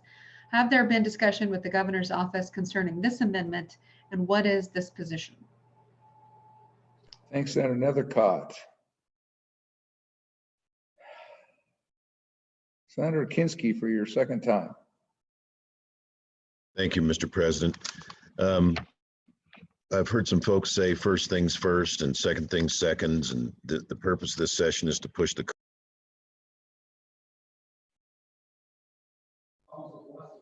excuse me. There we go. Thank you, Mr. President. I've heard folks say first things first and second things second. I get that. That doesn't dismiss this amendment. It dismisses the entire bill. The purpose of our session is not purely to push out COVID funding from the feds. This bill is called emergency budgeting, related to save money from the losses engendered by the COVID crisis. So yes, it could probably be more thoughtfully considered in June, but we've got it in front of us now because Management Council felt this was important to look at it now. The focus is not just building up the transfers for the districts, that's part of it. But if you go to page 4, it says, in addition to all the other superflex authority we've ever given the governor, on line 17, it says he has the authority to transfer between programs within any executive branch agency, excluding the University of Wyoming, 50% of the total appropriation for the agency. Going over to page 5, as between agencies, excluding the University of Wyoming, he has authority to transfer up to 25% of the total appropriation.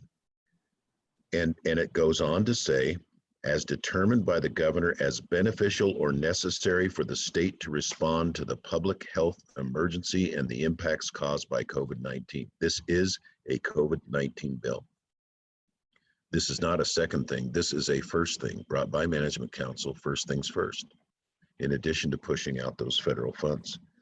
So essentially what this amendment's saying, and the one that will follow, is it says what's missing in the governor's authority to rejigger budgets are 2 agencies, the University of Wyoming and K-12. Now, the Senator from Fremont County's amendment does more than just say we're going to add K-12 in there. He puts a lot of protections to say backfill it from these other funds, and that it's temporary. And this is one of the first things first that we were sent down here to do. Not very pleasant or palatable duty, but I think the voters expect us to do what needs to be done to address the crisis. And this is a Management Council first things first bill. Thank you, Mr. President. Thank you. Is there any other discussion? Ready for the question? So we're, I think this is Senator Bebout's motion when we started this debate some time ago. So no other discussion. We'll go back to Senator Bebout for a second time. Thank you, Mr. President, and for my second time. And I really, I've been doing this a long time, and I'm just amazed at the good, thoughtful comments and discussion we've had about this. And I'll try to address as many of those questions I can and offer a little bit more insight as to why I do this. First of all, to my colleague from Cheyenne, Laramie County, no, I have not asked the governor if he wanted to have the opportunity to do this in this particular amendment. Have not done that. Have I spoken with the governor, like all of you probably have, about the concerns we have about revenues, cuts, budgets? Sure I have. Have I talked to my people in Fremont County about a 30 or 40% cut to state government and cities, towns, and counties? Sure, I have. All of us have. So there's a real urgency out there about our budgets, no question about it. And it seems like anytime you talk about K through 12, it just gets into all of these different issues, and all very well founded. And I will submit to you that we're talking about allowing the governor the opportunity to look at this. And we went through the last budget session, and we all had great discussion about our budgets and a lot of different things relative to not only government in general, but K through 12. And at the end of the day, K through 12 was able to have increases to their budget. We could not reduce the increases. We didn't cut, we didn't reduce their increases, and that's fine, we did it. And now we have this whole thing with COVID. And so what I've tried to do here is bring it to the attention of everybody that, boy, we've got some tough sledding ahead of us, and let the governor take a look at it if he was so inclined. But also to bring it into place where we could look at COVID related or other federal funds should they be able to help. But the real bottom line is when I look at in my district and all of your districts, when I talk to people, and it's in the restaurant business, my colleague from Fremont County talked about it, and you go into work that morning and your revenues are zero. It's not a matter of trying to reduce the increase in your revenues are zero, and the costs go on. And so there's just a lot of discussion we need to have as a members of this legislature, and to try to bring fairness to everybody in this state. And I think this is an opportunity relative to COVID to take care of a lot of this. And by putting that into this particular amendment, it might be able that we could utilize it. But Mr. President, this is far from being over, and whatever the vote is on this, it'll be long discussed and be discussed further. And I look forward to that opportunity. The Education Committee will be looking at it. RECAL will be looking at it. The Appropriations Committee. All of this will tie together, and we're going to have some tough decisions to make in the future, Mr. President. Thank you. Thanks, Senator Bebout. Question is, shall Senate adopt second reading amendment 3, Senate File 1003? All those in favor, please raise your hands.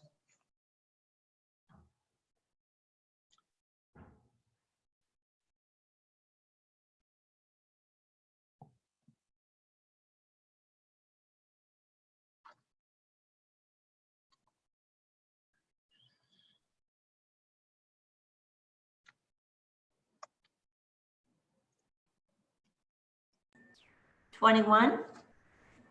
All those opposed, please raise your hands.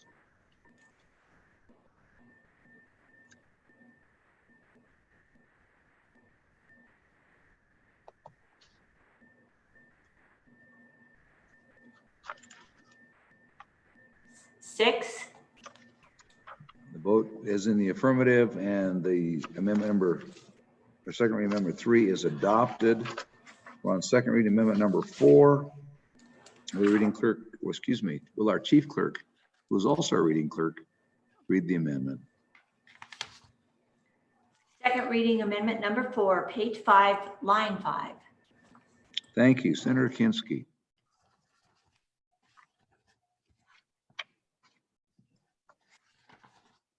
That mute button just gets harder and harder to find. Mr. President, I would move amendment number 4, second reading amendment number 4 to Senate File 1003, and ask the body for its favorable consideration. Have seconds for Senator Boner, Senator Beitman, Senator Agar, Senator Steinmetz, Senator Hicks, and Senator Hutchings. I think that's 6. Senator Kinski. Thank you, Mr. President. On page 5, line 5, what we're doing here is on the governor's superflex authority. We are adding the University of Wyoming back in. That is excluded currently.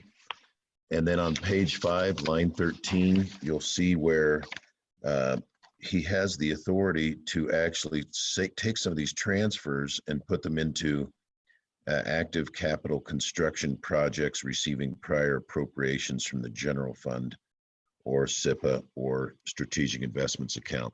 And this says, no, don't put it into any construction. Just hold off on that. We're going to be back for a budget session. We've authorized the state hospital. We've authorized the Life Resource Center. Those are the two highest priorities that he's cited. Those are separately dealt with. Any other construction, let's just hold off on it until we get back down here. If you're going to achieve savings, pile that cash up and let's see what we're going to do with it when we come back down. Stand for questions. Thank you, Mr. President. Thank you. Questions on this amendment or discussion? Discussion. You ready for the question? There appearing to be no discussion. All those in favor of the adoption. The question is, shall the Senate adopt second reading amendment number 4? All those in favor, please raise your hands.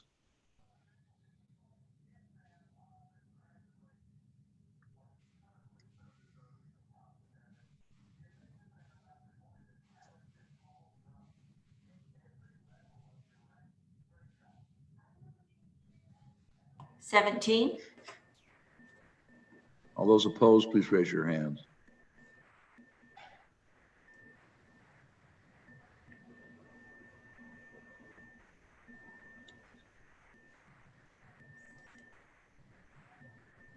$8. The vote again is in the affirmative. Second reading number 4 has been adopted. I have no other amendments for Senate File 1003. Senate File 1003 having been read 2 separate times. The question is, shall the bill be read a third time? Hearing no objection, it is so ordered.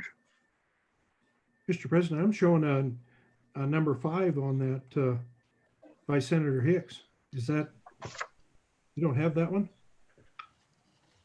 I don't have a number 5.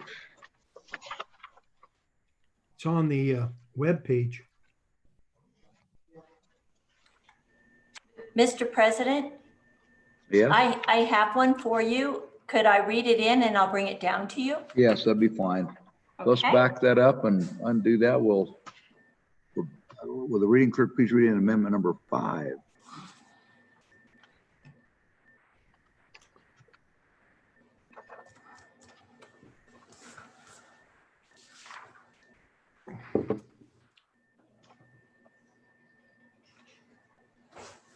I'm sorry, I do not have it, Mr. President. That's a third reading.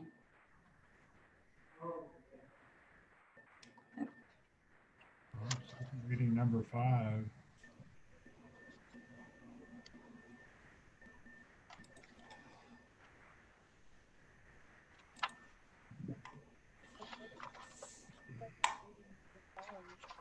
It's not posted. We can't. Mr. President. Yes, Senator Von Flater. Yeah, Senator Wasserberger again. So if the sponsor is not getting that excited about this, yeah, so it'd be Senator Hicks, I think.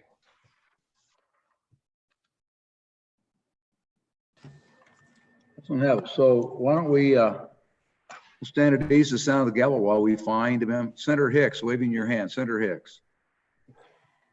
Mr. President, that was supposed to be a third reading amendment, not a second reading amendment. Correct. Oh, this is one of those never mind moments. I take it. Okay. All right. With that again, I'll say it again. I said it once, I'll say it again. The House Senate File 1003 having been received 3 separate times. The question is, shall the bill be read a third time? Heard no objection. It is so ordered. We are now on Senate File 1004. There are amendments. Will the reading clerk please read in amendment number 1 to Senate File 1004? Mr. President, I'll start by reading the bill. Oh, yeah, excuse me. How soon we forget? Senate File 1004, second reading of the Senate File.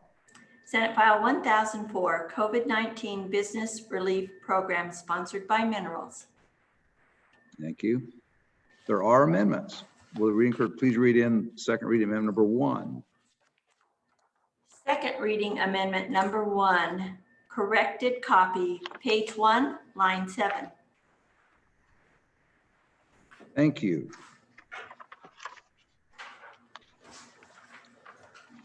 I think this is Senator Steinmetz. Thank you, Mr. President. I would move second reading amendment number 1 to Senate File 1004 and ask for your favorable consideration and for the seconds at this time. Thank you. Our amendments are Senator Hicks, Senator Driscoll, Senator Beitman, Senator Kinski, Senator Agar, Senator Boner, Senator Steinmetz. Thank you, Mr. President. This amendment starts on page 1, line 7. After specified, it inserts providing direct compensation to businesses impacted by required closures.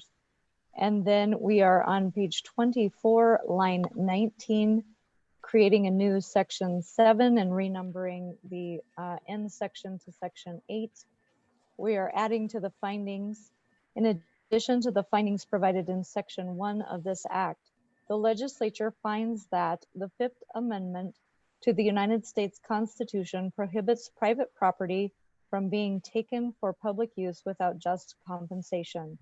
Article 1, Section 33 of the Wyoming Constitution provides that private property shall not be taken or damaged for public or private use without just compensation. Wyoming Statute 35-4-103 imposes an obligation on the state of Wyoming to pay for the expenses incurred in maintaining a state quarantine. The public health orders issued by the governor and the state health officer required specific businesses to close for a specified time period in order to protect the health, safety, and well-being of Wyoming residents. Therefore, on line 36 of your amendment, the required closure shall be deemed a regulatory takings only for the purposes of this act. And then if you go to the second page of the amendment, we are going to have the State Loan and Investment Board do the following. They will administer this, and the compensation shall be determined after consideration of the following factors: the loss of income and revenue, the change in the amount of expenses as a result of the ordered closures, whether the business received any state or federal funds in support of the business, and any other factor established by the rule of the State Loan and Investment Board. All applications filed under this subsection shall be resolved and paid not later than December 30th. And the corrected copy of the bill takes the appropriation amount from $200 million to $50 million. We had to have an appropriation in this bill, as staff told us. So basically what we are doing with this bill is deeming as the legislature that we have created a situation that is a regulatory takings, and we are allowing ourselves to provide just compensation under the regulatory takings section of our constitutions. And so with that, Mr. President, I would stand for questions.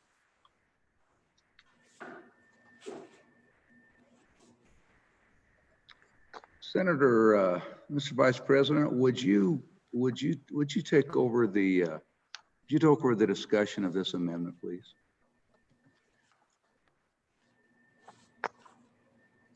Yeah, I'm good.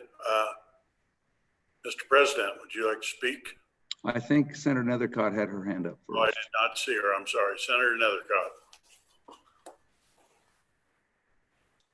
Nethercott. Mr. President, you may go first. I am pulling it. Okay. Pulling it from case law. Thank you. Mr. President. Thank you. Thank you, Mr. Vice President. While I appreciate the intent of this amendment, and I think that there are undertones of regulatory takings in what's occurred during this pandemic, there's a significant difference, my friends, between, and Mr. Vice President, there's a significant difference between undertones of a taking and actual takings. If there are actual takings and we deem this to be actual takings, you can't, I don't think it either is or it ain't. And you can put 50 million in here, and I can tell you 50 million won't touch. If this is truly a regulatory taking, 50 million won't touch the damages to the state of Wyoming. In fact, as a lay legislator, I'm asking this rhetorically, not, so please, Mr. Vice President, I'm not asking anybody to show of hands, but most of the people in here are either in small business or retired from small business. And if we go back and look at ourselves and just our families, we've all been affected and probably been impacted adversely and financially because of this because of the COVID epidemic and the resulting actions that have happened. But as you go about do that, like I say, I don't think there's enough money in the state treasury. There's not enough money if you implied all of the CARES Act distribution that was given to the state, plus the LSRA, plus whatever else you got out there. I don't know that there's enough to pay if this is deemed as a regulatory taking. So one, I don't think you can limit it. Two, the fact that it is a regulatory taking takes a deeper dive than just the fact that there's a regulation that has deprived somebody of a property right. A classic example is zoning. You can zone property. That's been round and round and round and litigated about whether that's a taking. And certainly when there's too much, when there's overreach, significant overreach, that has been deemed to be regulatory taking. But nevertheless, zoning, when it's done within the bounds that have been within the bounds that are set, is a permissible taking. And so as you look, one of the clear constitutional obligations of the state to provide for the safety and welfare of its citizens. And so to have a finding where we admit as the legislative body that this and all the damages arising from this crisis are due to regulatory taking, there's not enough money to make the people in the state whole. And so I think you should be very, very careful what you wish for and what you ask for. But anyway, there is no bankruptcy provision for states in the federal code. So I strongly urge you, while I am very sympathetic to the concepts and the spirit of this, the actual and literal taking, the actual literal effect of this, I think is something that is far beyond the scope of $50 million. Thank you, Mr. Vice President. Senator Nethercott, did you want to take your turn or are you waiting? Mr. Chairman, I will wait. I support everything of the president. Senator Hicks. Mr. Chairman, Mr. Vice President, this bill doesn't just address those regulatory takings across the board and all the losses associated with business. It's very narrow in scope. And if you go back and read the bill, it says only those businesses that had a mandatory closure that were outlined in the order, AKA restaurants, beauty shops, those are the only ones, because those were mandatory closures under an order.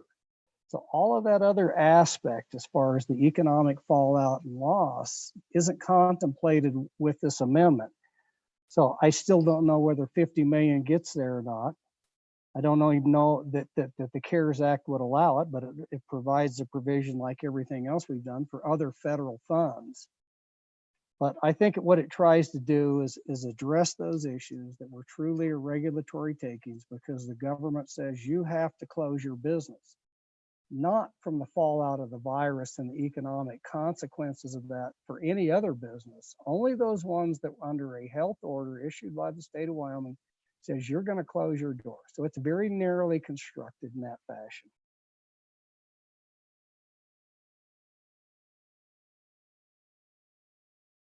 Senator Scott.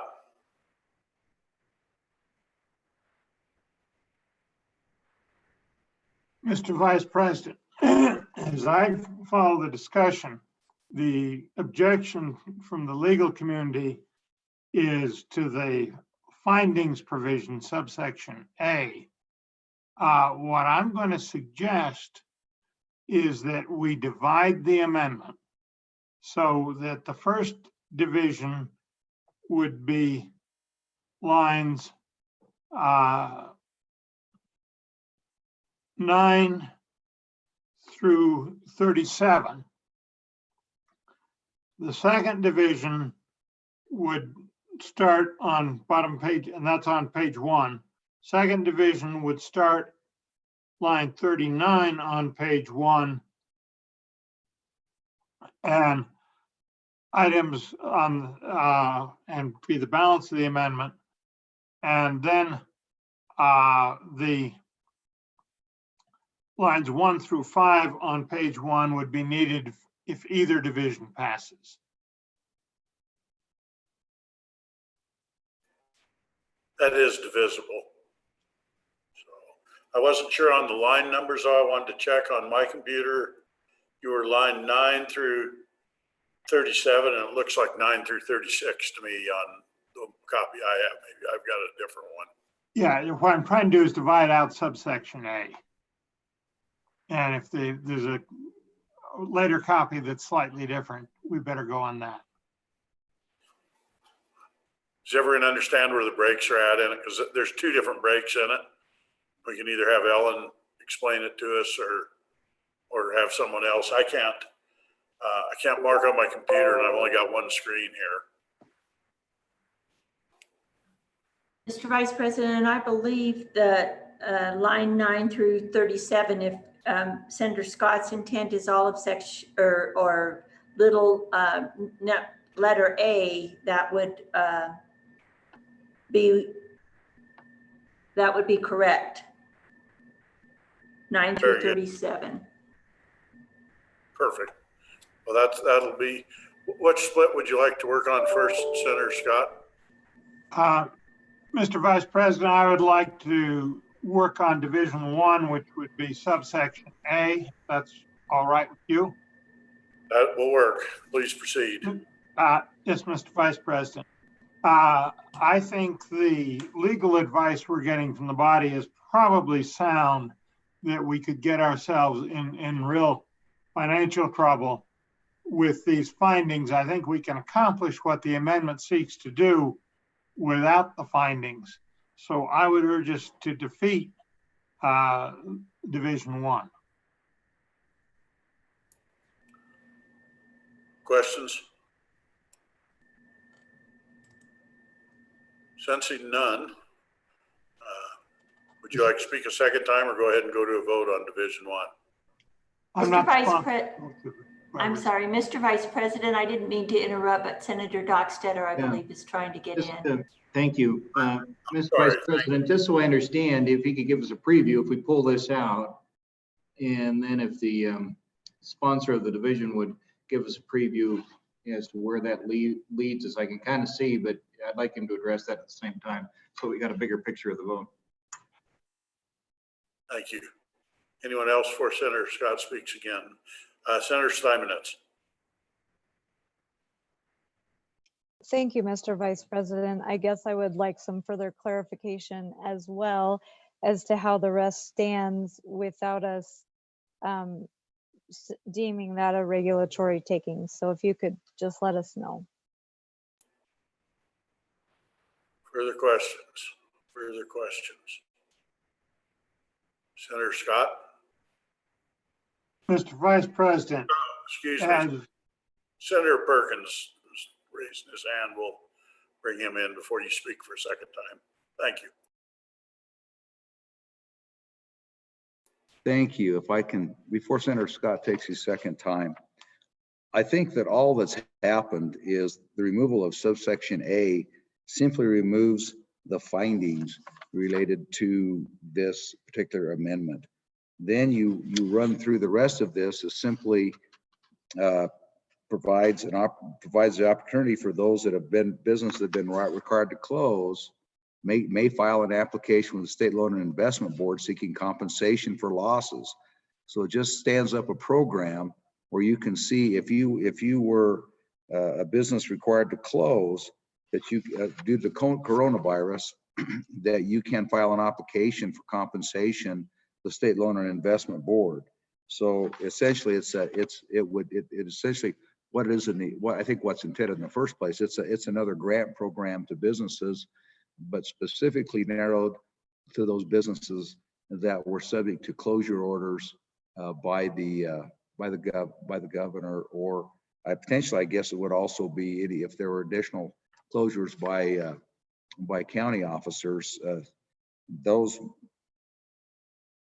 would be ordered to a close as well. So there may be, it may vary from community to community who would qualify, but that's the way that I understood Senator Scott's amendment and what the effect of it would be.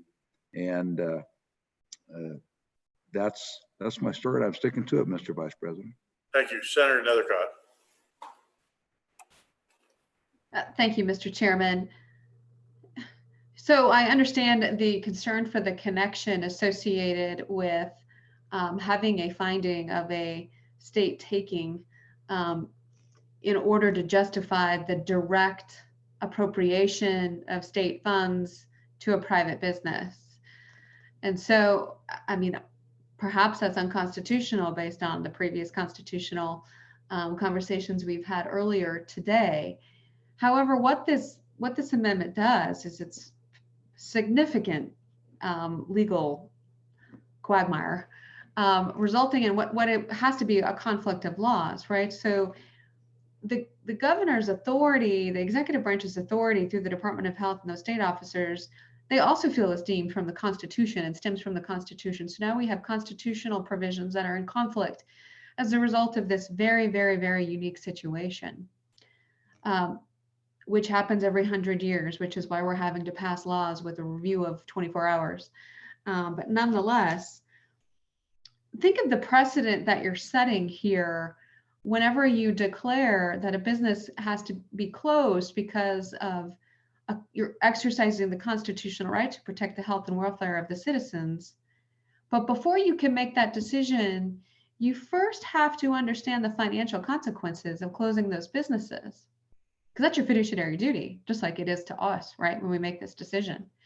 And so now the precedent that we're asking our government to do is truly, truly, truly to put profits over people, because they have to also be able to financially pay back those businesses that may be forced to close in order to protect their lives. That's what that decision is intended to do. And so that's the balancing act that government is being forced to do. And government will never have the amount in its coffers to be able to timely and thoughtfully be able to pay back all those businesses. I certainly appreciate this and know that it's just unprecedented when a government closes a business, and there should be some type of compensation. And we do have that. And we have that in this bill through that grant program. I mean, the amendments coming out to compensate business for their losses is robust. That is the purpose of today. That is what we are here to do. That is what we want to accomplish. That is the purpose of Congress's actions as well. But in order to essentially punish government for acting in the best interest of its citizens, I don't think is the precedent that we want to set. I think it's a dangerous territory. And I think arguably it violates our own fiduciary duty as stewards of state monies. And so we need to be very, very cautious of moving forward, making promises that we really cannot keep financially with no real understanding of the scope of that financial impact. So I believe both divisions need to fail, but most notably Division 1. Further questions for this?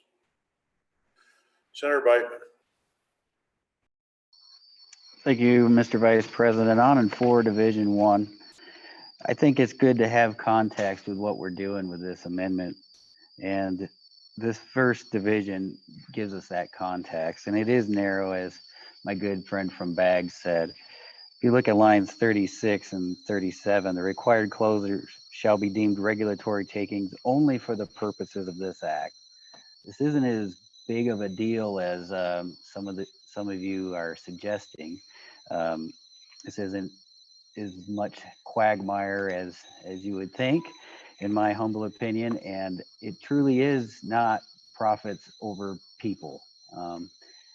I take offense to that, but this is truly trying to make people whole for the decisions made by others, not their own decisions. It was government, sometimes it was unelected bureaucrats making these decisions who are not accountable to the voters.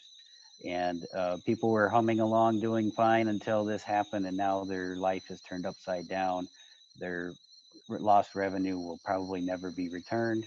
This is one avenue to get it back to them. To address the issue of possible amendments coming down the pipe, I have one that's probably not going to make it. There's one that probably will, because management council likes it, I guess, but it still won't address this very issue of lost revenue. The other ones come with strings attached. They want to know how much you're spending your money on, what you're spending it on. It has nothing to do with this very issue of what is, in a sense, a taking. They shut you down against your will, and this gets people whole. And this is, when I talk to people back home, this is probably one of the most important aspects of anything we do the next 2 days. I think this is very important, and we need to get this done. So on and for both divisions. Thank you. Senator Perkins, for your second time. President Perkins, excuse me. This is for my second time on Division 1. And again, I just 2 points that you want to make. First of all, is presumption that every time you close a business that it's a takings. There are businesses that are closed down by health officers and the health officials across the state on a weekly and very regular basis. They make various safety violations. There's you can be closed down because your house, your facilities aren't deemed to be safe.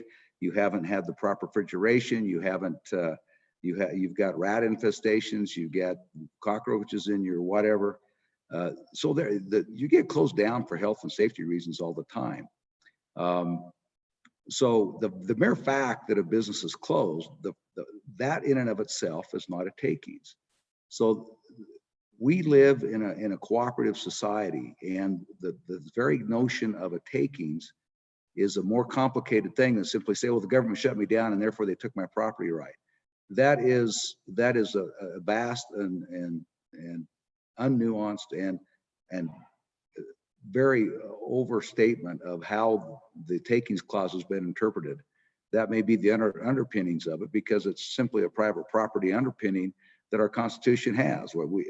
But the other side of our Constitution is also we recognize that there's a social contract among each other, and that the state has an obligation to protect the health and safety and the lives of its people.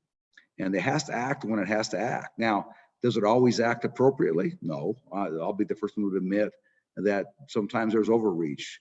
Many times there's overreach, but there are also times when, based upon the best information they had, folks made the best decisions they could make.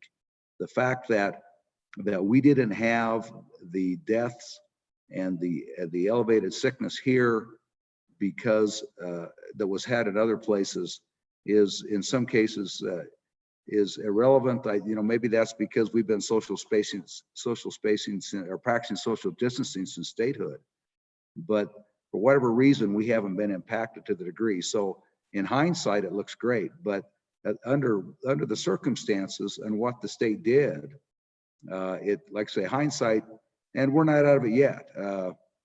We'll see what happens. This ain't over yet. And to simply at this stage of the game say, this was a takings for everybody we closed, as that's a precedent, because if there is a second spike, if it does come back, then you can't undo this. And for example, you go to our good friends in Teton County, which was the only county in the state that issued a stay-at-home order and had significant closings. This is a much different operation in Teton County than it is there. We'll see what happens in Fremont County. If we continue to have this grow there, don't think that there's something magic about the borders around Fremont County that this may not spread to other jurisdictions in our state. But our friends in Fremont County may have to take additional measures as well. So this won't happen this won't happen county by, what's happened in some counties is way different than what happened in other counties. This is a much broader question. And this is, there's not very many times that something screams at me to be careful on these things. This is my spidey senses are tingling dramatically on this one. Thank you, Mr. Vice President. Senator Kinski, did you want to speak? Okay. Senator Bouchard. Thank you, Mr. Vice President. You know, I heard about how we closed businesses down because we found safety violations. But when I look at that section of code, that is exactly what it's about. It's about closing them down because we went and inspected something on the property and we found something wrong. When you look at that section of code, that's what it talks about. It doesn't talk about quarantining the healthy. So, and I don't want to get into that whole discussion, but look, it's perishable. What was taken from them is perishable. They'll never get it back. And that's the problem here. There could have been other things that could have been done possibly within those businesses. And I got to tell you that the worst part I see is as I've watched government, as I've watched where you cannot sue government, and it always comes back to rulings that say you can do this in the ballot box. But the problem is when you have unelected bureaucrats, how do you have any recourse when people, I mean, you got two things going on. You've got experts on health that are maybe overreaching too far on the side of economics. And then you've got people that should be in charge of economics. And I mean, there's just too many moving parts here. All we're doing here is saying somehow there's money sitting here in this pot. And we've got to say, hey, these people were harmed. Let's help them. That's the basis of this. So I don't think we can have these arguments, these fundamental arguments, just like I did. We shouldn't close down people unless we went there and found a danger on their location and we tested it and we knew it was there, but we did it anyway. So let's all agree that we did it for everybody's good. But now let's come back and say, how are we going to make these people whole that got harmed? And that perishable part, it's perishable in business. When you can't get that day back, you can't get that inventory back, you can't get that labor back, it's gone. And think how much money is gone. We're only trying to say, hey, let's put a little bit back and help these people. So on for both of these divisions. Senator Hutchins. Thank you, Mr. Chairman. My question is more in line with what the amendment is trying to do. Or my statements. It seems as if we're saying the state and local governments can make rules and regulations without law and close businesses, and in actuality, take their property or their means to make a living for the health and welfare of the citizens. Our United States Constitution does not mention the word health. In Article 1, Section 8, Clause 1, it only mentions the general welfare. We're not, it's not part of our legal process or our laws, our Constitution, to provide for the health of the citizens. So what I think I'm hearing from Natrona County and Laramie County lawyers is that we don't have enough money in our coffers to repay the citizens. We're relying on what the federal government has provided us out of the goodness of their heart. to help the states out, to bail out the states. So that's what my statement and question mixed together are. Is that what we're saying here? That we're not going to allow the state to have any culpability in this process at all, but just rely mainly on the federal government to bail the state out for what the state in essence did to its citizens? That's my question. Further questions? Further questions? Senator Scott, for your second time.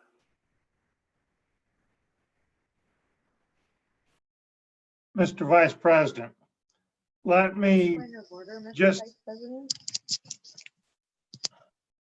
Yes. Someone call point of order? Yes, this is Senator Steinmetz, point of order. Sure. Could I have clarification where it's my original amendment? Do I speak last after Senator Scott having divided it, or would I speak before him? You can speak again before him. You'll also have a chance on the entire amendment, but this is on Division 1, which is 9 through 37. And it's his division, so he'll have the last word. So if you'd like to go again, you can. Point of order. Senator Rothfuss. Thank you, Mr. Vice President. We had this discussion in the last session. The motion is still always motions brought by Senator Steinmetz, since it's Senator Steinmetz's amendment. So Senator Steinmetz, even though the division is brought by Senator Scott, Senator Steinmetz has the privilege of speaking last on each of the divisions as it's her primary motion. I will begrudgingly acknowledge you're correct. Senator Scott, then Senator Steinmetz. okay, Mr. Vice President, let me explain my reasoning. I think we need to compensate the businesses that were required to close. But what I heard our legal experts say, and I think they're right, is that the courts are likely to take this as an admission that it was a regulatory takings and say, if it is, you have to pay everything. And that's likely to be something we simply cannot afford. So what I'm trying to do is remove the findings, because that's where we're getting in trouble with giving the courts really something that they would tie into and say, you got to pay everything and just bust the budget on us. I'm trying to preserve the piece where we can at least pay something and help, and we can discuss that in more detail in Division 2. But I do think that with Division 1, we better pay attention. We're running a legal risk that is appears to be just unreasonable, given the way the courts work. And if we adopt Division 1, we're seeking the perfect in this at the enemy of sacrificing the good, because I think there's no way that Division 1 would be something we could ultimately adopt when all's said and done. So I would urge us to, let's leave the findings out, preserve the basics of what the amendment is trying to do, where we can provide some compensation. Senator Anderson, he's spoken for a second time. Do you have a point of order of some kind? No, I think Sherry Steinmetz goes for the second time. I think I can speak before she does. Okay, proceed. Mr. Chairman, just a point, we seem to be forgetting that we have 275 million in this for those small businesses.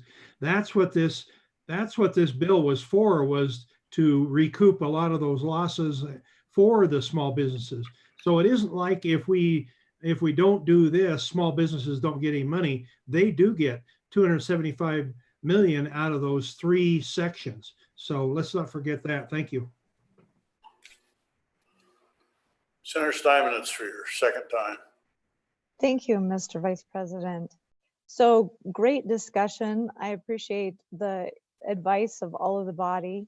I'm going to stick to my guns on this because I believe the findings section actually narrows it down in the fact that it's just for those businesses that are closed and by the public health order. And because Wyoming statute 354103 says that we do have an obligation to pay during a quarantine, and we have actually closed those businesses. There are several businesses that may not recover from this. They may go completely bankrupt, and that is a regulatory taking on our part.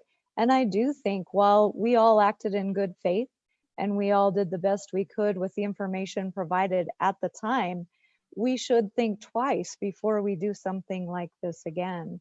And I think our citizens would like us to do that as well. As far as, so we've addressed the fact that it actually tightens the scope of who it would be for. As far as how the law is applied, the courts apply the laws we make. So if we say it's a regulatory takings just for this act, then that is what we mean. It's just like the speed limit. If we say the speed limit is 70 here and 55 there, the speed limit is 75 where we say it's 75 and 55 where we say it's 55. And the court they don't get to give you a ticket in those various areas for the other speed limit. And so I think we're being very specific here as far as what we've got going. And I appreciate the good President's Spidey senses. As you saw earlier, I had Superman behind me. So now we've got Spidey and Superman today. So thank you guys for the great discussion and for taking a good look at this amendment. I would still ask you to vote aye on both ends. Okay, we're voting on second read amendment number 1 to Senate File 1004 on Division 1, which is lines 9 through 37, and I vote removes the section. No. So, No, go to Senator Scott. Mr. Vice President, a point of order, and I vote adopts the section. Thank you. And a no vote removes, defeats the section. It is just the opposite. Thank you. And I vote keeps the section, and no vote removes it. All those in favor, raise your hand, please.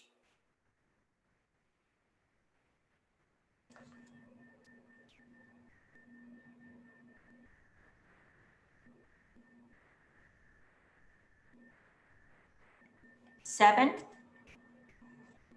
All opposed, raise your hand.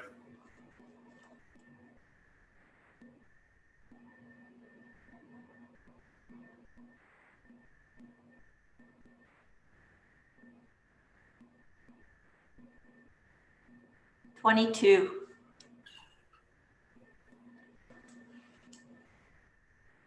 The motion has failed.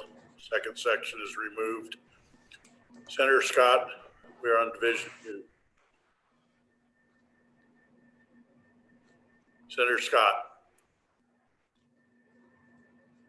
Yeah, Mr. Vice President, it took me a minute to get unmuted.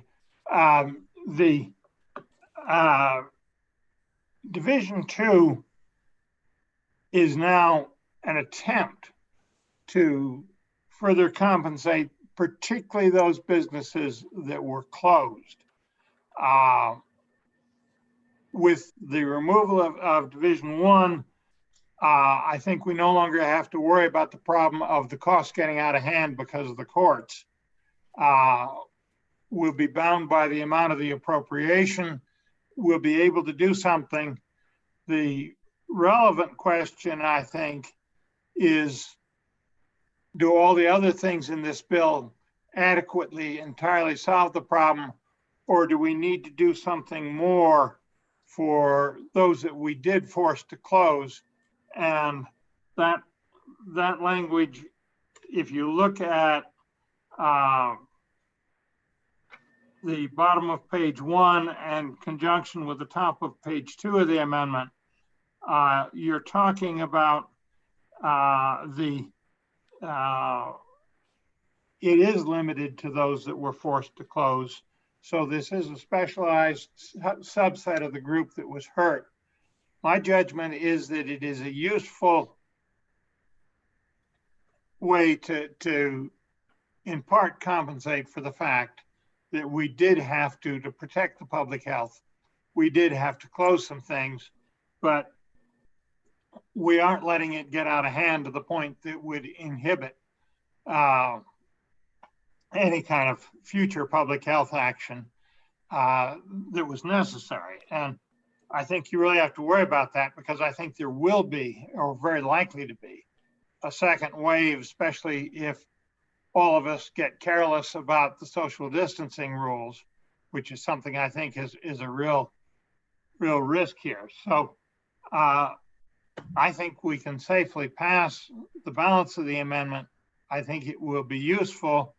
I think we'll have to ask, does the governor have sufficient discretion from between using this section and using some of the others? I think so, but we need to double check on that before third reading. Questions? Senator Case. Thank you very much, Mr. Vice President. A little bit hesitant to weigh in here because I was a business that was forced to close, but you know, we're trying to weigh reasonable policies here, and I think Wyoming was actually one of the more generous states in the country in terms of the closures when we evaluate everything. And holding up this up to a standard is bound to be a chilling effect on public health officers and governments, governors, trying to do their job to protect the public in the light of the pandemic. And I think we kind of have to support them and take our lumps. And not entirely. That's why I'm very glad that we're not only opening up again today, but that we have this kind of a package. But even more than that, it's for me personally, and I think a lot of businesses, you know, we're kind of lucky that this hit in really the slowest time of the year for a lot of us in our restaurant and tourism trade. You know, maybe not so much up in other parts of the state, but really I was lucky I had to close now as opposed to close in, say, July and August. But my real fear, I'll be hit the most by the tourists that won't be coming this summer, because that's when I always lose money in the winter, to tell you the truth. And I don't know how, making me whole for those 2 months, that's not the big picture. The real big picture is this entire year with the lost summer, perhaps. But I think we're kind of competing with all these other programs, and government does have to do its job. It does have to protect the public. And you have a mandate that we have to protect people from contagious diseases. So it goes both ways, and we're trying to find the balance here. And, I'd love to be, every dime I didn't get in the door, be paid back over these past few months. Maybe we could figure that out by looking at past months and more. But what about all the costs that I had and I avoided because those employees were gone? I wish they weren't gone, because that's the hardest part, is to rebuild. It's all this after today. We're open today. Are we whole today? Nowhere even close.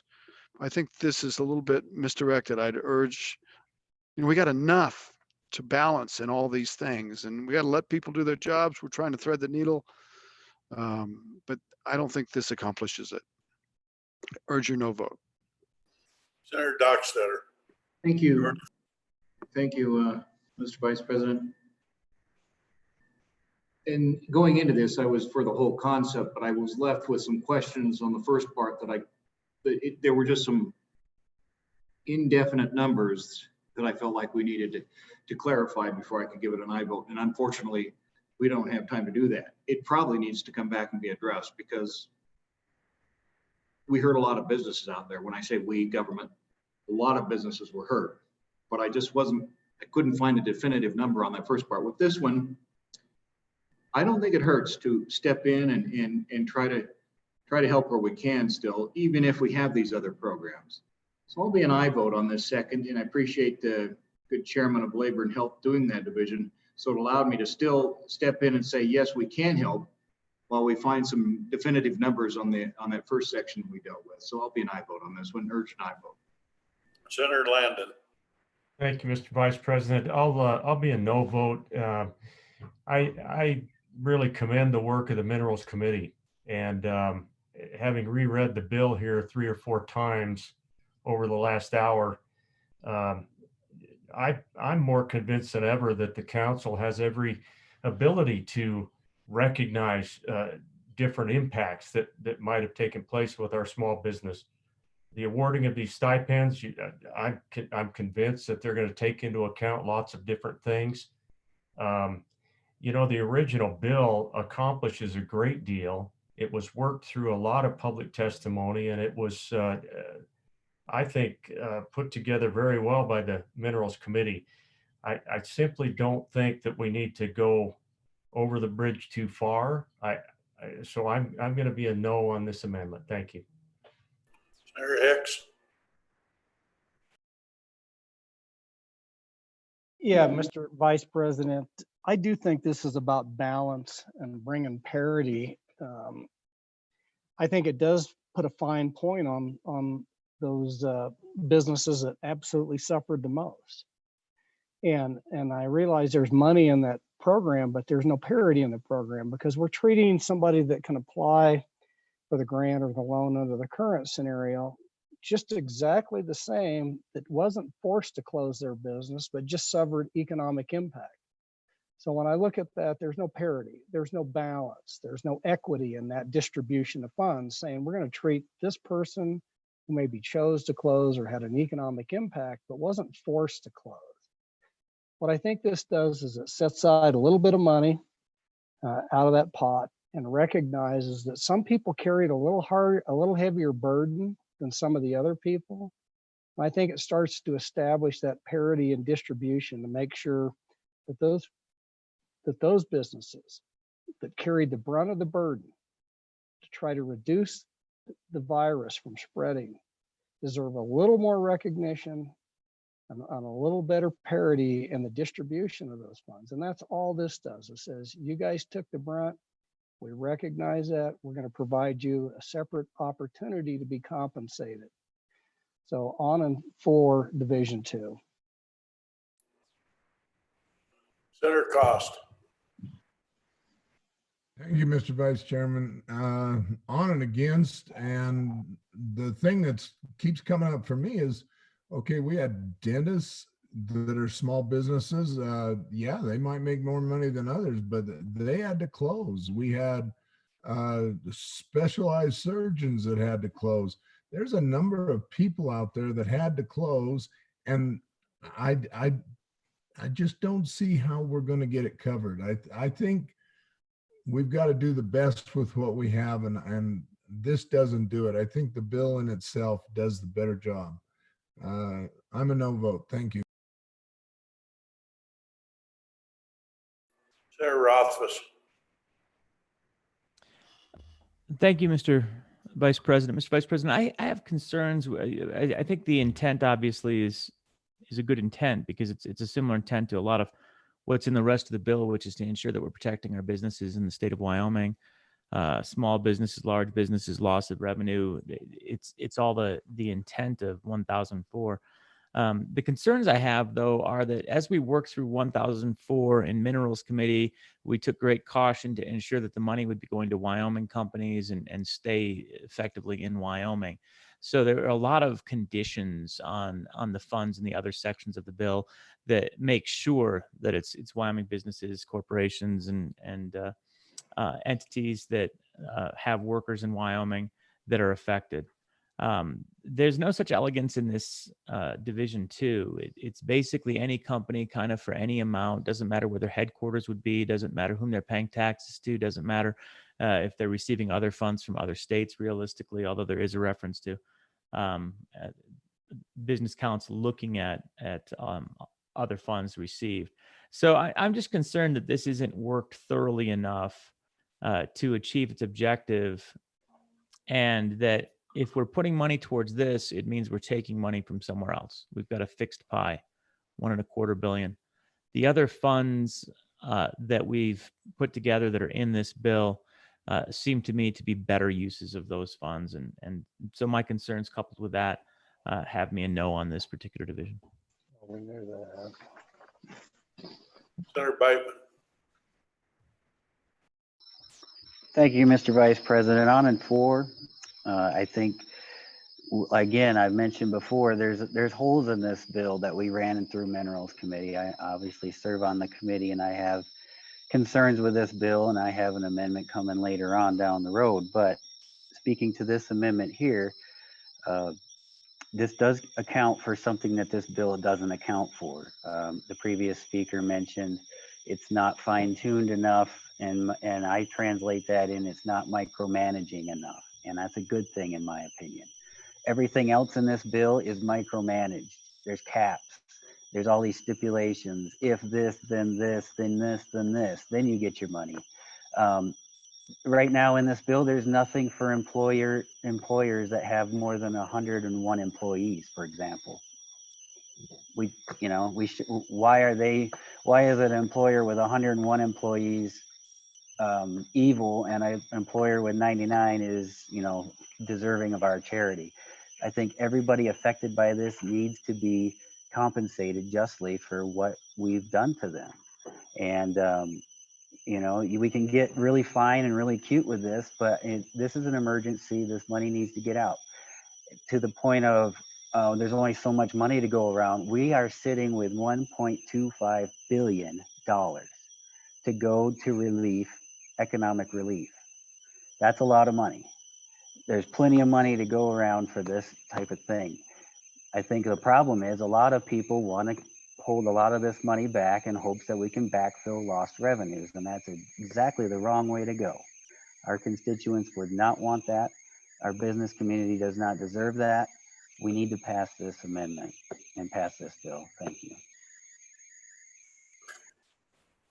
Majority Floor Leader Doug Stater. Thank you. Just a quick follow-up. He said a key word there. How many people have actually been affected by it? I can look across the board, and I know some that have been deeply affected by it. I know some who've not. This isn't the time to say less. This is the time to add this, maybe even a little bit more than the amount I'm looking at there now. I know it was this was actually a reduced amount from what we were considering before. If we are truly going to step in and help these businesses across the state, this is just a small portion of what we need to be doing with the money that's coming back to us through the CARES Act or for anything that we're doing. Before I had concerns because we didn't have anything definitive. This allows us to step out and do what the previous speaker just said, help those who have been touched by this, who have been affected by it most. Thank you. On and for. Senator Anderson. Just a bit of information, Mr. Vice President. Section 4 of the original bill does not limit it to 100 employees. That is for any size business. So Section 4, which is 50 million, is the coronavirus mitigation stipend program, and it is not limited to 100. So there are possibilities for larger companies to get a reimbursement also. Thank you. Senator Kinski. Thank you, Mr. Chairman. I'll vote for this, but I think we've got our work cut out for us on third reading. This establishes a damages program. Section 2 is a stipend program. Section 3 is a loan program that more amendments are probably going to turn into a stipend program. Section 4 is a COVID expenses program. And we're tied everywhere to closures. And I know I signed on to this amendment, but I'm concerned more and more about closure. And here's why. Restaurants, they were closed, but then they were allowed to reopen just without inside service. So was it a closure, or is that the point at which their closure ended? Even though they made less than half of what they were making before, they were allowed to reopen on a partial basis. But more important, there were people who suffered that were never ordered to close. Dentists were never ordered to close. Their business dried up because people were plumb scared. Talked to my friend, the dentist, and I said, he said, we were deemed non-essential. I said, the governor never used the word non-essential. Let's go look. We looked. He was never ordered. He backtracked. He got communication from the Board of Dental regulators that said, we recommend you follow the American Dental Association recommendations, which is to close for anything except emergencies. And he was embarrassed that he'd closed his business, and at no point had he ever been ordered to do so. But in the hysteria and the pandemonium, and probably he just had to because he wouldn't have got customers anyway. I mentioned before, the friend of mine, his 2 biggest months in the history of his business, January and February, he was never ordered to close. He's a manufacturer. But his business dried up. Every single order he had from states across the face of the nation canceled. He went from too busy to not a single order. He was never ordered to close. So this money from the feds, where we're supposed to help out these businesses, I think we maybe need to look a little bit beyond just ordered to close. I know it does say include the interruption of a normal business, but that says that is as a result of closures or public health orders. And a lot of these damage can't be tied out to that. And so we've got multiple programs here tied to closures. I just feel like somehow we've got to collapse it into a single stipend program, not a loan program. And that single program has to look beyond just those who are ordered to close. So I'll be a yes, but I'm hoping we can get it straightened out by third reading. Thank you, Mr. Chair. Senator Tommy Dalton. Thank you, Mr. Chairman. I'm ambivalent on this a little. I feel I'm going to be a no vote, but it's only because I agree with Senator from Sheridan. I had to close my meeting rooms because I couldn't have gatherings with more than 10 people. So I lost all that revenue, but I didn't have to close the hotel specifically. It's just that we lost all the revenue. I think gyms, of course, had to close. So I guess they would be in this, but restaurants, they halfway closed. And I think it makes it difficult for how to handle this. So I think either it has to be amended or I just have concerns with it. And I think the takings part is obviously troubling. And I oppose that and hope that maybe this bill could be bettered. Senator Drew. Thank you, Mr. Chairman, or Mr. Vice Chair, sorry. Thank you. I'm on against this. I'm for it. I'm for the idea of getting money out to businesses. I think that's great. I think that what the Minerals Committee did was good. I think some of the amendments that are to come make it better. But as far as this one particular goes, I think what we need to do is do the first things first, and that this type of bill, which I think has merit, should be one of the first bills in the next batch of bills. And as my good friend from Sheridan was saying, there's a lot of money, and he's absolutely right.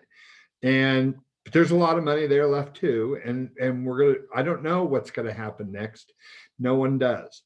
And so that's part of the deal. And I agree with, once again, my friend from Sheridan, I'm not looking to backfill anything. I'm looking to get this money out, but I want to do it smart. I want to do it right. And I want to do it the right way. And I too have memories of some of our past programs, Title IV and some of the other programs that came that really weren't, that were just too loose. And so I'm a no on this, but want to keep working forward. Thank you, Mr. Vice President. Senator Scott. Mr. Vice President, just a parliamentary inquiry. Am I right in thinking that with the appropriation in this, it requires a roll call vote under our rules? You are correct. Thank you.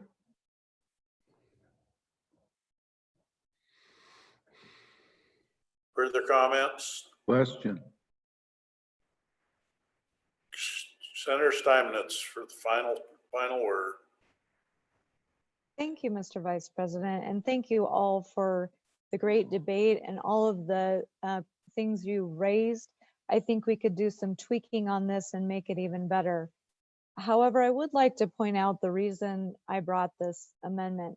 And that's because all through this situation, we've been dealing with a lot of inequity. I mean, even now, as our restaurants can't have fountain drinks and buffets and things like that, and their employees have to wear masks, or at least in some of my counties with the variances, our gas stations can still have fountain drinks and food that you pick up, and just all of the things that have happened. And some of the things that were brought up were voluntary closures. They weren't, I voluntarily closed my shop as well, but my salon owner, who has 3 children, is self-employed and was unable to get any benefits and can barely make her house payment, or her payment on her salon, didn't have the same opportunity to even be open.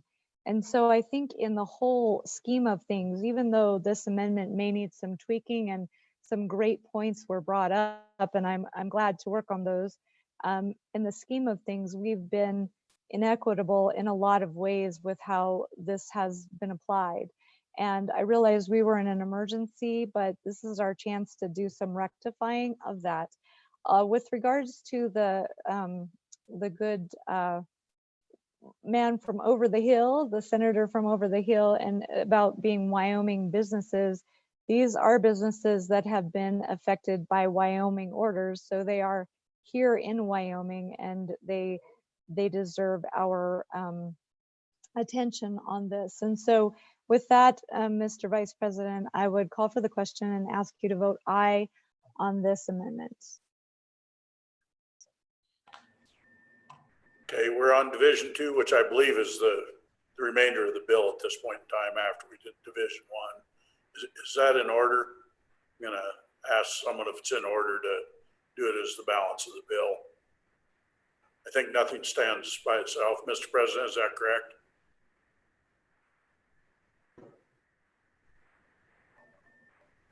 You're muted. Mr. Vice President. Go ahead. Who are you Thank you, calling? Mr. Vice President. Mr. President. Yes, the Division 2 is the balance of the bill. Okay, I wanted to make sure I didn't get a point of order on me. So we're voting on the balance of the bill. Point of order. Now you do have a point of order. I'm sorry. It's the balance of the amendment, not the bill. Let's not confuse. I'm confused enough myself, but listen. Thank you. Thank you. We're voting on the balance of the amendment. The chief clerk will call the roll. Agar? Agar, aye. Aye. Anderson? Anderson, no. No. Anselmi Dalton? No. No. Baldwin conflict? Is that correct? That's correct. Conflict. Conflict. Bebout? Aye. Aye. Beitman? Aye. Aye. Boner? Aye. Aye. Bouchard? Aye. Case conflict? Yes. Co? Yes to a conflict. I'm sorry. Case conflict. Co? Oh, no. No. Dockstetter? Aye. Aye. Driscoll? Driscoll, Conflict? aye. Driscoll? Conflict? Thank you. Driscoll conflict. Ellis? Aye. Aye. Guru? Guru, no. No. Hicks? Hicks, aye. Aye. Hutchings? Aye.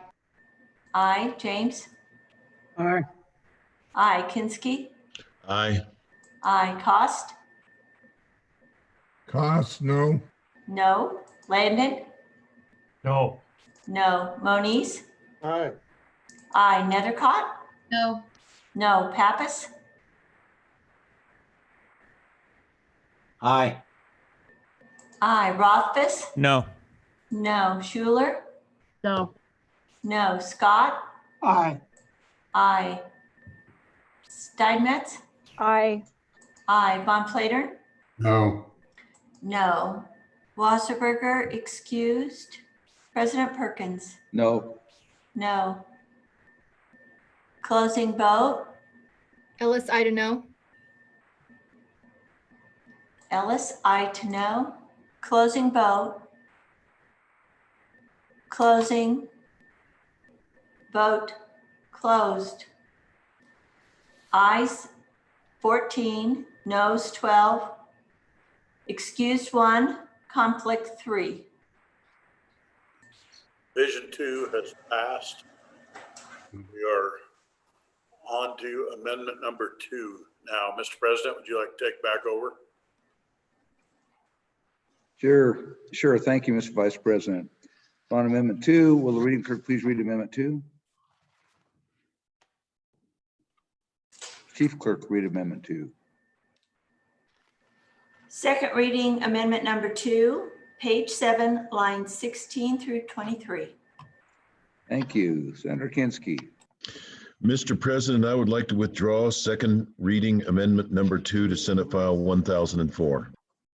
Without objection and with the blessing of many of us, it is so withdrawn. Amendment number 3, will the reading clerk or Chief Clerk please read Amendment 3?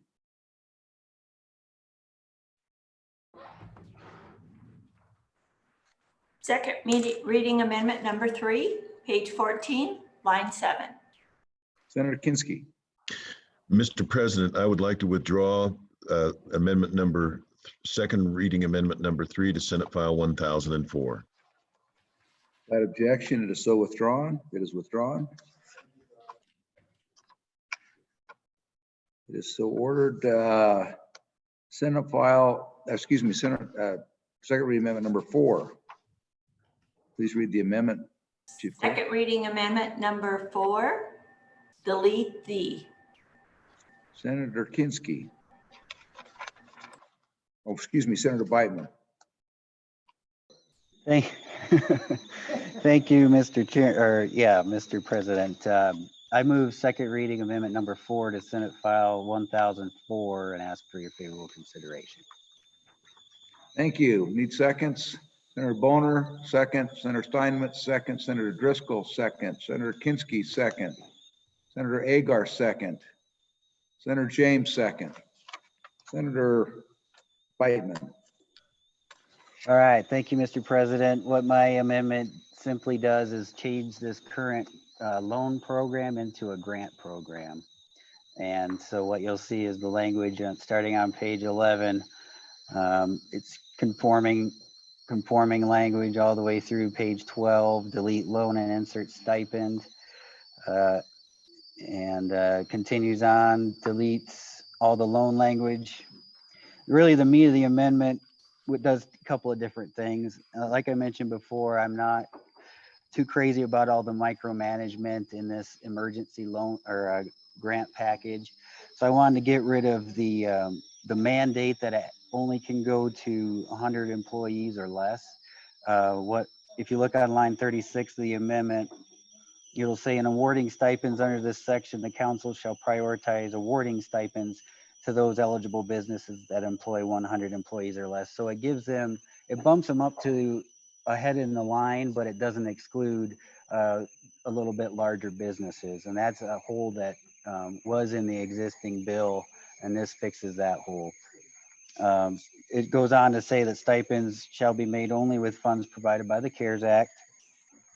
And moving on to the second page, again, we're taking out the loan language, inserting the stipend language, and that this program will terminate on December 30th, 2020. With that, Mr. President, I'll stand for any questions. Thank you, sir. Thank you. On the amendment, questions or discussion?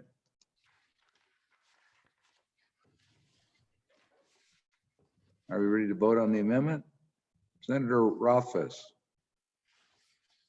Thank you, Mr. President. Mr. President, I certainly support the concept of changing it from a loan to a stipend. We've had some discussion before about the idea that the loan structure ends up being challenging. I really preferred the loan structure at first, but there really are some problems with sticking with a loan structure that we've heard from the banking community and from other interested parties, from the fact that we don't really have a certain fate of what this is going to look like in 10 years. The credit payback system that exists in the loan program looks like it's not going to work. So I think there's a lot of upside to the concept here of switching from loan to stipend.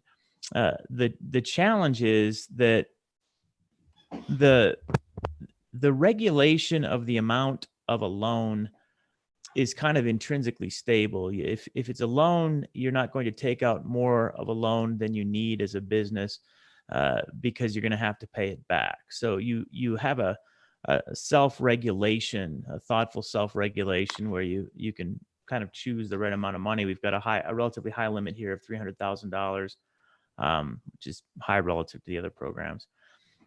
So it would self-regulate. There's language that would be available to look at how much you would need, and it sort of worked out as a loan program. It was written as a loan program.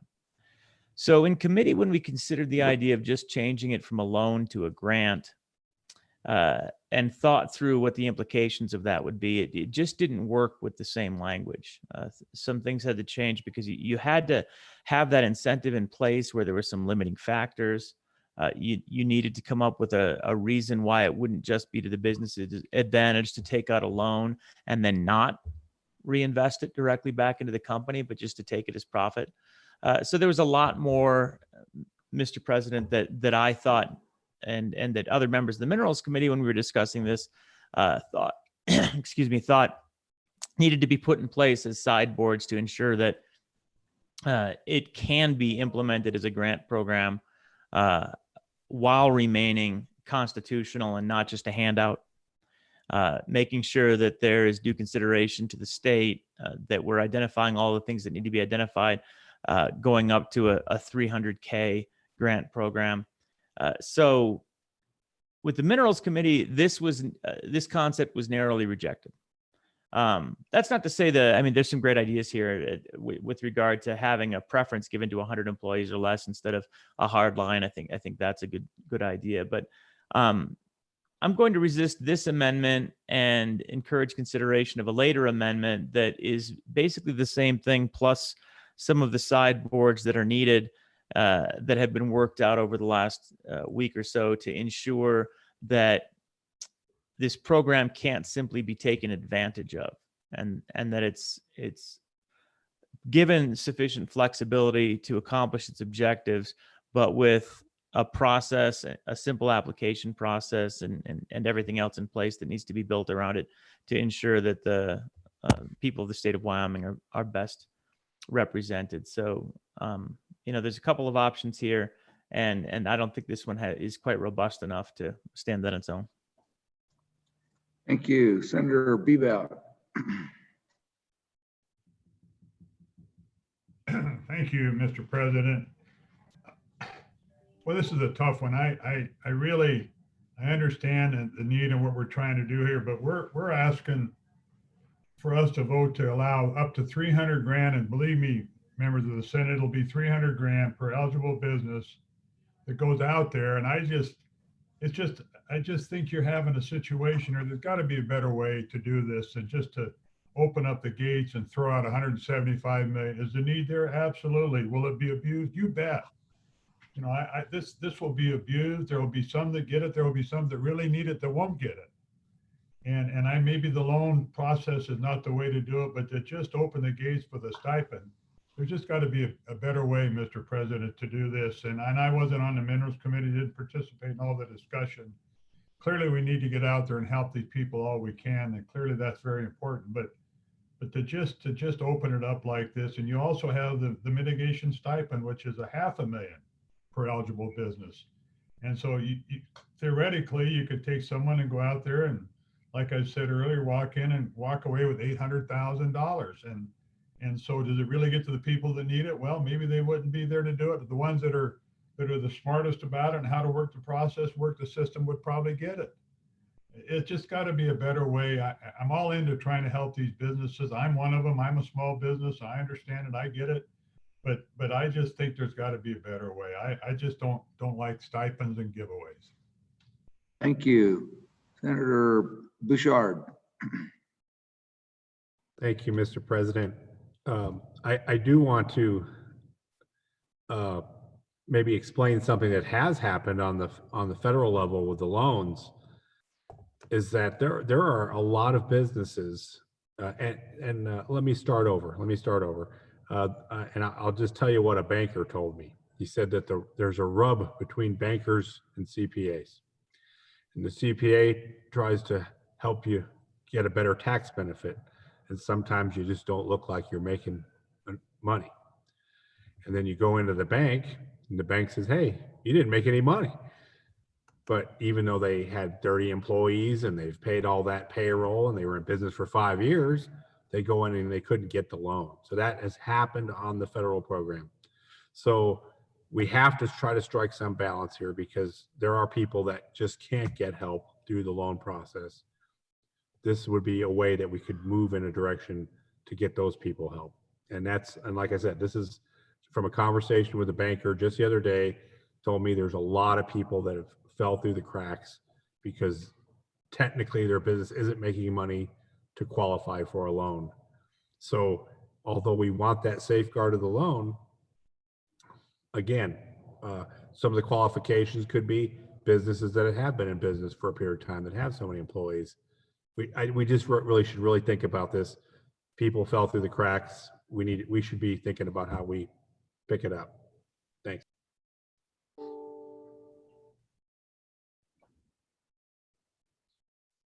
Senator Anderson.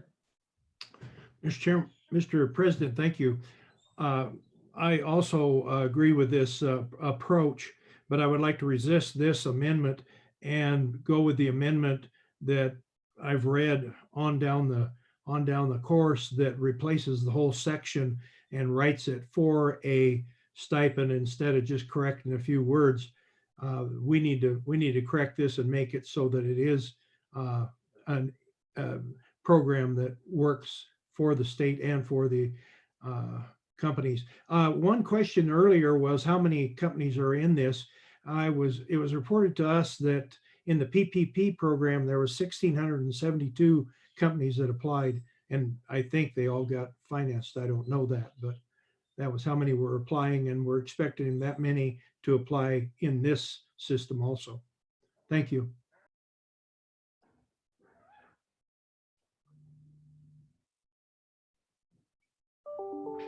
Excuse me, Senator James, and then we'll go to Senator Scott after Senator James.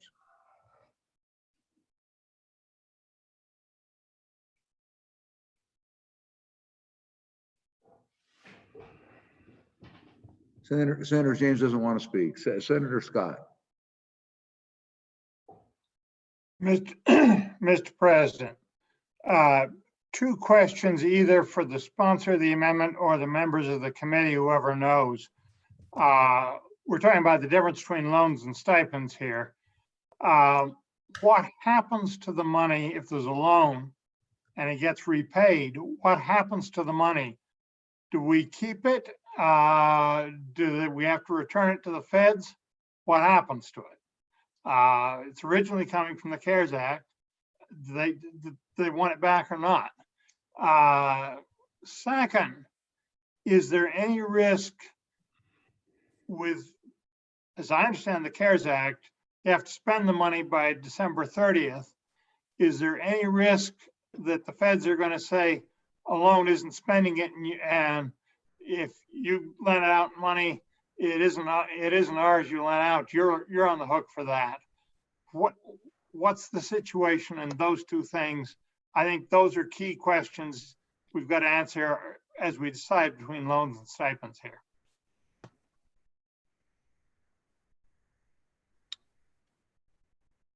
Is there any other discussion?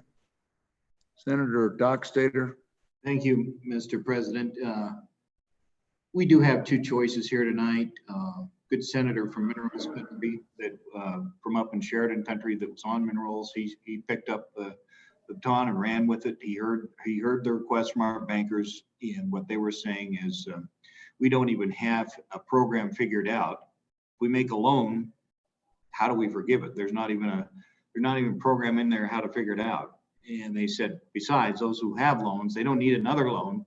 They're already in the nonprofit mode. They need some help getting out of this situation. When you think about it, when we were in session here in March, we had businesses who were making money, they're profitable, people working hard, and through no fault of their own, same businesses now are not making any money, and they're trying to sort out what their future will be.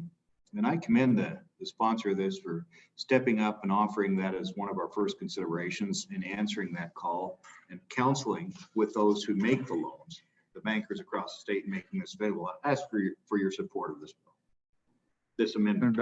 Thank you, Senator Dockstader. Anyone else? Senator Bebout, did you want to speak again? No. Senator Steinmetz. Thank you, Mr. President. On and for the amendment.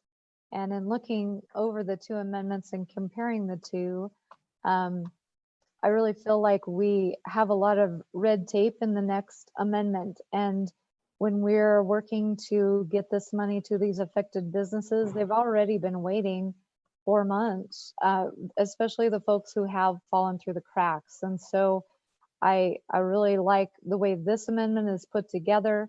It simply changes the process that they had in for loans and makes that a stipend, and on and for the amendment. Thank you. Senator Bebout. Yeah, just a question for the sponsor. So let's talk about reality here. Who's going to do this? I guess the business council would do it, since you're not going to do the loans with the bank. So how are you going to determine, in my case of my business, that I'm eligible for $300,000? Obviously, are you going to look at financial statements? Are you going to look at revenues, net to earnings? What are you going to do? How are you going to do it? So you get away, and I get back to the same thing I mentioned earlier. How do you ensure the need gets to those people that need it? And is that going to be the business council doling out 175 million in 6 months? You know, where's the control? Where's the, this may not be state money, but it's our money. It's federal dollars. And my goodness, we all know the federal debt we have. If we're going to open the gates and put out 175 million, we ought to have some sideboards somewhere to know where the money's going and who's getting it. Please answer those questions. Thank you, Senator. Anyone before Senator Beitman takes his, this is Senator Beitman, this is your amendment, isn't it? Yeah, Senator Beitman. Anyone before Senator Beitman takes his second time? Senator Beitman. Oh, is there somebody else? You've got Cost and Ellis. Senator Cost. I'm sorry, you're on my other screen, Senator Cost. Sorry, Senator Cost. Thank you, Mr. President. My question is, how do we guarantee that we're going to get money equally distributed throughout the state to all the people that need it? It seems like first come, first serve, or you hear it before somebody else, or somebody tells you about it, and all of a sudden you get in and somebody else doesn't get in. How do we protect that so that we can help everybody and not just help?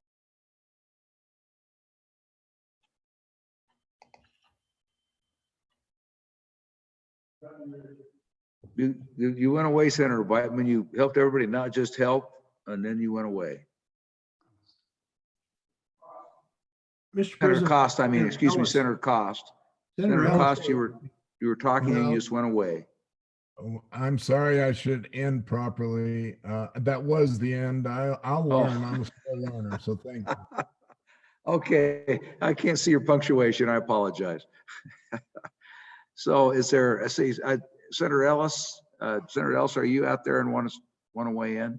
Thank you, Mr. President. Just to echo my colleague from Natrona County, what is the expectation on the back end? If this is a loan, then we recollect all that money, and then what happens to those dollars versus a stipend, we dole it out. Is there going to be an expectation on the back end that we pay it back? And if so, then how are we going to do that? Thank you. Senator Rothfuss. Thank you, Mr. President. I wanted to address that question, and this is going to be true of either of the amendments that we consider, and it's really just a consideration of stipend versus loan for the legislation. In our discussions, we think that if it's a loan, we probably would have to pay it back if the loan extended past December 30th. In other words, if we received money back as a loan, that would not have been an expenditure or spending the money within the appropriate time frame, the money would come back. We would return it to the federal government.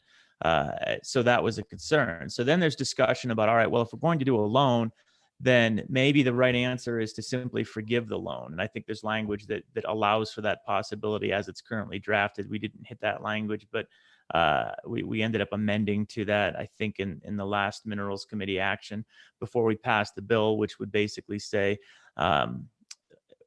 as we get to December 30th, unless for some reason we have confidence that this money could come back as a loan to the state of Wyoming, we will just consider forgiving all of the loans and they'll effectively become stipends, but stipends with basically no conditions. And again, a lot of work going into a program that isn't actually a loan program. So you do about 5 times the work and then it still becomes a stipend.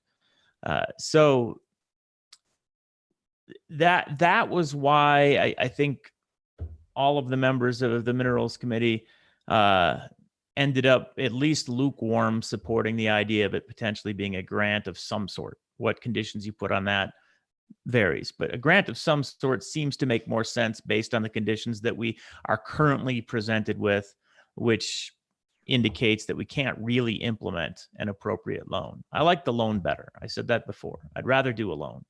I just don't think we can and get it right. So here we are looking at options then for stipends. Getting at the good senator from Fremont County's concerns, I agree there needs to be some sort of sideboard, some sort of condition, some sort of assurance that it's going to Wyoming corporations and being spent on the Wyoming economy, that it's effectively an investment in the future of Wyoming and not simply a handout to businesses that raise their hand. And that's why I'm concerned with this amendment as drafted. It is true, and it is claimed to be true, that this is simpler. There is no question. This is the simpler amendment. You can pretty much raise your hand and get up to 300K. Seems too simple. Thank you, Senator Case.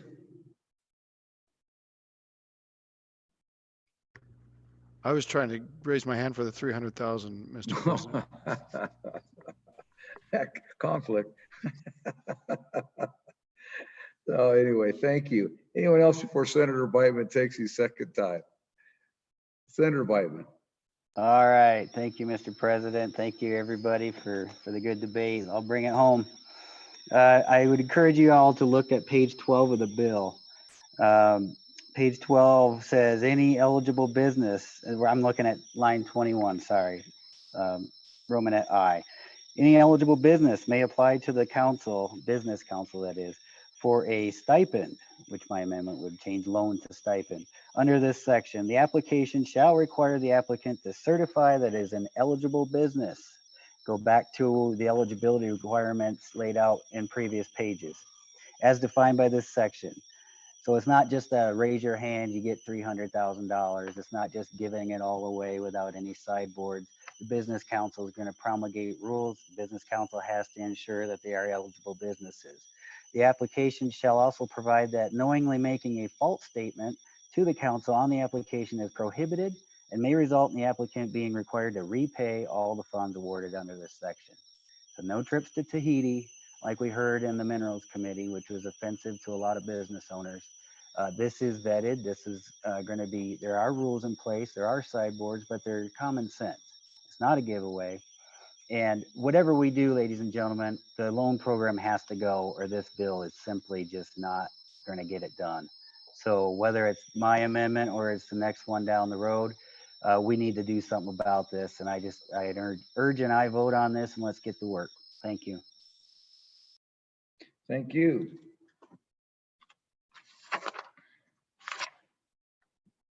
All those in, you've heard you're ready for the question. The question is the adoption of Senate second reading amendment number 4. All those in favor, please raise your hand.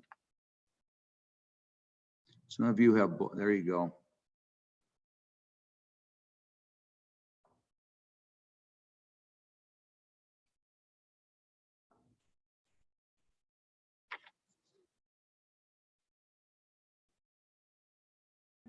$15. All those opposed, please raise your hand. Oh, all right, don't do that. That's getting late.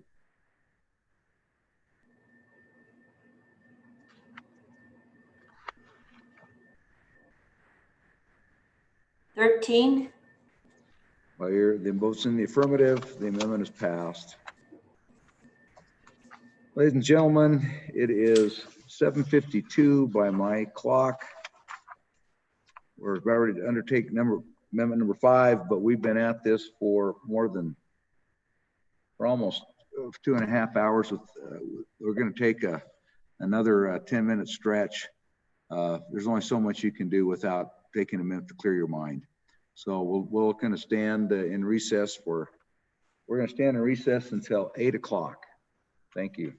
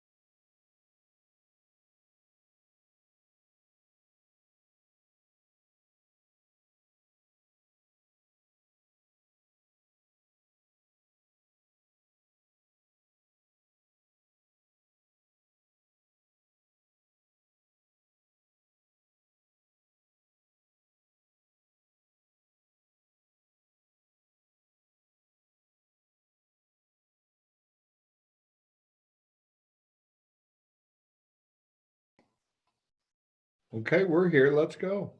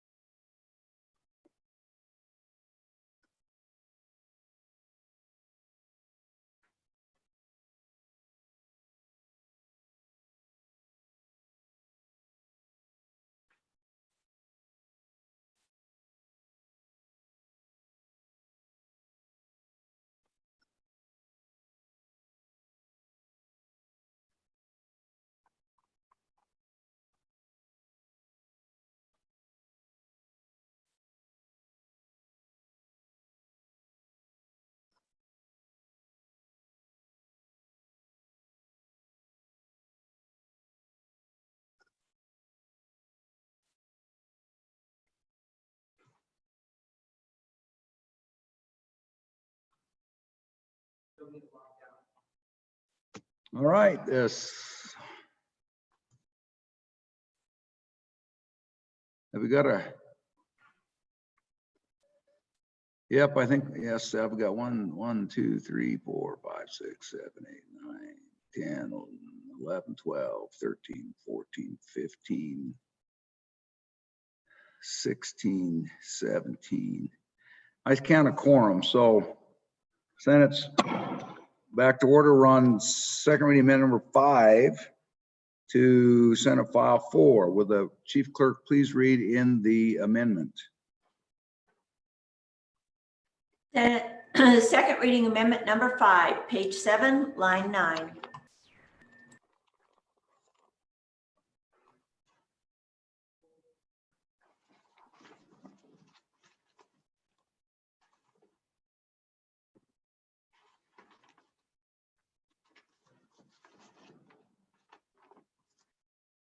Chief Clerk, did you hear us? Did you? I read, would you like me to read it in again? Yes, push your earphones back in. Yeah. There you go. I didn't have my earphones in. No, I can't hear a darn thing. Anyway, life goes on, right? Okay. Now you've read the amendment. Thank you. I'm assuming you read the amendment. I saw your lips moving and everybody's nodding. So, Senator James. Thank you, Mr. President. I'd like to move second amendment reading number 5 to Senate File 1004.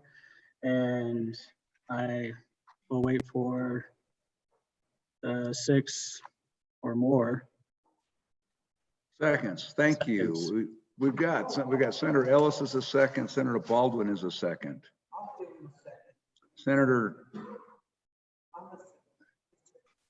Bouchard is a second. Senator Beitman is a second. Senator Hutchings, who is here, has raised her hand. She has identified herself as a second. And Senator Guru is a second. Thank you. Senator James. Thank you, Mr. President. All right, some of you guys may recognize this. This is my disclosure amendment from the prior session. Pretty much same exact wording. It will require anyone who applies for, which is now a grant under this bill, to fill this out. It will not be a determining factor whether or not they qualify for this grant, but they will need to fill this out. And that's pretty much it. And yeah, and I stand for any questions. Thank you. Thank you. Discussion on the amendment. Senator Beitman. Is that, are you Yeah, waiting, Senator I have a Beitman? question real quick. Senator Beitman. Thank you, Mr. President. I guess my question is what this is getting at. Are we trying to, I'm reading it really quickly, I'm sorry. The direct business connection, employer-employee relationships. Can you just expound more on what information you're trying to glean from doing this disclosure on this particular program? I understood it back during the budget session and why we needed it then, but these are grant funds, and I just kind of want to know why we would do that here. So just details, please. Thanks. Thank you. Any other questions for Senator? Any other questions for Senator James on this? Thank you, Senator Schuler. Thank you, Mr. President. Yeah, I would agree with the good senator from Sheridan. When I read through this, I don't have any problem with disclosure in a lot of different things. But again, I wasn't sure really what the purpose was. I do feel, a little bit of comfort in the fact that the information that is disclosed is not going to have any bearing on whether or not they get those funds. But again, it just seems to me like it's a lot of work. Extra work for somebody in our government services that are going to have to, fill out all of these applications with all of this, these disclosures. And I always think back to, I grew up in a small town, and I mean, there are a lot of folks that related to a lot of folks, And again, I don't have any problem with the disclosures at all, but it just seems like, it seems like an overreach and more government regulation that maybe we don't really need when really the factors we're trying to get to are business relief programs. So thank you, Mr. President. Thank you, Senator Schuler. Further discussion or further questions for Senator James? Seeing none, anybody before Senator James Tracy second? Senator Bouchard, thank you. Thank you, Mr. President. You know, it looks like a lot of words there, but I'm almost certain that everybody would be filling out all of those items. And if they did, boy, they'd be related to a lot of people. But I really think what the case here is that there are maybe people that could benefit, that maybe it's not like here on the floor where somebody's going to call conflict. There could be people that are close enough inside, maybe somebody who's administering a program, and it should at least be recorded.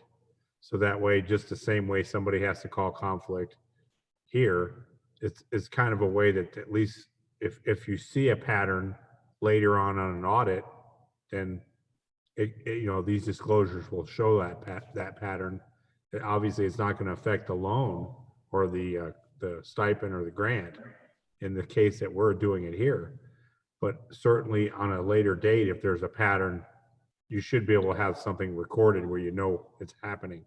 So I think that's what the purpose is. Thank you. Any other discussion? Any other discussion? Any other discussion? Senator Cost. Thank you, Mr. President. You know, my concern is if it doesn't have any effect on the loan or anything, why do we need it? Because they're going to be filling papers out for the business council anyway. So this just seems like a lot of extra work that is going to create more question and more overreach than what really is intended. We're here to help businesses get on their feet. I'm just not sure this is going to be that beneficial.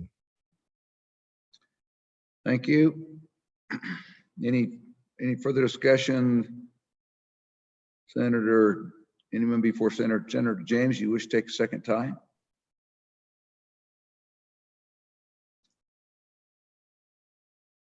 Senator James. All right. Thank you, Mr. President. So what this will do is this will make sure that, I think we have an echo in here. All right, what this will do is this will make sure that we have the disclosure in case anyone is within the government. This will also make sure that that we have the accountability, and if there is a conflict of interest, it'll make sure that the people know where their money is being spent. That is the full intent of this. And like I was saying, it won't have any bearing on whether or not they qualify for these grants. I mean, granted, these are grants, these aren't loans anymore, but it's still very necessary. It's still the people's money, and they need to know where it's going and who it's going to. And it's not that much work. I mean, like the neighbor from Laramie County was saying, unless you're related to a lot of people, you're not going to be filling all this information out. So I ask for your aye vote. Thank you. Thank you, Senator James. Question is, shall the Senate adopt second reading amendment number 5 to Senate File 1004? All those in favor, please raise your hands.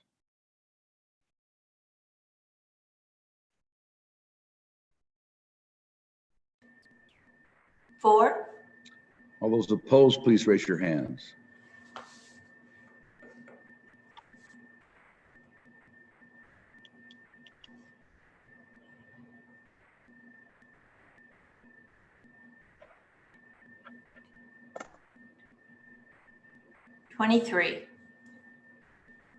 vote is in the negative. The amendment has not been adopted. We're on second reading amendment number 6. Will the reading clerk please read in, excuse me, Chief Clerk, please read in amendment 6. Second reading amendment number 6, corrected copy, delete the. Thank you. This is Senator Rothfuss's amendment. Senator Rothfuss. Thank you, Mr. President. Mr. President, I move second reading amendment number 6 to Senate File 1004. Ask the body's favorable consideration and would call for the seconds. Thank you. Are there seconds? We have seconds are Senator Hutchings, Senator Scott, Senator.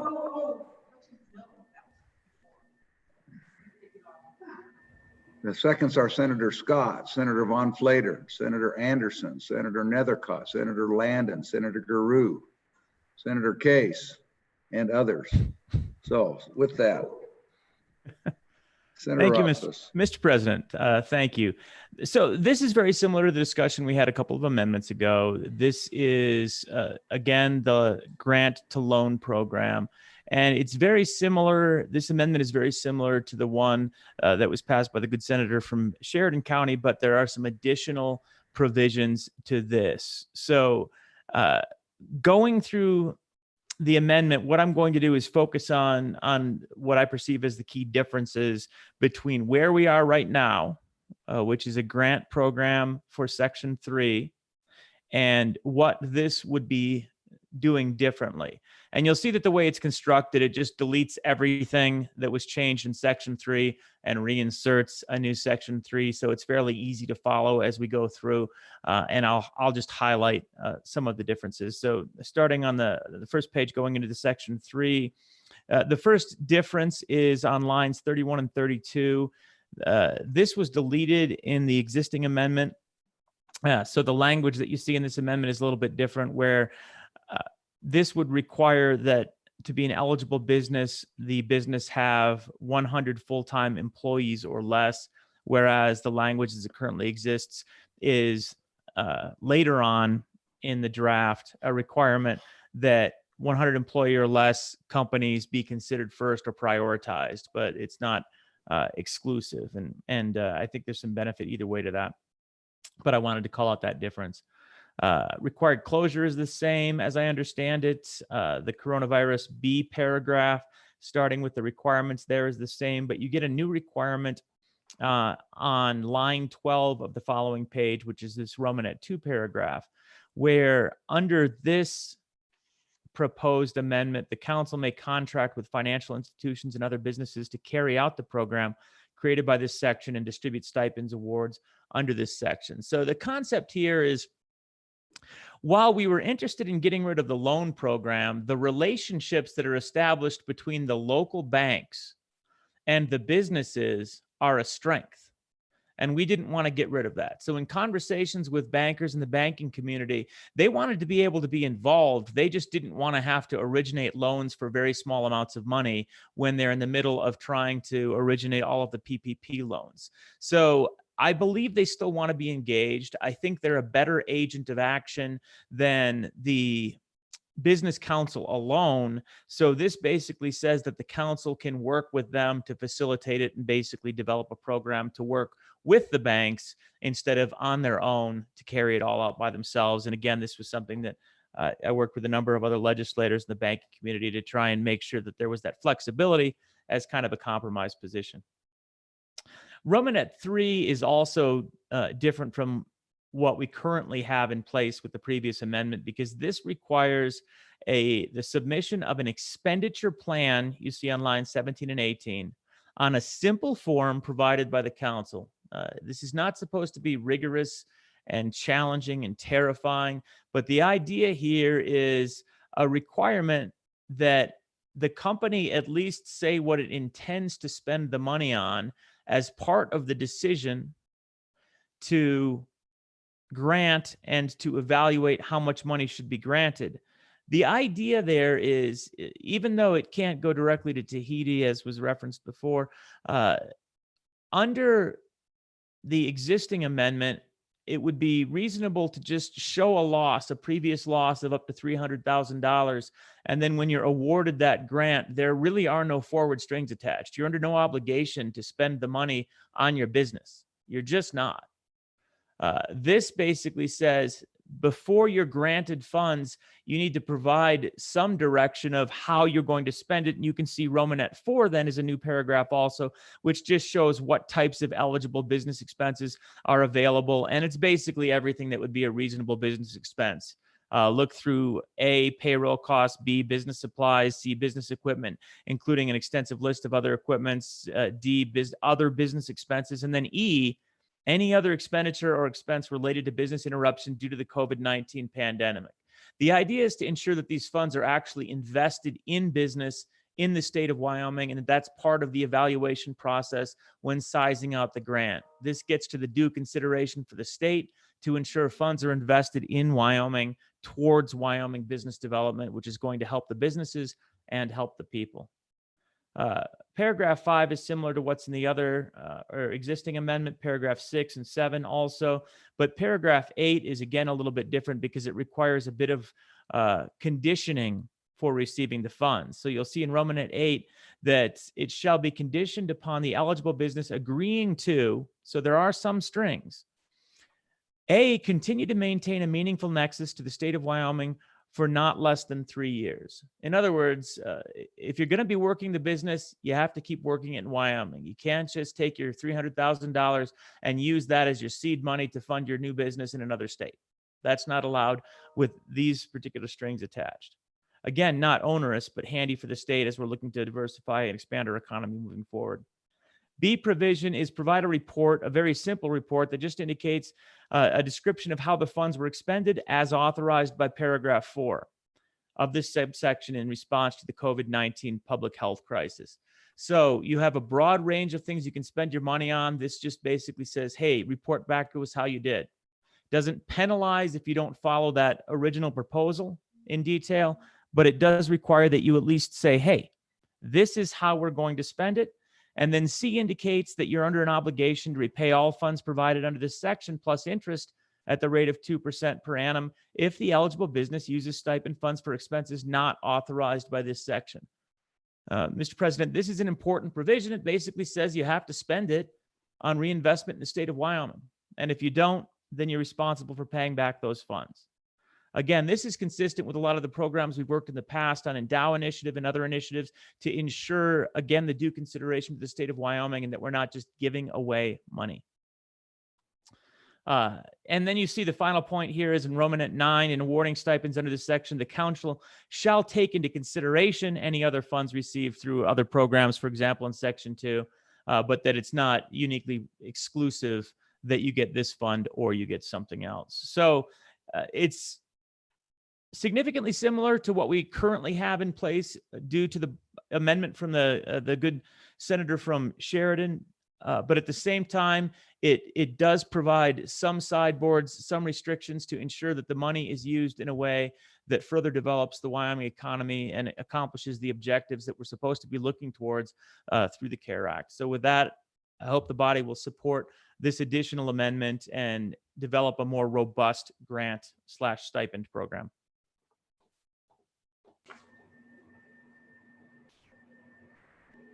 We're on the amendment discussion.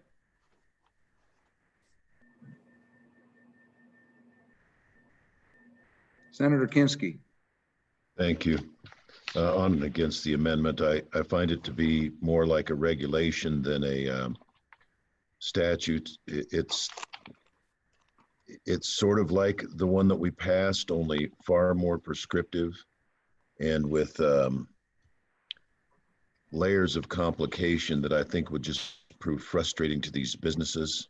The follow-up reporting, I just think it's too much. I'd rather stick with the one that we've already passed. That's just my 2 cents worth. Thank you, Mr. President.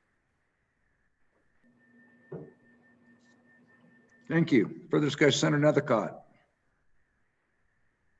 Thank you, Mr. President. I do think this amendment strikes the right balance between the appropriation of these funds to reflect what these businesses have experienced to compensate them for those losses, to identify those future losses with a very limited accountability requirement, which is really a self-report back by December 20th. And I think that that's pretty reasonable for free money. That is tax dollars, right? I mean, so that's really the only reporting requirement. It is reasonable. This amendment has been vetted through the bankers in consultation with a number of the stakeholders, and they do think that this amendment is far and above, better than the loan program, and strikes that right balance. And for that, I am for this amendment and think it will achieve the results that we've all been discussing today. Thanks, Senator Kotz. Senator Von Flatern.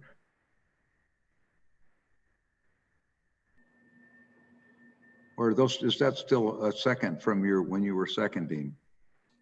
That's a second. Senator Landon, is that a second, or are you asking for time?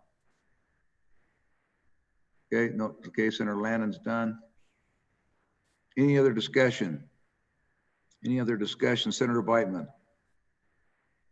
Thank you, Mr. President. On and against the amendment, obviously, but I don't think it strikes the right balance. I think there is maybe a compromise to be had, but this certainly this is a mirror amendment with the House, I believe. So, you know, we've got to do some work on this, I think, on third reading on hopefully my amendments. But, you know, you have two choices. Right now we have kind of an adult-adult relationship with the state and businesses. If we adopt this amendment, you've got a parent-child relationship where we're basically holding their hand, and we don't trust them to do the right thing. I trust business to do the right thing. I do. I have faith in Wyoming people to do what's right. And this is just way too prescriptive. Why have a regulatory agency, the Business Council? Why even have them promulgate rules? We've already written them for them in 4-page amendment. I think my amendment is much cleaner. It allows the Business Council to do their job and formulate take our legislation and put it into action. I think that's the way to go. And it's different from my amendment in that it does have it defines what eligible businesses are, and it's 100 full-time employees or less. So it completely cuts out anybody with 101 and more. And that's problematic to me, and that needs to be changed if we do adopt this. But, you know, you go through this whole thing, and it's Mother May I all the way through, and it's red tape, and I think we can do better. So I urge you a no vote on this. Thank you, Mr. President. Thank you, Senator Beitman. Any other discussion? Any other discussion? Senator Rothfuss, or anyone before Senator Rothfuss takes a second time? Seeing none. Senator Rothfuss. Thank you, Mr. President. I understand the desire to keep it simple, and really relative to any of the other grant or loan programs we've passed in as long as I've been in the legislature, this is ridiculously simple. This is $300,000 where you have to fill out a short form and then agree to stay in Wyoming for a few years while you're spending the money, and then report back that you spent the money in accordance with objectives. That's pretty decent for up to $300,000. But it does help to ensure that the objectives of the CARES Act is actually being accomplished, whereas without some sideboards, there's no such requirement. So the idea that this would be onerous, that this is somehow paternalistic, Mr. President, I don't think is accurate. I think it really is a good compromise to provide some assurances, and I hope the body will support these additional changes and move this amendment forward. Thank you, Mr. President. Thank you. Question is, shall the Senate adopt second reading amendment number 6 to Senate File 1004? All those in favor of the amendment, please raise your hands.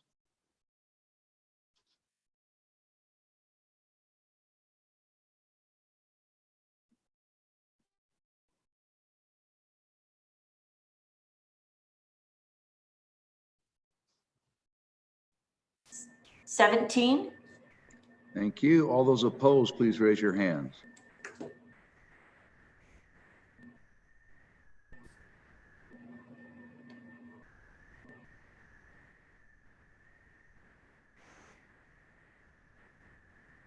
10. 10. The motion has carried and the amendment has been adopted. We're on to second reading amendment number 7. Will the reading clerk please read in the 7th amendment? Second reading amendment number 7, page 8, lines 1 through 6. Thank you, Senator Baldwin. Thank you, Mr. President. Without objection, I would ask to withdraw second reading amendment 7 to Senate File 1004. That objection is withdrawn. Will the chief clerk please read second reading amendment number 8? Second reading amendment number 8, page 7, line 16. Senator Baldwin. Thank you, Mr. President. You got lucky once, not twice, but this is an easy one. If you go in on page 7, line 16, what I'm addressing here is the very small business. And I like to think of this as a litter of puppies. If you put a bowl of puppy chow out in front of a bunch of little puppies, they attack it. The big ones get the food. The little ones go hungry. By the time they get to the bowl, there's not much left except a few crumbs. And I think that's the case of our very small businesses. Point of order, Mr. President. Oh, I'm sorry. I forgot to move it. Oh, Move it, and thank then we you. need Oh, seconds. and we're off and running. We need You're some right. seconds. So anyway, I'll hold say that that all thought. again. Hold that thought, Senator Baldwin. Do we have 6 seconds for this motion? I haven't motioned it yet, Mr. President. Oh, thank you. That's a good point. Senator Baldwin, why don't you move it? I would move second reading amendment 8 to Senate File 1004. Ask for your favorable vote. The second reading having been moved, the seconds are Senator Landon, Senator Nethercott, Senator Beitman, Senator Hicks, Senator Garou, and Senator Scott. Now, Senator Baldwin, you're on a roll. Please continue. We'll roll back for a minute. I was talking about puppies, going into a bowl of puppy chow. There's a lot of puppies. Some of them are big, some of them are small. Some of them are very small. When they go into that puppy chow and they're hungry, the big ones get in, they got it all. The little ones get in and there's not much left by the time they get to the bowl. And I think that's happened to a lot of our very small businesses in the state.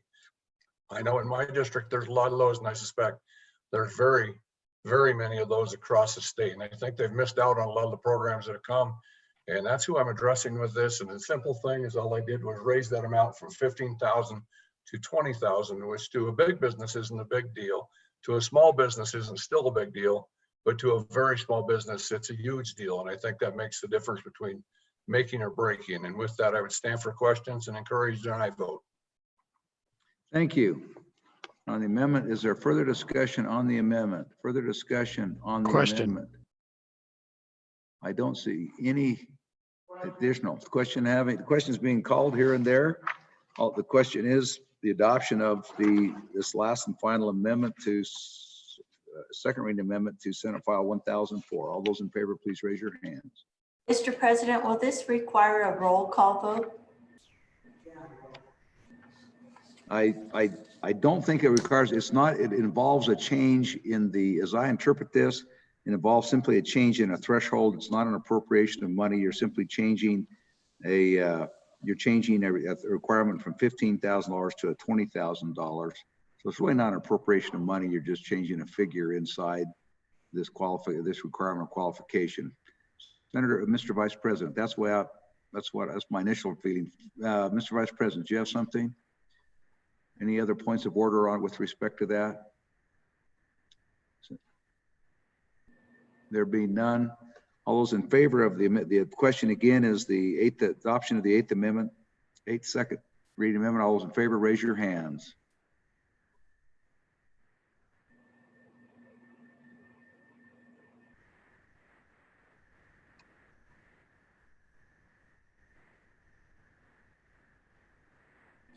$25. Thank you. All those opposed, raise your hands. No hands. No hands. The amendment has been adopted. I have no other amendments in my folder for Senate File 1004. Is that same with everybody else? Seeing the head nods and no one. Senate File 104 having been read 2 separate times. The question is, shall the bill be read a 3rd time? Hearing no objection, it is so ordered. Senate File 1005. I have no Senate file, second reading of the Senate file. Will the reading clerk please read Senate file 1005?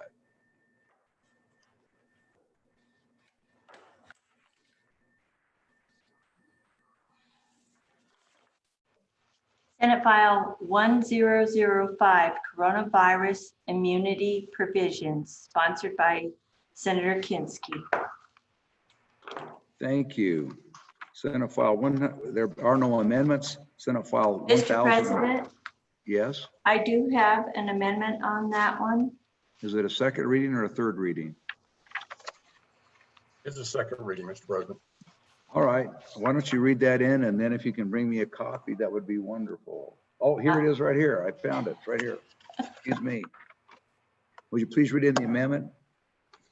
Second reading amendment number 1, page 2, line 3. Thank you. Senator Baldwin. Is this your amendment? This is, thank you, Mr. President. I would move second reading amendment 1 to Senate File 1005 and ask for seconds. Thank you. Looking for seconds. I've got Senator Boner, Senator Pappas, Senator Kinski, Senator Moniz, Senator Von Flatern. That's 6, I think. We'll just throw Senator Agar in just in case that wasn't. So you've got your second. Senator Baldwin. Thank you, Mr. President. Quite a simple amendment. After we discussed this bill earlier this morning, which was a lifetime ago, the Hospital Association came forth, and some of those folks from long-term care came forth and wanted insurance that this would include them as well. And what this amendment does is just include them in that language for immunity. And in the second on page 2, line 19, it goes back to the Wyoming Governmental Claims Act and just clears it up that this is a separate thing from that and notwithstanding anything in those claims. And so pretty much all this amendment does is includes the hospitals and the long-term cares and immunity, which I would consider probably where the most exposure to the COVID-19 virus takes place. And with that, I would stand for questions and ask for your favorable vote. Thanks, Senator Baldwin. We're on the amendment. Is there discussion on this amendment? Senator Hicks.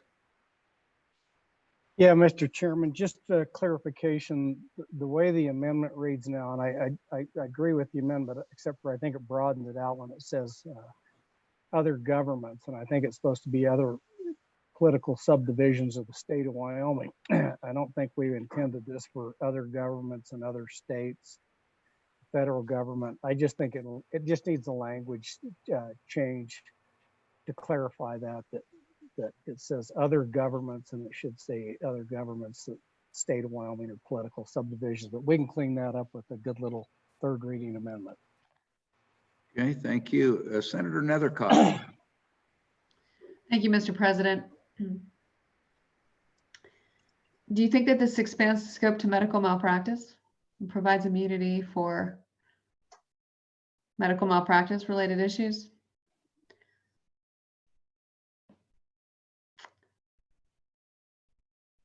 Let's say you put the ventilator in wrong, real wrong, so much so that you killed the patient.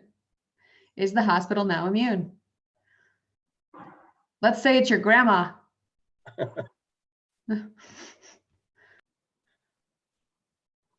there are no further questions, Mr. President, I'll go ahead and answer that one. I better wait and see if there's any more questions before that. I'm not sure that Senator Nethercott was done. She may have just been pausing for effect. No, she says that she's done. Are there other questions? Any other questions before the sponsor takes his second time? Seeing none. Senator Baldwin. Thank you, Mr. President. Regarding the first question, certainly that is an easy cleanup from the senator from Carbon County.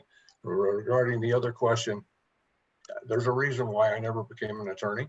And I think that's a question for the attorneys, and I can't answer that question, to be real honest. I think that's something we'd have to look into before a third reading. Okay, thank you. Having spoken second time, the question is, shall we adopt this second reading amendment number 1 to Senate File 1005? All those in favor, please raise your hands.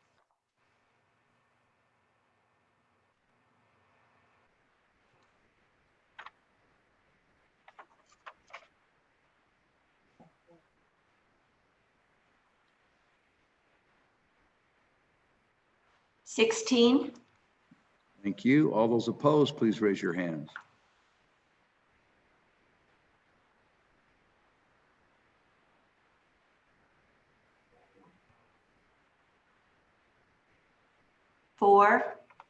I'm sorry, 5. 5. Still not enough. So while the vote is in the affirmative and the amendment is adopted, I have no other amendments to that I have in.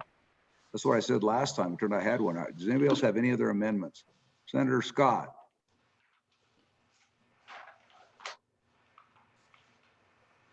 Mr. President, on the question that was just asked on malpractice, look at in the bill subsection B, and I think the answer is no, unless the malpractice liability causes exposure or somebody else contracting the virus. So I suppose if a doctor with the virus came in, didn't take precautions and gave it to the patient, that would be covered. But if they put the ventilator in, no, that's a separate issue and not covered by this bill. Okay, thank you. So I have no other amendments. So Senate File 1005, having been read 2 separate times, the question is, shall the bill be read a 3rd time? Hearing no objection, it is so ordered. Mr. Majority Floor Leader, I believe that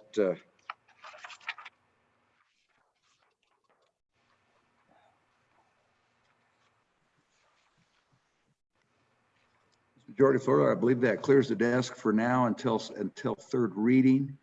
A couple of items of business.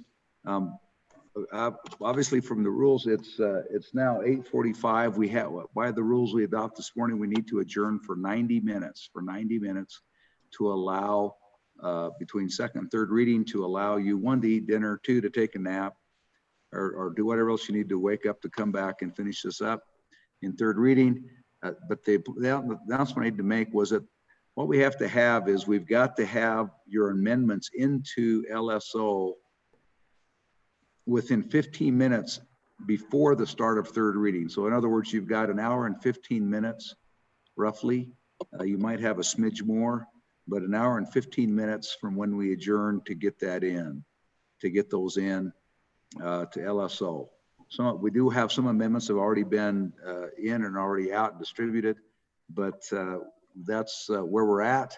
And so with that, Mr. Majority Floor Leader, that clears the desk for right now until 3rd reading. Okay, Mr. President, then I move the Senate recess until 10:15 p.m. It's our 90-minute rule to allow for preparation of 3rd reading amendments on mayor bills, and your dinner opportunities are slowly going away. Thank you. Are there any other announcements? Heard the motion. All those in favor, please raise your hands.